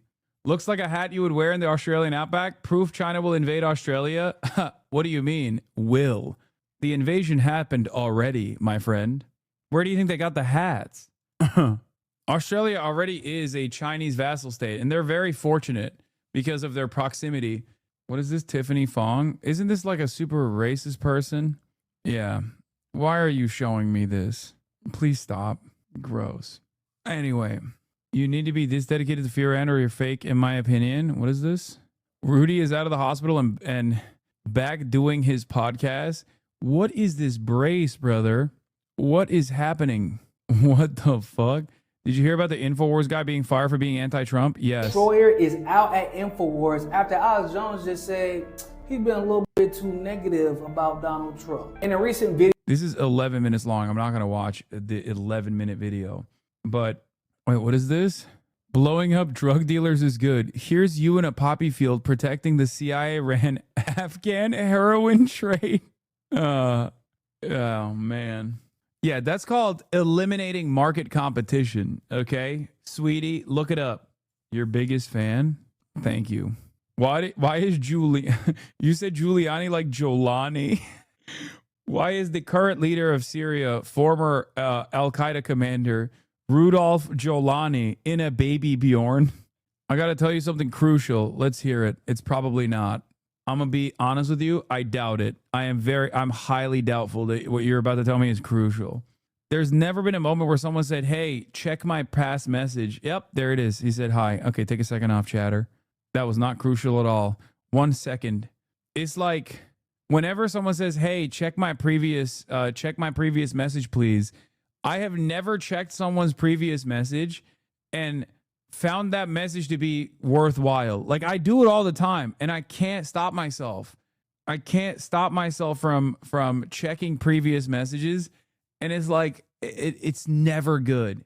It's always fucking bad. It's always just like some dumb shit that you thought was really important that I could totally do without. Also, stop spamming. Check my last message. Scoop. Puck News. Paramount is on the verge of acquiring Barry Weiss's Free Press and tossing her keys to CBS News. The deal is on the 1 yard line, I'm told. Nice. Oh, man. If you're wondering how much worse things could get, oh, trust me. Oh, baby, you don't even know. Oh, baby, you don't even know. I will say, Sean McCarthy has a more decipherable and rather humorous quip about this, okay? About the Graham Plattner situation, who said, held up a Free Palestine sign in the 1990s, joined Blackwater in 2018, most politically coherent American. That's like what do you say? What do you say to this? Okay, what do you say? It's literally, how the fuck do you run around being like Free Palestine in 1994 or 1995, and then you do like 11 tours, and then you turn around and join Blackwater after its 11th name change, because every time they did a name change, they would do another fucking insanely horrible war crime. And the reality is, I mean, what happened in between is 9/11 happened, and it bricked a lot of fucking people. Okay, it bricked a lot of people's brains. But ultimately, I guess you're just like unfamiliar with how indecipherable the American, like the average American's like worldview is, and how it does not follow like a straight path at all. Many of the people in this community, including former veterans, like, you know, like people who have also toured and did active duty, okay? Many of yourselves are also a product of this like inconsistency, and only arrived at a holistic or coherent political worldview because you saw a dumbass from fucking Turkey on a goddamn Twitch stream explain things to you over and over and over again until it like finally stuck, where you were like, okay, maybe, hold on, this guy is actually right on this. Maybe he's right on other shit. So like, obviously, a lot of people are all over the fucking place. That's it. Anyway, it's going to be really ironic to have the Free Press on the same streaming platform as Star Trek Deep Space Nine, quoting Marx and having analogs of Israel-Palestine. Again, that's America, baby. Is it learning or being morally lucky? Oh, God, this fucking argument. Dude, you are so full of yourself. It's insane. Do you even hear yourself? Okay, one day you'll get it. All right? It doesn't have to be me. It can be any number of different experiences and open-mindedness that you have. Okay? I'm just simply using myself here because this is a community that comes and listens to what I have to say every fucking day, despite me being a dumbass as well. Okay? That's it. You should go through some Free Press articles. They love the shit on Mamdani and aren't even hiding that they're right-wing anymore. They never did. Brother, the Free Press, I almost called it Foreign Press. The Free Press quite literally wrote numerous articles saying that, doing Holocaust denial, right? Like saying, oh, they're not actually starving at all. That's a fake. That's a phony. Like they were the ones who were pumping that bullshit. Don't entertain whining trots of cosplaying as third worlders. They're deeply irrelevant by any metric. I know they're even irrelevant in like leftist metrics as well. And I don't know if they're trots or real third worlders, but all of this is deeply irrelevant. That's it. We are all ultimately irrelevant in the grand scheme of things. The moment that we are no longer irrelevant will be a moment where American politics has changed dramatically. Do you understand? Like Nazis, straight up neo-Nazis are more relevant in American politics than a socialist. Okay, this is the unfortunate reality that we exist in. And you still have a bunch of different socialism variants, socialism understanders yelling at one another, even though we're fucking utterly irrelevant. We have like maybe 1, 2, if not 4 people who even openly identify as a fucking socialist in Congress. And none of them identify as open neo-Nazis, but they don't have to because the fucking right-wing parties' policies are directly neo-Nazi policies. So technically, all of them are churning out that neo-Nazi shit. Our fucking self-identifying socialists can't even get together and put together any sort of degree of socialization in American politics. And you motherfuckers are still yelling at one another. It's stupid. Okay? It's stupid. I want as many genocide recognizers to fill those roles to the best of my ability with the limited amount of motion that I have. And you should have that same exact fucking perspective. I think a lot of this also falls apart when you do actually engage in any level of organizing in the real world. Like you just meet, not even organizing, but you just like meet a human being that is not in your Discord circle or in your fan club for, you know, myself or any other fucking political commentary person, and you realize like, oh my God, the average American has no fucking clue. They don't know anything. The best you can expect is that they have empathy driven politics. Okay, that's the best you can expect. That's the best you can hope for, and then you work off of that. That's it. And many people unfortunately don't even have that. Okay, yeah, this is Chuck Schumer. I am going to do everything in my power to make Israel a pro-left position. Chuck Schumer said, Governor Janet Mills and members of the state congressional delegation launched a new defense industry partnership at an event that drew protests from activists arguing that main companies are profiting from Israel's war in Gaza. This is Chuck Schumer's a pick. Just a little soldier of fortune as a treat? No, that's not it. Oh my God. Anyway, did he ever cancel that book tour? He must have, because I didn't get any fucking I didn't get any media hits from the inevitable 1,000 leftists screaming at his fucking face, for good reason, by the way, for his participation and complete support of Israel's genocide. And that would have been an inevitability. That was a guarantee if he actually went through with that book tour. So I assume he did a couple spots and then stopped. I don't know. Mr. Hasanabi, is it true that you were dating New Zealand leftist icon Chibli? What is a Chibli? Okay, we're going to talk about the most spiritually Israeli or / the most Israel-coded relationship of all time. Sydney Sweeney and Scooter Braun are casually dating, according to sources. So here's what took place. There was a point in time where Sydney Sweeney had boobs. And boobs are a universal thing that everybody enjoys, okay? Everybody likes them. Everybody sucks on them when they're little babies, and that just like carries over to adulthood, okay? Let's be real. I've never met a person that's like, titties, not for me, okay? Man, woman, doesn't matter, okay? Now, at a certain point in time when Sydney Sweeney was like, oh, here are my boobs, right? I'm just kind of a hot lady, and it's fine. It's cool. The Republicans tried to turn around and say, like, oh, she's killing woke. She's eradicated wokeness with her tits. Okay. And obviously at that time, I think that was when she was on SNL. At that time, all the liberals were like, what are you talking about? We like titties too. What the fuck's wrong with you? Austin Show's a boob disliker. Oh my God, you guys are so wrong. Austin Show loves tits. What are you talking about? He's talked actively about how even as a gay man, he can't stop but stare sometimes. Austin Show's the proof. It's not an exception, but the proof. In any case, basically, at that time, you know, you had these like Republicans trying to be like, oh, Sydney Sweeney is eradicating woke with her titties. And then liberals were like, no, we like titties too. And that just kind of, you know, we backpocketed that discourse, right? We backpocketed that discourse. It was no longer relevant, whatever. Everybody likes boobs. And then like a year after that discourse, Sydney Sweeney came back with the American Eagle jeans ad. American Eagle was like, We recognize that the environment has changed, and now we are going to follow the fake anti-woke agenda. We're going to do a jeans ad, right? And then they doubled down.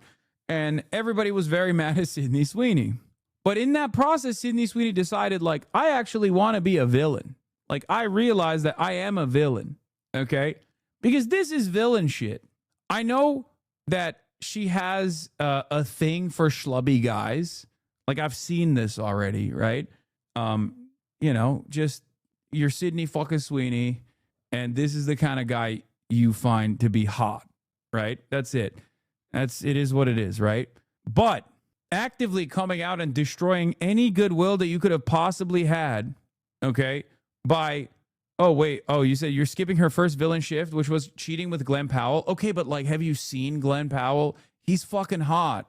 So that kind of was like primal instinct kicking in. You know what I mean? Like, I've seen those clips on my TikTok For You page of like bits and pieces from that movie where like neither of them are wearing underwear or something, and she like does a little bit of grab ass and stuff like that. Like, yeah, I mean, they're both sexy. They're both sexy, even though he has like a weird face. They're both hot. She's at that point like married to some, again, schlubby guy, and, you know, not the best person, right? Not the best person at all, but like does something where, you know, she fucks up. Whatever. You were thinking way too much about this, bro. Why are you like this, man? Okay. Well, cheating is okay if you're hot. I never said cheating is okay. I'm simply saying that, like, that makes more sense than this pairing, okay? Because this pairing doesn't make any sense. Do you see what I mean? Like, cheating on your husband with a sexy-ass coworker makes more sense, even though it's indecent and it's totally fucked up. It still makes more sense than being like, oh, yeah, I love Scooter fucking Braun, a literal villain, okay? Like a honest-to-God Hollywood villain, this man is. There is not a group of people that he has not fucked over in his long career. His entire position is to basically be the guy that's there and just takes a piece off of other people's labor. That's all he does. He just sits there and just collects checks, whether it be Taylor Swift, whether it be fucking over Justin Bieber, many beloved figures, okay? So for Sydney Sweeney to look at that guy, especially at a time when like he's getting yelled at by K-pop stans as well as like the American version of K-pop stans, the Swifties and the fucking Bieber heads and all this stuff, and then on top of that, being the Israel guy post October 7, which is what Scooter Braun did. He was like, oh, am I hated by everybody in Hollywood? Well, guess what I'm going to do? Israel pivot, okay? That was even crazier. He just decided, I am going to double down on being a villain and take on the mantle of like the guy who does PR for the fucking genocidal apartheid state. It's crazy. And then Sydney Sweeney looked at all of that and said, that's my fucking guy.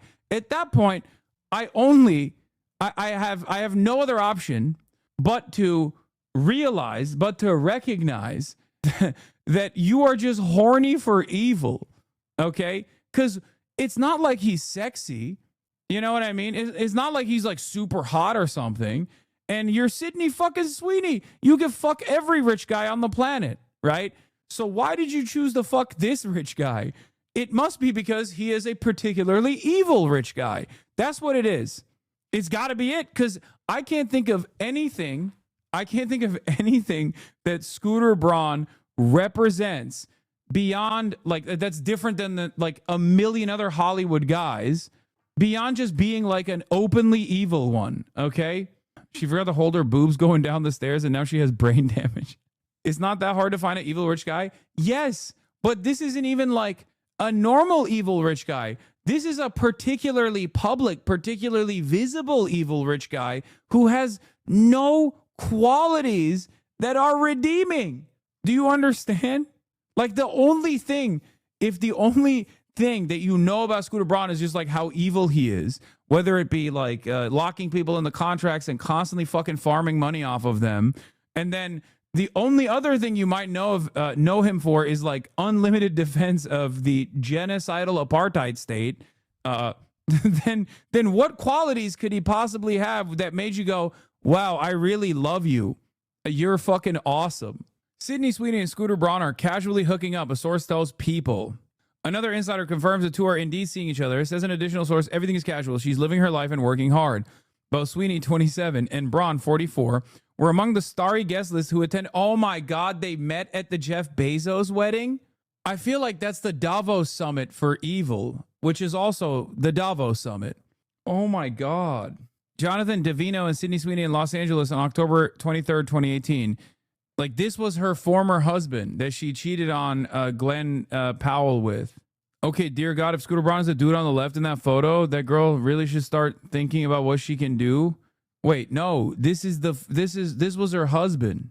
I don't know, man, you sound jealous. Yeah, I'm really jealous. I wish I could date Scooter Braun. So they both went to the evildoers gathering, the Legion of Doom, Jeff Bezos' wedding in Venice. Repster, Sweeney, and Braun could not be reached for comment. The news comes after months of Sweeney and ex-fiancé Jonathan Davino called off their engagement. Braun previously married Yael Cohen in 2014 before splitting in 2021 and settling their divorce the following year. The record executive shares three children with activist Cohen, sons Jagger, 10, Levi, 8, plus daughter Hart, age 6. Sweeney and Davino, a businessman from Chicago, first sparked rumors that they were dating in 2018, got engaged in 2022. The actress called off her wedding in March after months of split rumors. She didn't feel right about it. Yeah, they called it off because she fucked her co-star, no?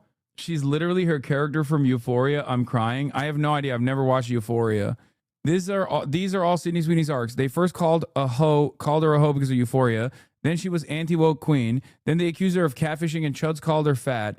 They also got mad because she made a pro-abortion horror movie. She went to the Bezos wedding. She made the jeans ad, and now this. She has such an interesting career trajectory where she just keeps like stepping into fucking landmines, dude. Scooter Braun, being a true friend of Israel means we are one step closer to a Houthi-Swifty alliance. Wait, how have you not seen Euphoria? I don't know. I don't really care. I don't know. Some stuff I just like miss out on, I guess.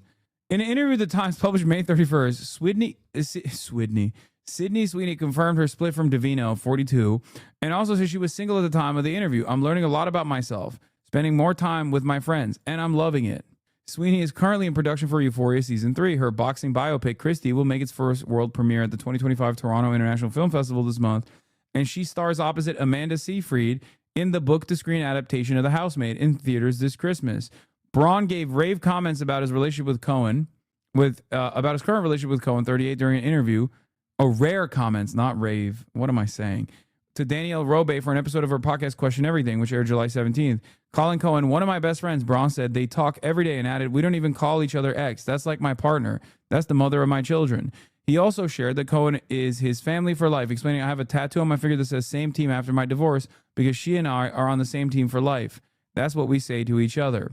Of rumors that Taylor Swift's 2022 Midnight track Vigilante shit is about the split between himself and Cohen, Braun continued, no, I never thought that was about us. Yael never thought it was about us, and everyone else is kind of feeding into the fire. Great strategy move, but nah. Do you think her stock took a major hit because of this?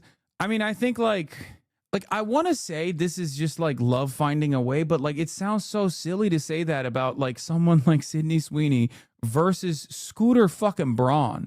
You know what I mean? Like she just really fell in love with Scooter Braun. What could he have told her at the Jeff Bezos wedding? Hey, what's up, Sydney? I want you to see my We Will Dance Again Nova Festival exhibit that I put together. M is real high, by the way. Also, I have a lot of money because I basically stole it from many other celebrities who I worked with. Like, what could it be? Your boobs are poggers? Yeah, that's what he said. He probably said he would finance any shitty movie she wants to be in because she sucks at picking out movies to star in. Lamau. I mean, I don't know. Maybe she just loves how evil he is.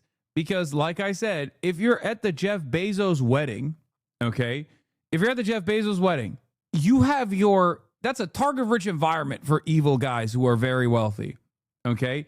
Like you couldn't find a hotter evil guy that's very wealthy. Maybe a less visible evil guy. You could have, but she chose him. So Go listen to Vampire by Olivia Rodrigo. Girls like bad guys. No, there's a difference between like a bad boy and a guy who's just like evil. That's the difference. Anyway, you're right. It's interesting as a brand move in general. Well, like I said, maybe it's not a brand move at all. Maybe she's just attracted to schlubby dudes who are evil, and that's it. And it's the evilness that attracted her, that made her gravitate towards Scooter Braun. Yeah. Okay, girls go wild for BB Yahoo. Yeah. What? Clippers Kawhi drama? Exclusive. Kawhi Leonard signed a $28 million endorsement deal for a no-show job with a fraudulent tree planting company funded by $50 million from Clippers owner Steve Ballmer, according to documents obtained by Pablo Torre. It was to circumvent the salary cap, an insider source says. Oh, shit. Hassan Abihed, friend of the show, Pablo Torre, investigative reporter. He's got the documents. What we know is that NBA executives were suspicious of how Steve Ballmer's Clippers landed the most valuable free agent on the market, Kawhi Leonard. That the NBA did not find that Ballmer got Kawhi by sweetening their offer. Mm-hmm. But also that in March 2025, this celebrity-endorsed, multi-billion-dollar, allegedly fraudulent tree... I jokingly said it, friend of the show, Hassan Abihed. I don't know. I mean, he follows me, but I don't know if that's the case. Named Aspiration, which promises to clear your conscience and your emissions, they file for bankruptcy. And this is where the clue is. What David's looking at with his glasses on is a bankruptcy filing, and there's a list of creditors. The entities to which Aspiration and all of their alleged fraudulence still owes the most money. And what I noticed is what David is noticing right now, which is that on that list of creditors, up near the top, above the Boston Red Sox, is an LLC, a tiny little company that Aspiration owes $7 million. And that LLC's name, David, is what? KL2 Aspire LLC. And what does it list there under manager or member name? Kawhi Leonard. Whose NBA jersey number, just to, oh my God, he used LegalZoom for that contract. That's awesome. To connect all of the dots here, happens. Did you see that? Yo, how are you an NBA star? Wait, am I crazy? LegalZoom.com Inc., registered corporate 1505 agent. Like, what the fuck? His uncle signed probably. No, that makes no damn sense. You don't got a lawyer? What the fuck? Dude, hello? Use LegalZoom for the LLC docs, I think. No matter what you are doing, you should never use LegalZoom if you're at that level. You have the capacity to hire a lawyer on retainer. What the fuck? Just to connect all of the dots here happens to be what? Number 2. So then the question is the Aspire part of KL2 Aspire LLC, right? Because, okay, he's getting all his money. Bro is a VIP customer testimonial on their website. Oh, that's an endorsement too, for millions of dollars. What I started doing was scour the internet for any mentions of Aspiration. Any appearances, tweets, quotes, Instagram posts, anything by Kawhi Leonard endorsing Aspiration. And this was hard to find, which also might seem weird, right? Because every other celebrity Aspiration gave money to was well known. There was Drake offering a statement to Rolling Stone. There was Doc Rivers, Kawhi's own head coach. Robert Downey Jr. was cutting his commercial. That was the whole point of paying the A-list Avengers. But the grand total number of times that I found Kawhi Leonard ever publicly referencing Aspiration, 0 times. Right. Kawhi Leonard mentioned Aspiration. And so what I started doing was reaching out to dozens of former Aspiration employees. A grand total of 7 of them ultimately agreed to interviews, which is also how I have exclusively obtained this signed and executed document. In consideration of the rights and benefits granted to company hereunder, the company will pay KL2, which is Kawhi, $28 million in cash during the term of this agreement. Company will pay KL2 $7 million each year of the term. That is Kawhi Leonard's autograph. I convinced one very important person who worked in the finance department of Aspiration to go on tape. And I didn't so much as discover it as I was told about it. What was your reaction? What were you told? My reaction was, what the f***? And I was told, like, oh, these are the major contracts and the major players you really need to be aware of. And we went through a litany of, really, really top tier name contracts. Happy birthday, Kawhi. For every comment, retweet, and Aspiration will plant one tree for Kawhi's birthday. They don't even own the account anymore. No. The more minor but still crazy part of this is the fact that Andre Cherney signed the agreement. Cherney drafted Al Gore's 2000 platform, wrote speeches for John Kerry in 2004, co-founded Democracy Journal, was a Center for American Progress senior fellow, and has run and lost for office 4 times. And then, oh, by the way, we also have a marketing deal with Kawhi Leonard, a $28 million organic marketing sponsorship deal with Kawhi. And that if I had any questions about it, essentially don't, because it was to circumvent the salary cap, LOL. There was lots of LOL when things were shared. Did you ever see proof of Kawhi Leonard marketing or endorsing Aspiration in any way? Never, not once. The single largest payment to an individual for marketing that Aspiration ever made has completely evaded all press. It's honestly incredible. Nothing. He didn't have. I mean, this has to be like a normal part of the process, right? Because like they didn't just arrive at like setting up a dummy corporation to override the salary cap for like top talent that they wanted to bring over. This must be like common process. Have to do anything. In other words, this is Lakers propaganda. It's all lies. Kawhi Leonard got from Aspiration a $28 million no-show job. Yeah, it's amazing. I'm honestly so jealous. Kawhi had obligations in the contract, but he didn't have to do anything if it went against his beliefs or didn't want what he didn't do anything. And the only clause that could terminate the contract is if he is off the Clippers. Oh my God. That's a weird stipulation. So jealous. I mean, he's got the dream. Like, it's within my beliefs to be paid $28 million and do absolutely all as well. The Clippers, however, provided a statement on behalf of the organization and owner Steve Ballmer, which reads in part, quote, "Neither Mr. Ballmer nor the Clippers circumvented the salary cap or engaged in any misconduct related to Aspiration. Any contrary assertion is provably false." At that point, isn't it just dumb if you don't do any obligations for Aspiration? Like, just to keep up appearances? Like, that doesn't make any sense. Like, why wouldn't you just, like, do some stuff so that it's, like, it's above board? Like, every now and then, tweet out, every now and then, get, like, a social media employee to tweet out that you love trees or something. I don't know. Like, plant a tree and then talk about how much you love trees. That's crazy. Because they don't have to. Why would they, Lol? No, because like if this kind of stuff comes out, then at least you have plausible deniability. So then the commissioner doesn't come after you and destroy your fucking draft picks later down the line. You know what I mean? That's crazy. And this is less on Kawhi Leonard and more on the team. Like, I'm just saying, like, if you want to do corruption like this, like, there are probably better ways to do it. And it's shocking that you wouldn't at least, like, write in the contract that you have to actually do shit just in an effort to ass cover for when people, you know, find out, as Pablo Torre did. Find out. I'm on Team Ballmer, Mark Cuban says. As much as I wish they circumvented the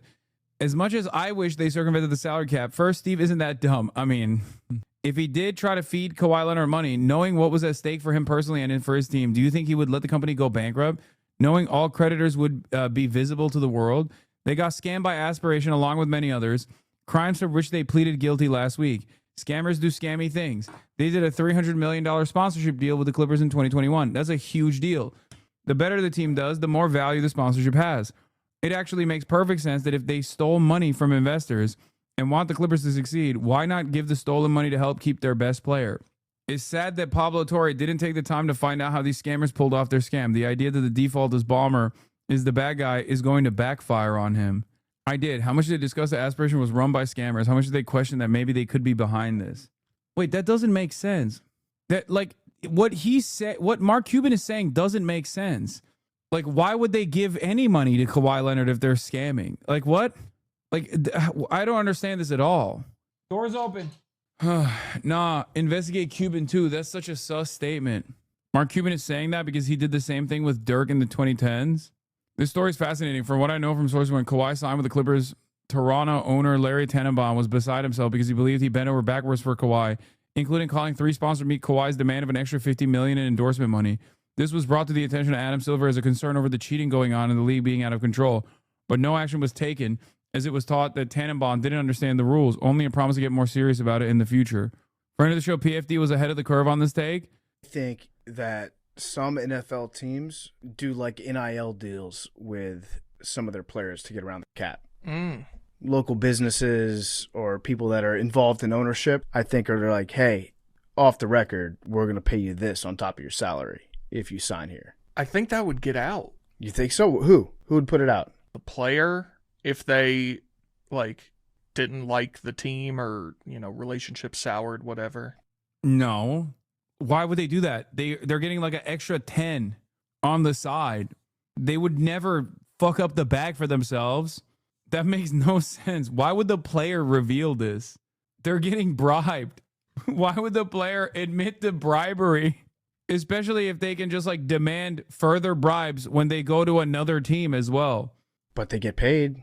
There's probably an NDA involved. Maybe. I don't know. Think about it. Think about all those years Tom Brady was taking cap-friendly deals. Think about that. Yeah, maybe. You don't think the Patriots would cheat? I do think the Patriots would cheat. For years and years, he was always getting hometown discount. Patrick Mahomes signed a big long-term contract. Probably. There's a local dealership near Washington, D.C. that always sponsors players. Shout out Eastern Motors. I mean, before he needed to. He's probably the most underpaid person in professional sports right now. Think about it. Maybe. LeBron goes back to Cleveland. Think they're not kicking him a little bit? But all these guys have endorsement deals. Yeah. Already. Yeah. They're already making some, LeBron. Robert Kraft wouldn't do anything shady. Yeah.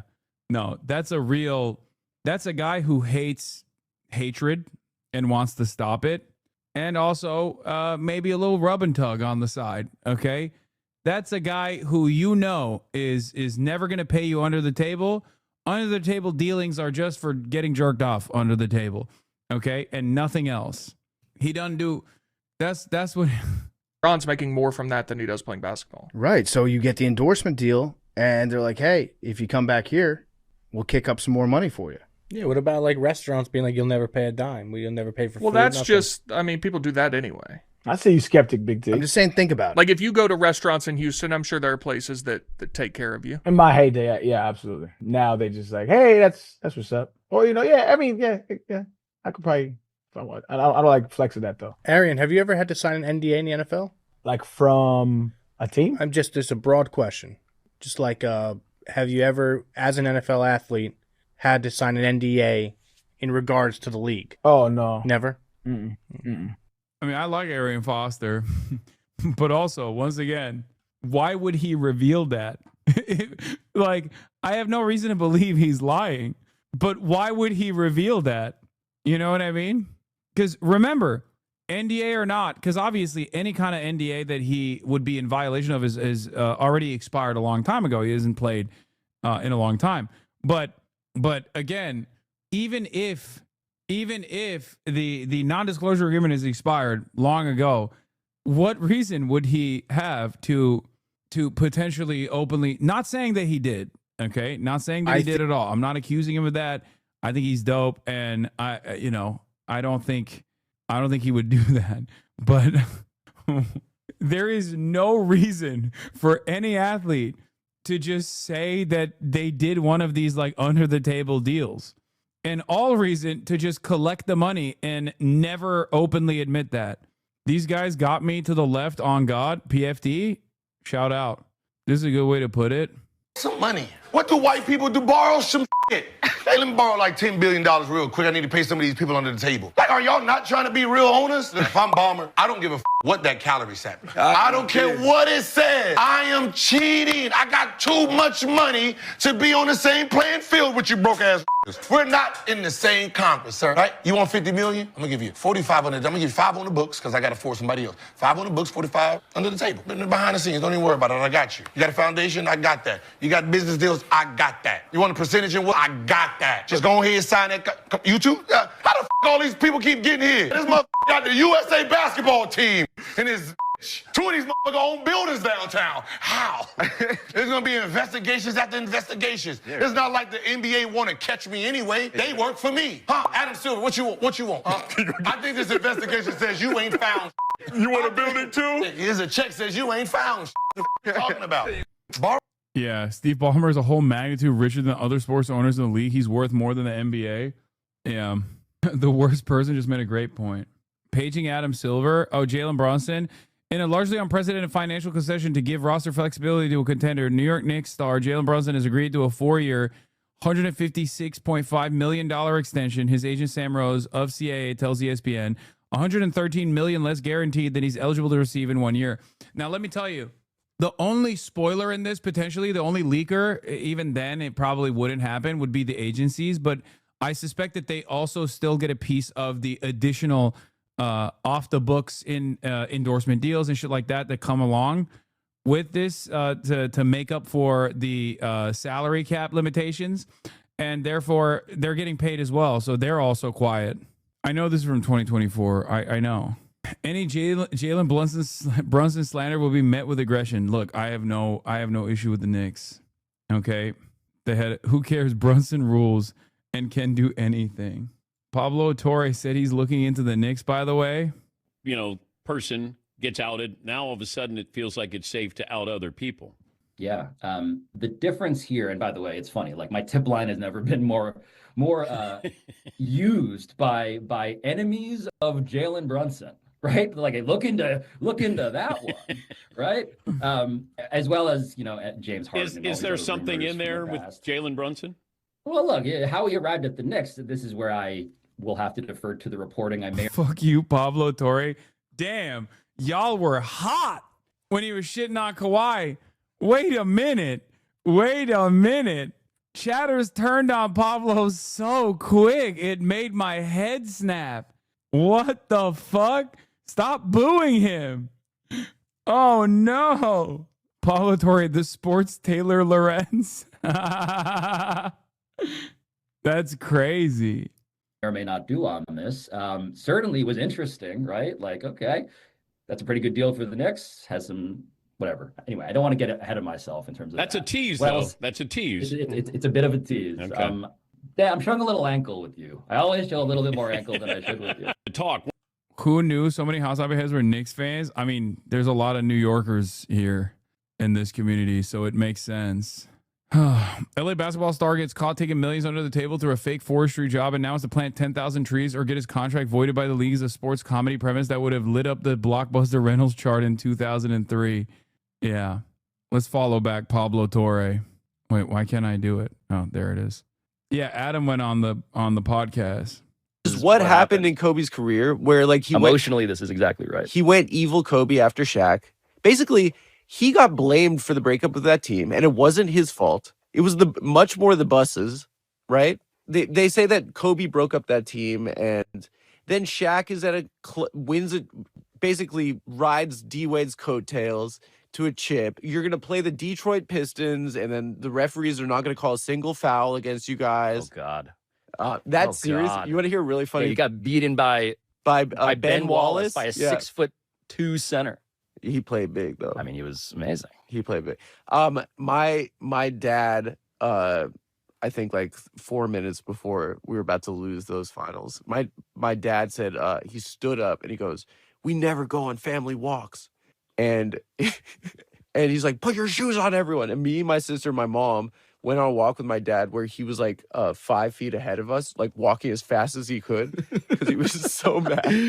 Just working out his rage. NBA's a cesspool under Silver makes me yearn for the Stern days. Yeah, he made it woke. He made it woke and also illegal. He made it woke and also broke. And people take too many 3-point shots. The game is cooked. We need to go back to the plumber days. The math teacher days of the NBA, the heyday. At least Stern rigged the NBA. At least Stern rigged the NBA the right way. Don't go right wing on me. I'm joking. Oh, Anna Kasparian popped off on CNN against Ben Shapiro. The question I have is, why the fuck is Ben Shapiro on CNN? Hard jobs, they're on their feet. It depends on what job. I'm not saying if you're working backbreaking labor and your leg is Right. falling off that you should be. I mean, by the way, I just totally reject what you just said about how we're going bankrupt due to Social Security. Really, you don't think like the trillions of dollars we've spent on wars in the Middle East might have something to do with that? It is not even our remotely a national percentage debt. of what we spend on Social our national Security. debt shot up significantly after 9/11, after we started invading countries in the Middle East. You should look at a chart of Now our we're at national 30. debt. In 2008, we're spending it went hundreds of billions of dollars on Israel, on Ukraine. I mean, honestly, these foreign conflicts have a lot more to do with our national debt as hell they opposed do to by the us numbers. That paying is just into untrue. The hell they do. Social Security is a much larger percentage. Yeah, it's like we're talking about discretionary spending, number one. And number two, yeah, one is a good thing. The other one is a bad thing. But you can't defend it. So you have to be like, well, technically, Social Security is a much larger expenditure. It's like, yeah, but it's a good thing, okay? It's a good thing that must be continued. Also, remove the fucking insane regressive salary cap after a certain point. It's just a salary cap. Like the tax structure, if you want to increase more funding into Social Security, it's already fucking capped. It's capped at what, like $158,000 a year or something? It's so ridiculous. It is a salary cap. Technically. Do you think Israel is a bigger portion of our budget than Social Security? I think we Medicare, spend Medicaid? way too much money I'm on just asking as a military mathematical aid numbers for foreign thing. countries. You think Absolutely. Israel is more Do than you Social think Security? that Social Security is more of an issue compared to how much money we just shell out for conflicts abroad? matter of The truth expenditures and matter is math, that yes. both entitlements and defense are Hard It really jobs, depends. they're on their feet. It depends on what job. My rent is way more than a PS5, but if I bought one every month, that'd be why I'm broke. That's a great take, Chatter. Notice how we only focus on Israel, even though he mentioned multiple conflicts. Yeah, I think we know why, because he is an Israel dick rider. There's that. There's another thing that I wanted to cover here. Oh yeah, Trump advisors have discussed a job for Adams if he quits the mayor's race. The conversations have also involved Curtis Sliwa with the goal of giving Andrew Cuomo a better chance of defeating Zohran Mamdani in November. These guys are so fucking desperate, dude. It's awesome.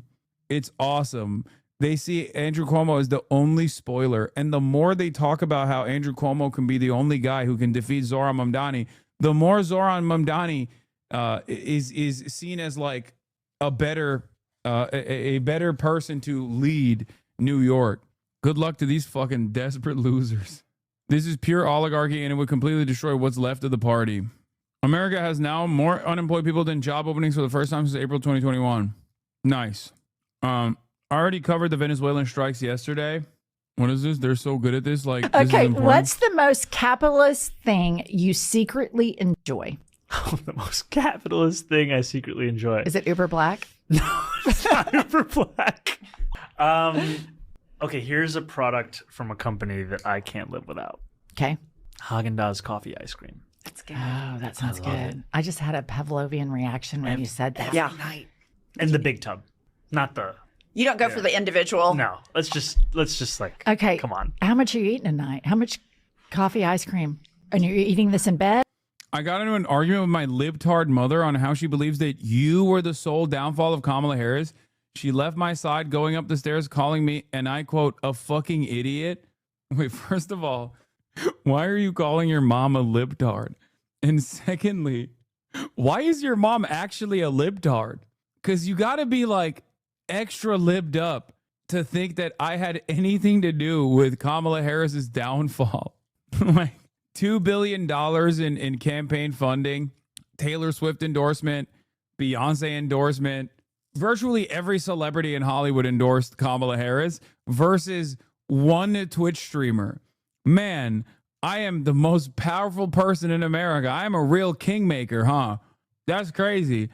And by the way, once again, if that's true, then Kamala Harris should be coming to my house to beg me for that endorsement. If that was the case, if that was true, don't you think that she would be insane not to come after the coveted, pivotal Hasanabi endorsement?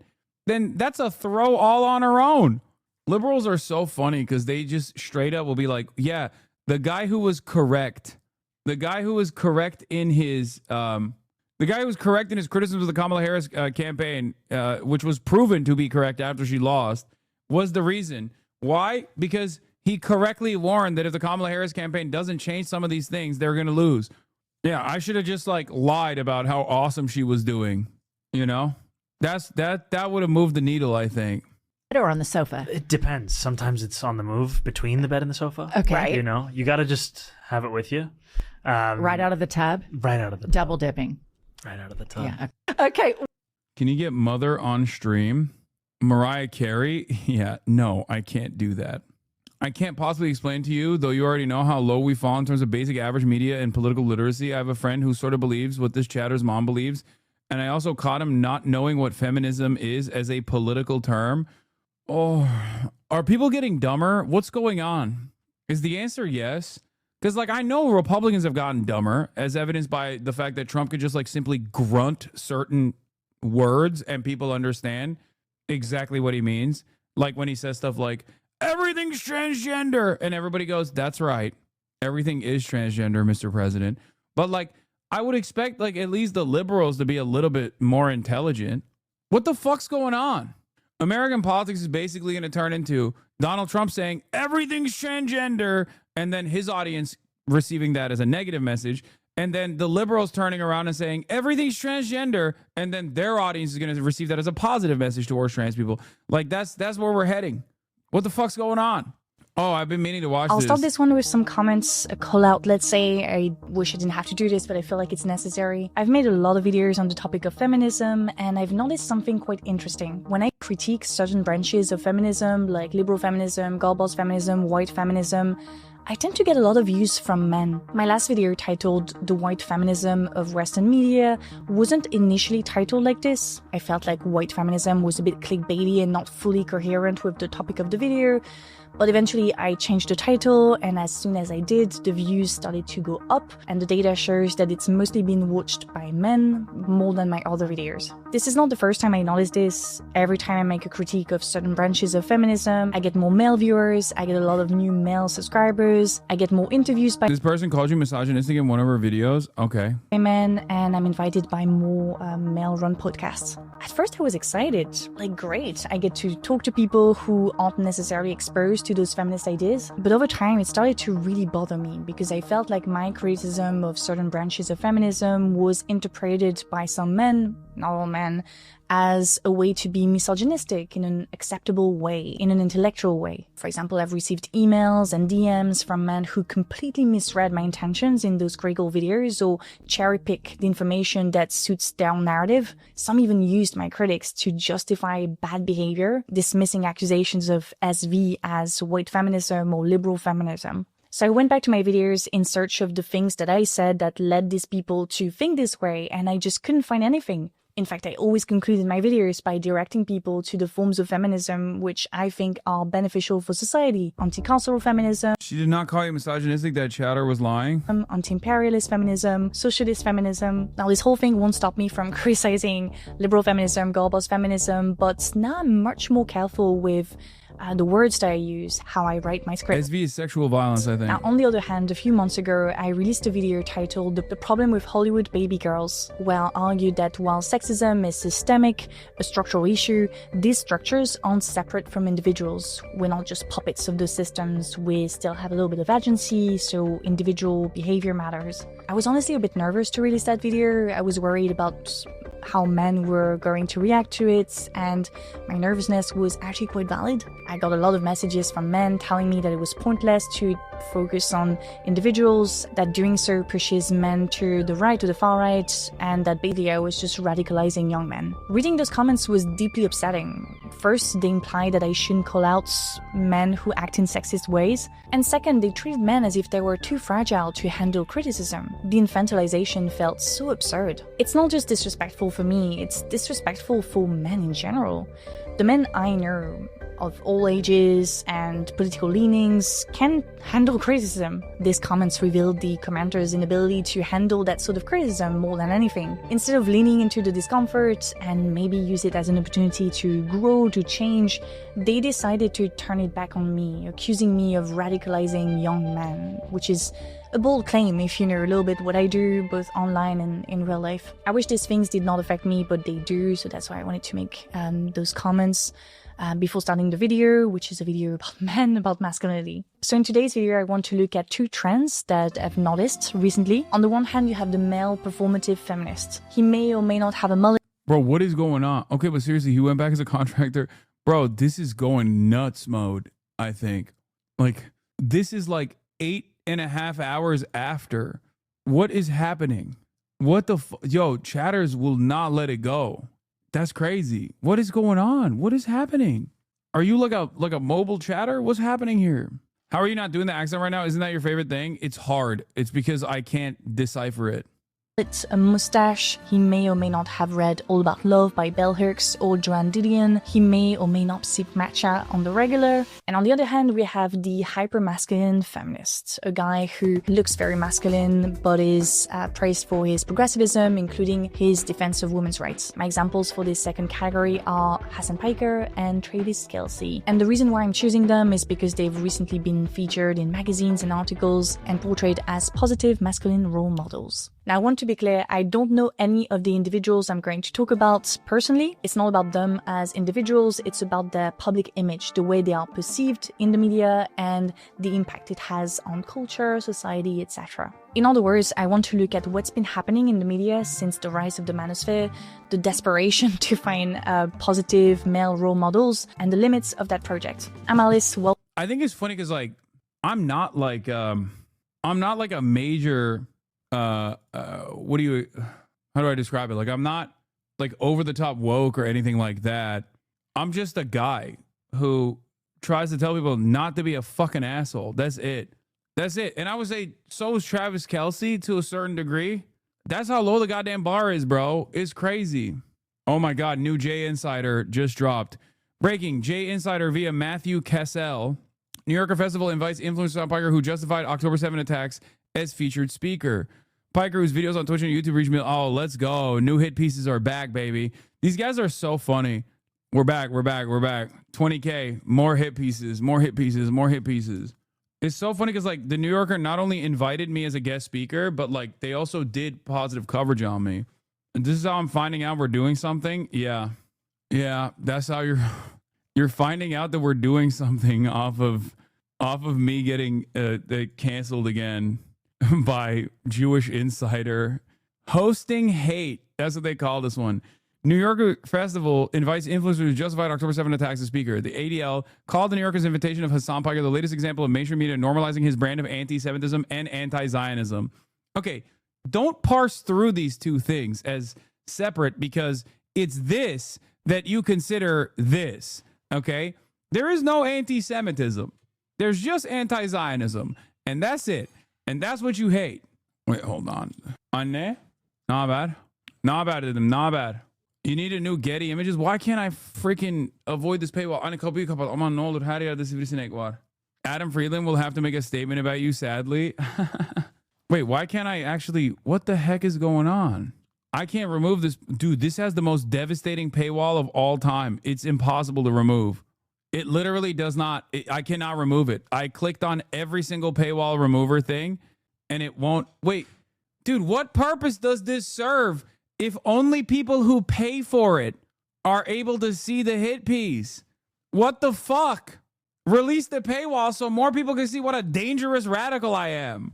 God damn, that shit is annoying, dude. I want to read a fucking...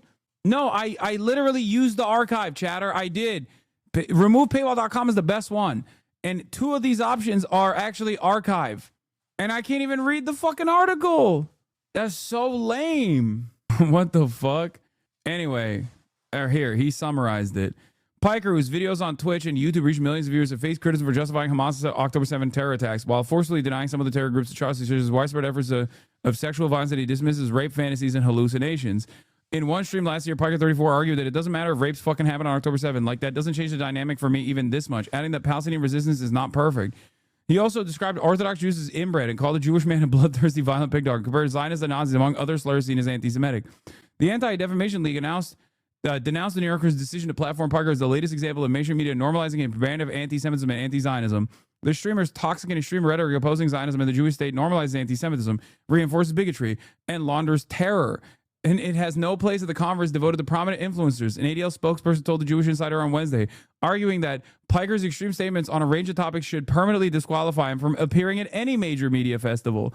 The New Yorker Festival, an annual multi-day event in New York City featuring well-known figures in the arts, media, and politics, previously faced backlash for inviting Steve Bannon, a former White House chief strategist. Dog, they had Steve Bannon on. You're comparing me to Steve fucking Bannon? This just dropped, chatter. That's why it has like no likes yet. Anyway, President Trump, who hosts a popular MAGA World podcast, a headline conversation with the magazine's editor, David Remnick. Following major dropouts from participants who protest Bannon's appearance at the festival, as well as an internal object. Yeah, good luck. Okay, there's a very big difference between like hosting Steve Bannon and hosting someone like myself for having an opinion that is shared by the fucking majority. Okay, that's the funniest part about this is like you're trying to be like, oh, Hassan is like Steve Bannon. He's a dangerous figure in American politics. Meanwhile, the positions that I hold that you are trying to actively bastardize by trying to fucking find the most like negative framing possible with all these fucking clip chimps is nowhere near. It's like the comparisons are so idiotic. I have no motion in comparison to Steve Bannon, and also my positions are not like to implement a white nationalist dystopia like Steve Bannon wants to. My position is I'm anti-genocide. I'm an anti-Zionist. By the way, I came across that article because it was retweeted by CNN anchor Brianna Golodriga. Nice. Yeah, there's a bunch of people in mainstream media that fucking despise me. And every single one of them is rapacious dick riders of the apartheid state, the criminal entity that is Israel. Yeah. Anyway, the Anti-Defamation League. Oh, yeah. Following major dropouts from participants who protest Bannon's appearance at the festival, as well as internal objections raised by the magazine's employees, Remnick announced that he had decided to pull the invitation, saying that he did not want well-meaning readers and staff members to think that he had ignored the concerns regarding the controversial Trump ally. This is the ADL and Hasbara operatives trying to apply a similar style of pressure on the New Yorker magazine so they can get a fucking hollow victory, which is so funny. Because if that were to take place, right? If the New Yorker magazine was like, hey, we really wanted you to come because we're trying to sell tickets. You're a very popular figure. We've written about you. We like what you have to say, right? And then they were like, hey, we don't want you to come anymore. Okay, who like that? Does that do anything to me? No, it's worse for the New Yorker magazine at its festival than it is for me, especially because the position that they have, the position that they would be stating here would be one that is pro-Israel at a time when there is unprecedented amount of fuck Israel people out there. It's fuck Israel o'clock. Wait, you got uninvited? No, I haven't. I mean, not that I know of, maybe, but they're trying to invoke that. They're trying to invoke a public pressure campaign. Bannon got uninvited. This has 10 likes. I think you're good. No, this just came out, so I'm sure they'll do more. Chat, this kind of shit doesn't come out with one article on the Jewish Insider. This means that there will be like a bigger push. There will be a New York Post article. There might be a Fox News digital article as well. And if the New Yorker actually rescinds their invitation, then there will be like CNN articles and maybe even other articles as well. But it doesn't really matter because ultimately that's just like, it's nothing. Not even archive sites are able to get past the paywall. Dude, how the fuck did you get this? Piker, a fierce opponent of Israel's right to exist, has more recently equated liberal Zionism with Nazism, according to a video of his remarks posted on social media last month. Zionism is an exterminationist ideology built around ethno-religious supremacist values, he said. I love when they post my dubs, dude. I love it. Anyway, in a conversation with Rashida Tlaib at the Democratic Socialists of America convention earlier this month. So when people say like, oh, well, I'm a liberal Zionist, I want there to be a Jewish ethno-state. I'm like, okay, what do you mean? It's like saying you're a liberal Nazi. Like you want an Aryan majority ethno-state? Representative Richie Torres has accused Piker of engaging in a textbook anti-Semitism, called on Twitch, who's owned by Amazon, to cut ties with the streamer, describing his comments as a leading contributor to the explosion of Jew hatred on social media, the wake of Hamas, October 7th, blah, blah, blah, blah. You already know that. While insisting his views have been misconstrued as opposition to Jewish people rather than the Israeli government, a claim his critics have interpreted as disingenuous. The streamer has otherwise mocked widespread concerns about rising global anti-Semitism, calling the issue a distraction from Israel's military conduct in Gaza. But even as he faced backlash for promoting anti-Semitic rhetoric, Piker has continued to draw friendly profiles on mainstream outlets. They sound so mad. They sound so butt mad. They sound ass mad, bro. They're like, why do they keep writing about him? Not realizing that these kinds of profiles they help. They help get me in front of, I don't know, like media executives and shit like that, right? But those kinds of profiles don't actually boost my profile at all in terms that I care about. It doesn't actually get, like, back in the day, that kind of shit would actually matter quite a bit. But unfortunately, nowadays, mainstream media doesn't have that kind of motion. Mainstream media does not have that kind of motion at all. Also, to say that I don't care about, like, rising global anti-Semitism is deeply untrue, obviously. I do, even though people obviously still use that or weaponize both real anti-Semitism and also the fake conflation between anti-Semitism and anti-Zionism as a vehicle to stop people from speaking out, against Israel's fucking crimes. It's ridiculous. But yeah, I work in media tied to DC Beltway shit. Torres' press secretary blasted us out to every booking producer of both liberal networks. They're fucking desperate. Wait, what? Richie Torres' press secretary still fucking tries to stop me from getting booked on CNN? Is he that stupid? The only reason why I'm not getting booked on CNN is because I don't want to fucking fly out to New York to get booked on NBC or CNN. If I wanted to, I would go on any number of these different mainstream networks. Does this guy think that he has any motion whatsoever in mainstream news? Does he not realize that half of the fucking bookers are either in here or half of the fucking producers also think Richie Torres is a clown? If you're pro-Israel at this point, the overwhelming majority of public, especially those who are liberal, are not on board. Like, they're not. They're not on board with wherever the fuck you're at. Anyway, it's so funny that I wonder if it's like personal ambition. Richie Torres' comms director apparently doesn't put that he's the comm director in his bio. Yeah. The liberal populace, not influencers. No, most people, even fucking conservatives, recognize what's going on as fucked up. Most people do not favor Israel any longer. There's plenty of polling to show that. So when you got people who are disingenuously trying to defend Israel at this stage, like, good luck to them. You know, it's just not going to work. Even attacking Israel's critics don't work. Zohran Mamdani is actually a great example of what happens when people just try to farm that, like, outrage. They try to farm that outrage to be like, this guy hates Israel. And then people go, oh, shit, sweet. I didn't know he was dope like that, you know? So all you do is end up promoting the person. What is this? True, he's right. Is absolutely true. No, because your rhetoric sounds a bit anti-Semitic. Then go. Then why is your chat being anti-Semitic? I think you're a little delusional, my friend, if you think this chat is being anti-Semitic. Or you went, no, because your rhetoric sounds a bit anti-Semitic. Hassan, why is every Jewish person who I spoke to, even people who are not pro-Israel, say that you're anti-Semitic? Can you point to something that I've said that you consider to be anti-Semitic instead of doing this, like, insane thing where I have to believe that you're running around encountering random Jewish people to be like, hey, do you know this Hassan guy? Do you think he's anti-Semitic? Okay, I know many Jewish people. They are also anti-Zionist, and they don't think I'm anti-Semitic. Who wins now? I asked one extra Jewish person, then you asked, and they all said I'm not anti-Semitic. Guess what? You're fucking owned. What now, libtard? That's awesome. I love that it's like a vague gesture, a vague gesturing towards, like, potential perceived subtle anti-Semitism. Like, even when you're trying to fucking, even when you're trying to attack me, you can't even fucking come up with like a half decent response beyond, well, I asked Jewish people, and word on the street, word on J Street is that you're anti-Semitic. It's like, okay, well, what the fuck do I say then? Okay, I know more Jewish people than you do, and they don't think I'm anti-Semitic. You know what I mean? I'm Jewish, and I'm familiar with the Jewish community.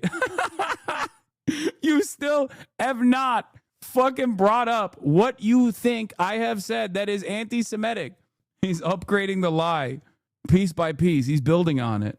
I'm Jewish, and I'm familiar with the Jewish community. Explain what the issue is, and I will address the misinformation. Also, this is obviously the underlying notion here is that there are no Jewish people in this chat right now watching potentially an anti-Semitic man. There are 100% more Jewish chatters in here right now than the number of Jewish people that you know, yourself included. Okay? So how does that work? If we're going off of like personal anecdotes, well, you just got owned. You know what I mean? There's 27,891 people in here. Okay. There are a shit ton of Jewish people in the chat right now. More than the number of Jewish people that you know. What now? Do you see why this is a stupid way to try and argue things? Okay. Are you going to come up with like a thing that I've said that you think is anti-Semitic? Because even this article itself tries to fucking posture and tries to act as though I am, and it fails to do that. I know close to 1,000 Jewish people because I live in an Orthodox Jewish community. Okay, there's more than 1,000 Jewish people in here. You're owned. You got fucking owned, big dog. You got owned. There are 1,001 Jewish people in here. Guess what? You just got fucking destroyed. Oh my God. Don't ever go band for band with me. Also, it's so funny that we've moved beyond the conversation. Oh, now it's 1,002. That's cap.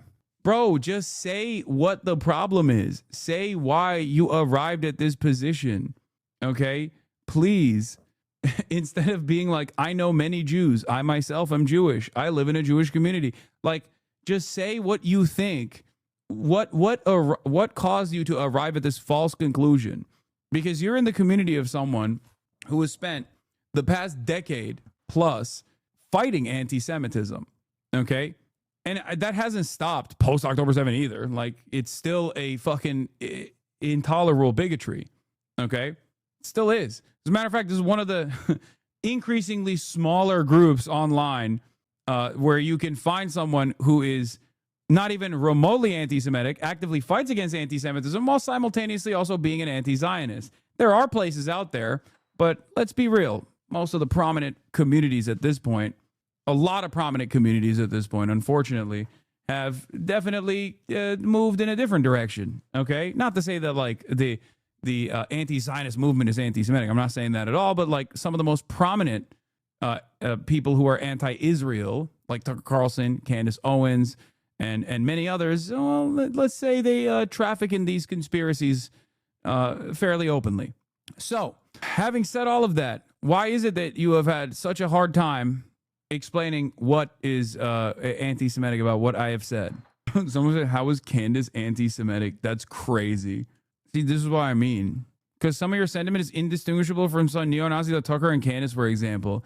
Don't you think that those guys actually have a much easier time trafficking in anti-Semitic conspiracies as a direct consequence of Israel constantly billing everything it does, genocide, an apartheid state, and unlimited violence towards a captive population of Palestinians, as doing it at the behest of the international Jewry? Don't you feel like that is the reason why people like Tucker Carlson or Candace Owens or Nicholas Fuentes can come across as not just like open anti-Semites, but instead people who are just boldly against the state of Israel, a reality that the overwhelming majority of the Western populations also realizes now? Don't you feel like they're maybe using this as an opportunity to traffic in anti-Semitic conspiracies? Don't you think that you're also behaving in an utterly insane manner by going after a person who doesn't do that, but because you're worried about anti-Zionism, perhaps, and that's the reason why you're in here? Because you've yet to give me a single fucking specific example. You say some of your sentiment is indistinguishable from some neo-Nazi like Tucker and Candace Owens. You have not given a fucking example. Perhaps the reason why you have not given an example is because you said Tucker Carlson and Candace Owens say Israel's an apartheid state. Israel's doing a genocide. I should be listening. If you were to say that and then say you say that too, then obviously you would come across like a fucking moron. Because once again, that is just the truth. You have yet to deliver a single fucking example. His first account, John Haley 112, was insta-banned for spamming Israeli flags on 520. Still no example. Anyway, what are the sentiments that I am saying that are indistinguishable from some neo-Nazis like Tucker and Candace, for example? Give me an example and we'll talk. Okay? Crazy thing is he asked 1,000 Jewish people about you. He did not. Let's be real. Yeah, do not ask this chatter why the majority of Jewish New Yorkers voted for Zohran Mamdani. You know, dangerous anti-Semite Zohran Mamdani. Okay, don't ask him that. Anyway, streamers otherwise mocked widespread concerns about blah, blah, blah, blah, blah, continue to draw high-profile interviews. He's also hosted several high-profile lawmakers on a streaming platform, including Senators Bernie Sanders, Ed Markey, Representative AOC, Ro Khanna. Why don't they put Zoran on there? The New Yorker Festival, an annual multi-day event in New York City featuring well-known figures in the arts, media, politics, previously faced backlash for Steve Bannon. Okay, so it's basically just the summarization of the tweets. I don't know why you're still entertaining this obvious Reddit libcuck, as the spams are the same fucking memes and propaganda talking points about you over and over again. This shit is so boring. You do this often. Sometimes it's fun to entertain the insanity. I don't think Zoran is anti-Semitic. Can you point to one singular difference that I have with respect to Israel between myself and Zoran Mamdani? Because the very same outlets that say I'm anti-Semitic and use clips out of context to say I'm anti-Semitic also do the same thing to Zoran Mamdani. So how did that happen? Is it perhaps because you would come across as like a fucking fool if you were to... You are more radical than Zoran on Israel? No. Zoran has a long history of advocacy for Palestinian emancipation, participated in a lot of the same groups that I highlight. It's not true. Also, once again, not a single argument has been presented so far. Not a single argument has been presented at all. He says Israel has a right to exist. No, he couches his fucking criticism with like liberal, with a liberal patina. He makes it more appropriate for the liberal palate. Okay? As in, he says Israel has a right to exist as a state that gives equal rights and representation to all citizens unconditionally, a democratic non-ethno state with equal rights, as in the abolition of the apartheid. I'm telling you right now, I guarantee it's just because the Shadow has seen you yell and swear and hasn't seen Zoran do that. So even though you have the same takes, Zoran comes off as less radical. Oh, for sure. And also, I'm not running for office, so obviously I'm not like trying to be politically correct or even actively trying to win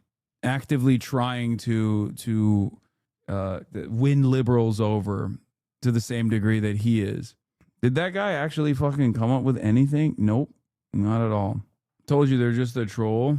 I think one of the greatest examples of Candace Owens being an anti-Semite, for the record, is the fact that she was pro-Israel and also anti-Semitic when she worked for the Daily Wire.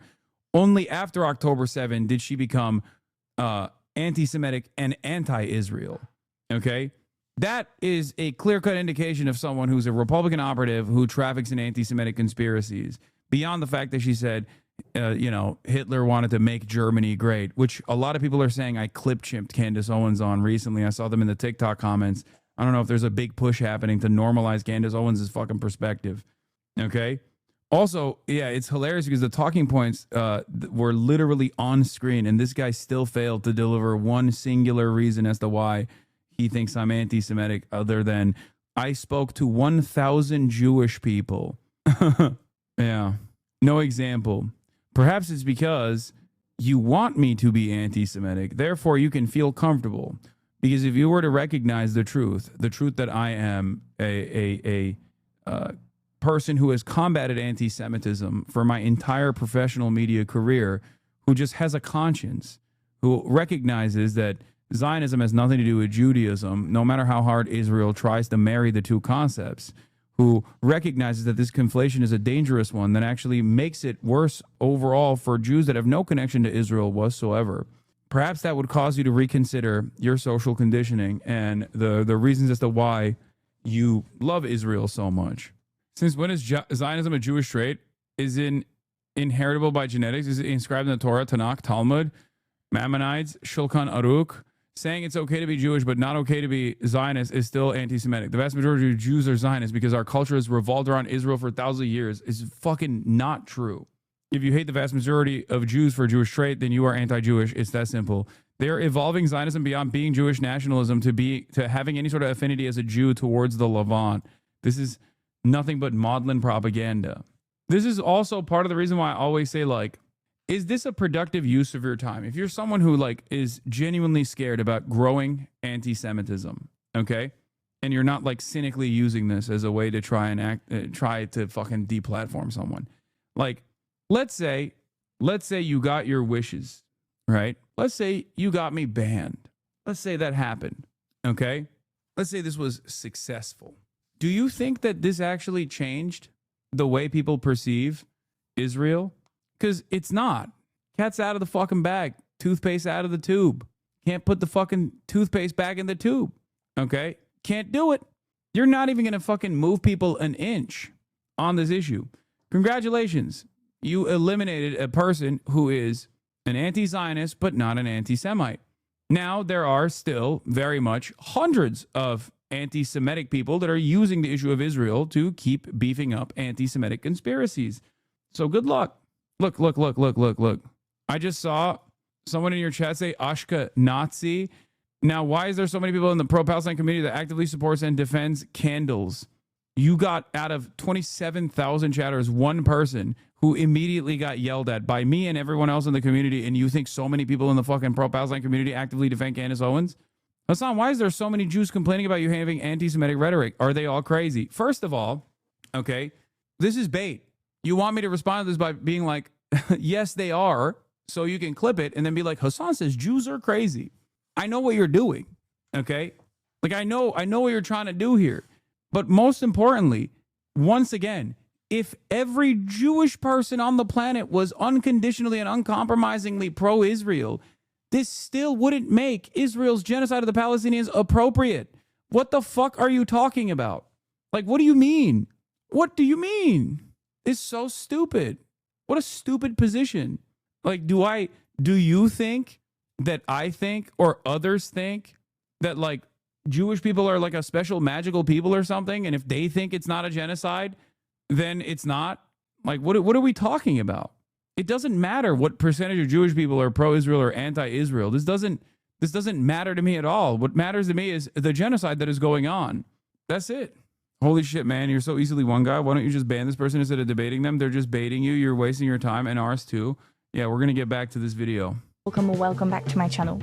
So I'll make a separate video on how the manosphere has evolved into a new version of itself after the Andrew Tate fall and stuff, but in this one I want to focus on the response from the progressive side of the political spectrum. Since the rise of the manosphere, the Sneakers, the Andrew Tates, the Myron Gaines, there was a general consensus that these guys weren't great, and after enough raising awareness, those people actually lost some of their popularity. That doesn't mean they didn't have an impact on society. I mean, the amount of work it took girlfriends, wives, and teachers to reverse or counter the effect these guys had on their boyfriends, their husbands, or boys in general was and still is insane. Huge kudos to them. These women were and still are the first victims of the manosphere. So yeah, there was consensus that these guys weren't ideal, but there was also a lot of panic that all men would turn into full-on misogynists. In response to that, the media tried to find and present alternative role models to young men, healthy masculinity models. One of them was Justin Baldoni, and we all know how this ended.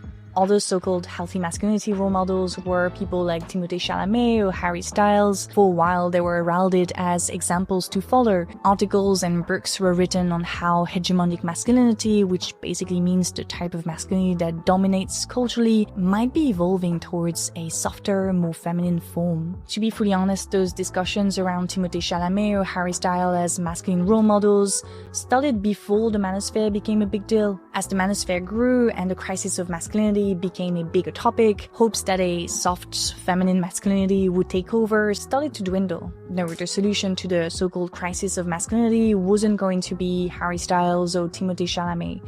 These guys were quite popular among women, but clearly men didn't really care about them. In fact, the rise of the manosphere showed that the patriarchal type of masculinity was still very relevant, very popular among young men, therefore contradicting the media's hopes for a softer, more feminine model. As you can see here, there's often a gap between what cultural magazines and articles say and the reality of what men actually aspire to be. This gap comes down to perspective. The people writing those articles tend to live in big cities, in metropolitan areas where gender fluidity is more common. But generally speaking, the idea of what a respectable man should be has definitely shifted.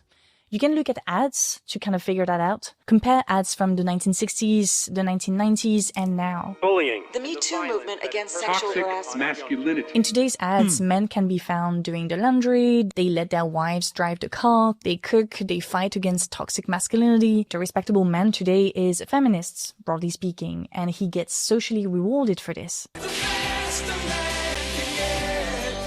So being a male feminist is cool now. There's an incentive to go in that direction. This is good in a way because it encourages men, fathers, husbands, boyfriends to become better people.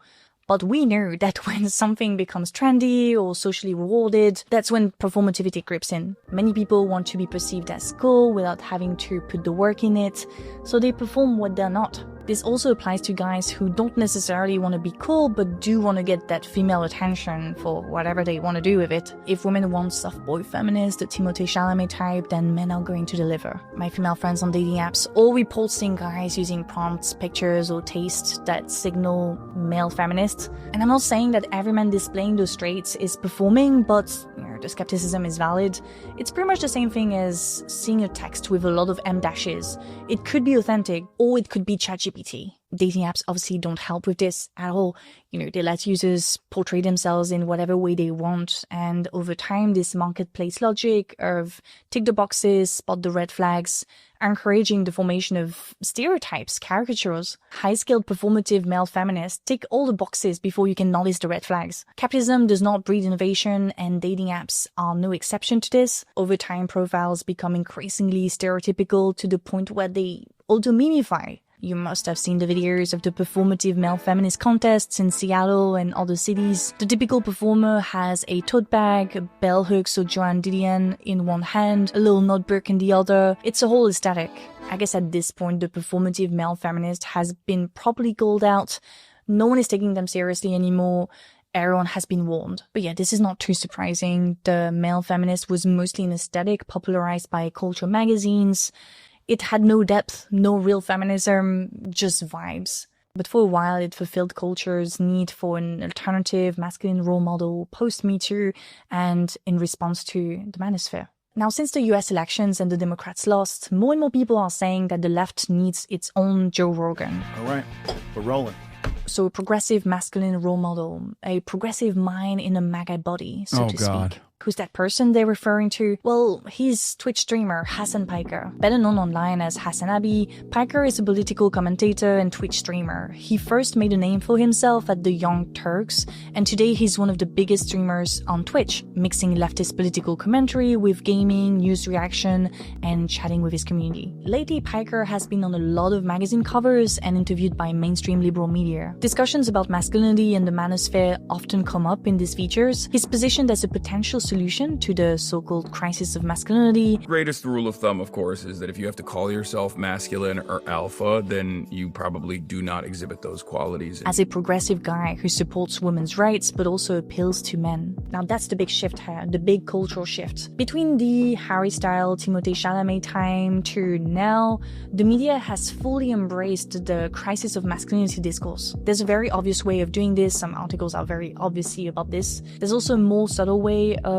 doing this. What you can do to spot it is every time you see an article that is using sort of men versus women or using a gendered lens, basically, you can ask yourself, is that gendered lens necessary to talk about that societal issue, or is it a choice that the journalist is making to, take part in this very clickbaity crisis of masculinity discourse? I've talked a lot about this person called Richard Reeves, who's a liberal researcher. He's doing that a lot.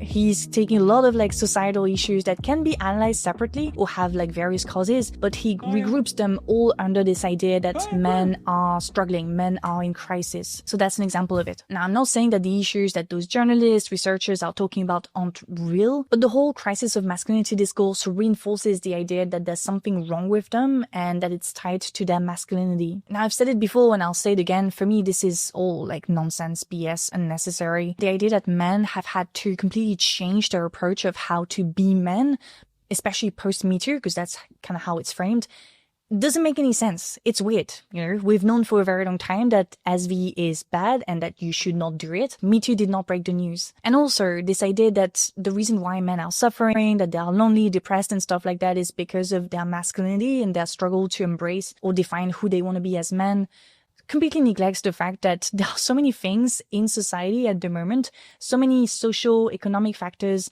that is making the lives of people, regardless of their gender, pretty bad, pretty shitty. All those problems I've mentioned can be reconnected to capitalism, our economic system. Yet mainstream media and those liberal researchers prefer a gendered lens, so an identity-based lens, because focusing on identity means that we don't have to care about like the biggest stuff. We don't have to talk about our whole economic system. We can just fix individuals here and there, fix their masculinity problems. It's for the exact same reason that mainstream media has recently turned to Hassan Piker in search of that, leftist Joe Rogan, of that progressive mind in the magazine. It's like, this is what they bill me as, but I always say that this is seen as like, it's like a marketable term. Just like back in the day in the BuzzFeed era, they call me woke bae, right? It's just a marketable term. It doesn't define who I am. Not only does it not define who I am, but also it's missing a major point. Like, it's the media's inability to see this issue that like the crisis of masculinity, in air quotes, is not going to be solved by people like myself. It's not. Just like the Democratic Party's problems are not going to be solved by like having more liberal guys who are defending the Democrats. They need to fix these issues. They need to actually advocate for policies that help people, that improve people's lives. Body. But as someone who's been keeping an eye on what Hassan Piker has been doing for years now, I've seen him getting more and more popularity, and for me that's not necessarily due to the fact that he's a leftist gym bro. It has a lot to do with the message. Most young people in the US resonate with socialism and oppose the genocide in Palestine. Hassan Piker is one of the few people with a platform to actually speak about those things. People are looking for individuals and platforms that will welcome their frustrations, validate them, politicize them. It's important that the left has big media figures speaking about Palestine, because a lot of problematic streamers like Sneeko or Andrew Tate, to some degree, are seeking a rebranding through Palestine advocacy. They want to be recipients of those frustrations too. So it's not just about the way the person looks. The values and convictions are key. Another example of this exists. Take Mehdi Hassan, for example. He's become so popular lately, and he's not a gym bro either. Or maybe he is, I don't know. His fast-growing platform reflects frustrations with media bias on Palestine and broader vibes politics. Zoran Mondani is yet another example. If you look at his profile, he's not really a Joe Rogan, but he's on track to become New York's next mayor in November. The main reason why he's so popular is because... Okay, I think it's all because I just realized Americans didn't need a leftist Joe Rogan. They needed the Ummah. I'm just saying, all of the figures that she's pointing to, Muslim. Kind of feels like Muslims are on the come up a little bit. Islam getting a lot of positive coverage. I'm just noticing, dude. May Allah awaken the people to the evil doings of Israel and the United States of America. Things changed when Donald Trump said that. He's openly socialist. He has shown solidarity with Palestine. Because of that, he managed to mobilize 50,000 volunteers to knock on over 1 million doors. That's ultimately what people want across the gender spectrum. They want to look up to people who act, who have values and convictions. Now, Hassan Piker is definitely not the only person being portrayed as a progressive alternative to the manosphere role models. In a different register, sports stars are getting similar treatment. A day before Hassan Piker's latest Thirst Trap interview, Travis Kelce appeared in a similar half-real, half-ironic shirt. He's also developed a strong presence online with his podcast New Heights. And let's be honest, he's mostly known because he's the boyfriend of pop megastar Taylor Swift.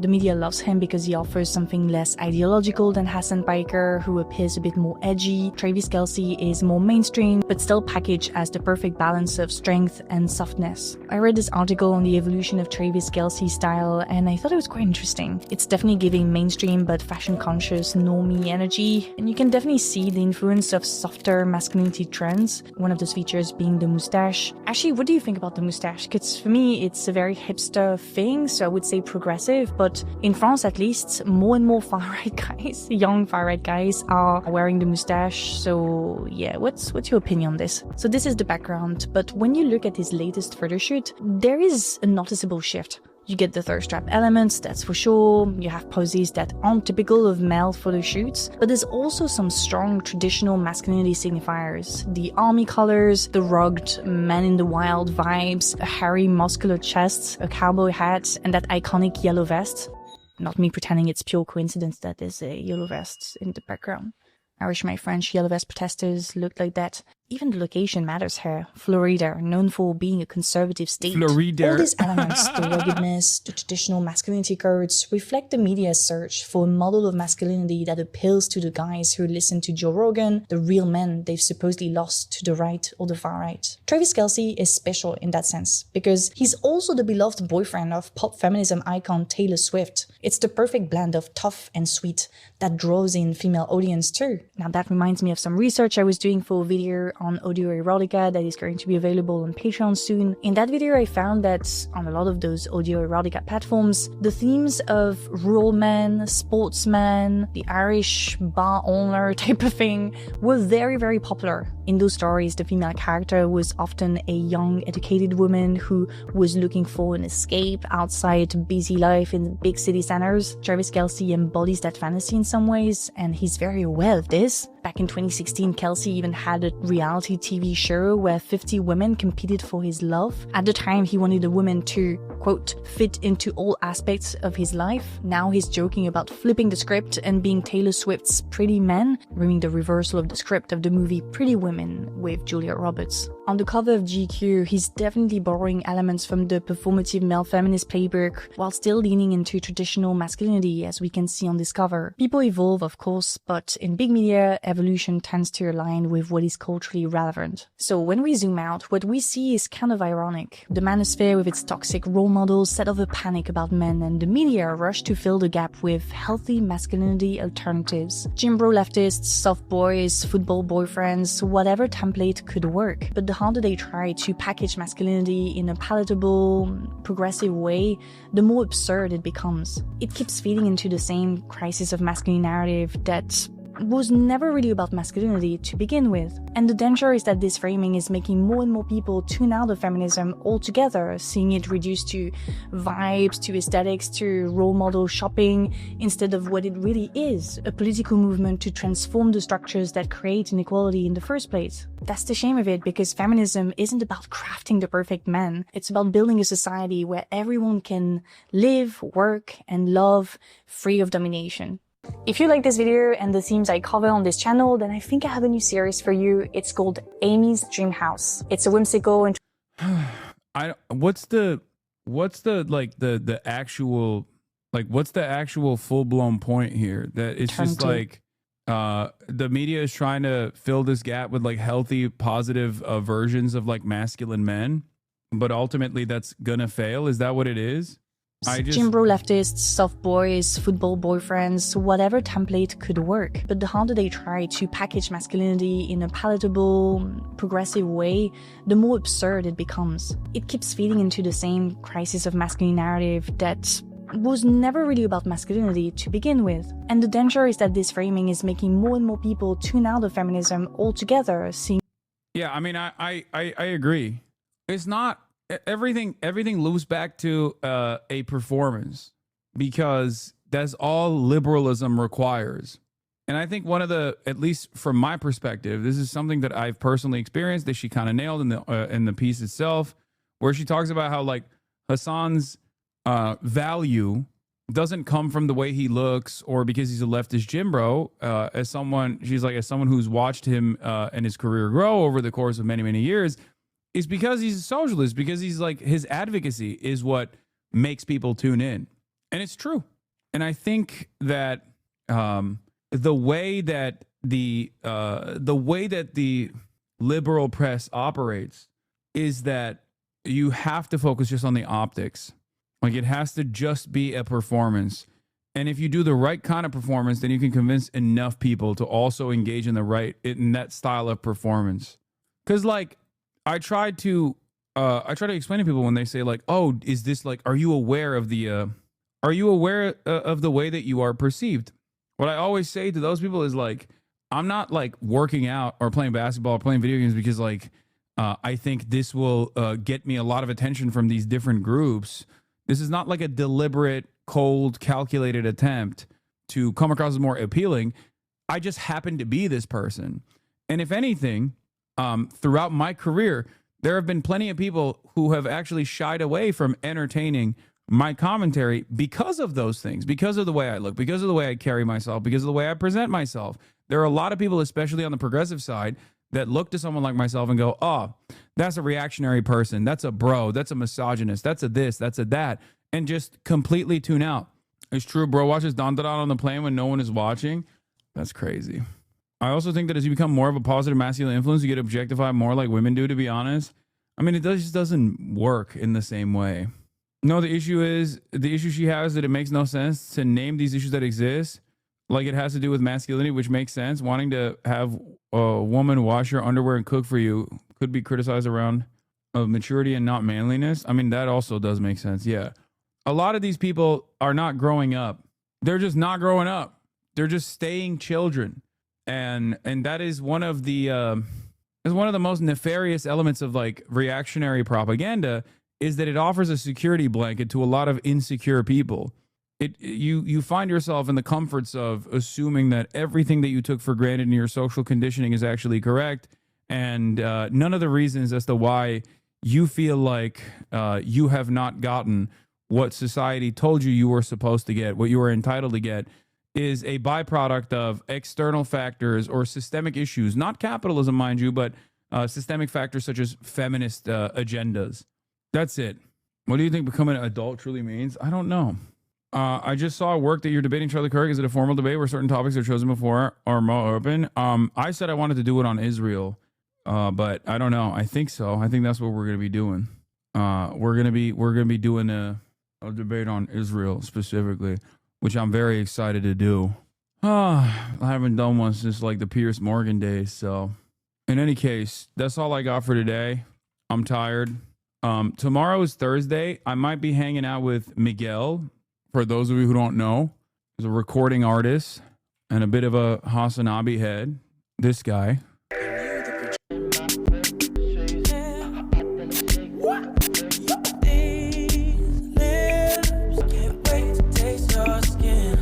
Anyway, and I actually am trying to do something super cool, and potentially link up with the LA Taco Boys and maybe do like a ride along or something. But because it's too short notice for them, we might not be able to do that. But yeah, we're gonna be linking up and building. Yeah, get excited. He has a new album coming out. But that's what we got for tomorrow. On top of like the regular, on top of the regular news coverage that we're gonna be doing. Stop being on short notice. Sometimes things just work out that way, chatter. What the fuck do you want from me? Oh my god, just get excited at the prospect of a cool guest. Okay? Peace. Be happy. Sunny Los Angeles, California, says Hassan. The starlight to the starlight to the topic just begun. There he is again. Hassan is streaming. Hassan is streaming. There he is again. Hassan is streaming. Hassan is streaming. Reviewing the P.O. box. Uncle Uger's face. Sat in Discord at your prop. Great names take on break. Tiny Bernie Sanders, LGBTQ Air Force. The whole left at your fingertips, Ane at your door.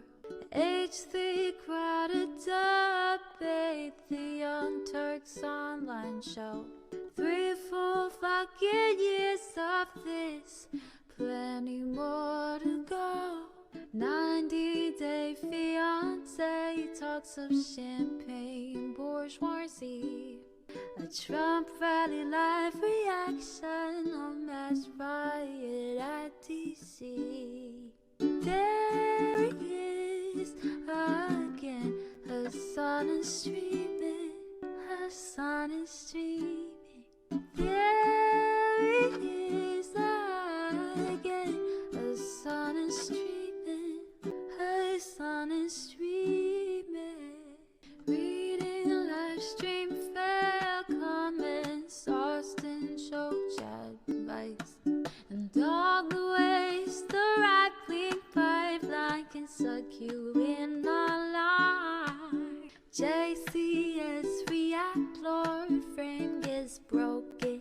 overblown. A full-blown mass pandemic, monster streaming at your home. Total radicalization coming out to find. The system you were taught to trust in was broken the whole time. All these daily streams, whether big or whether small, have helped me and so many find the meaning through it all. There is again, her sun is streaming, her sun is streaming. There is again, her sun is streaming, her sun is streaming.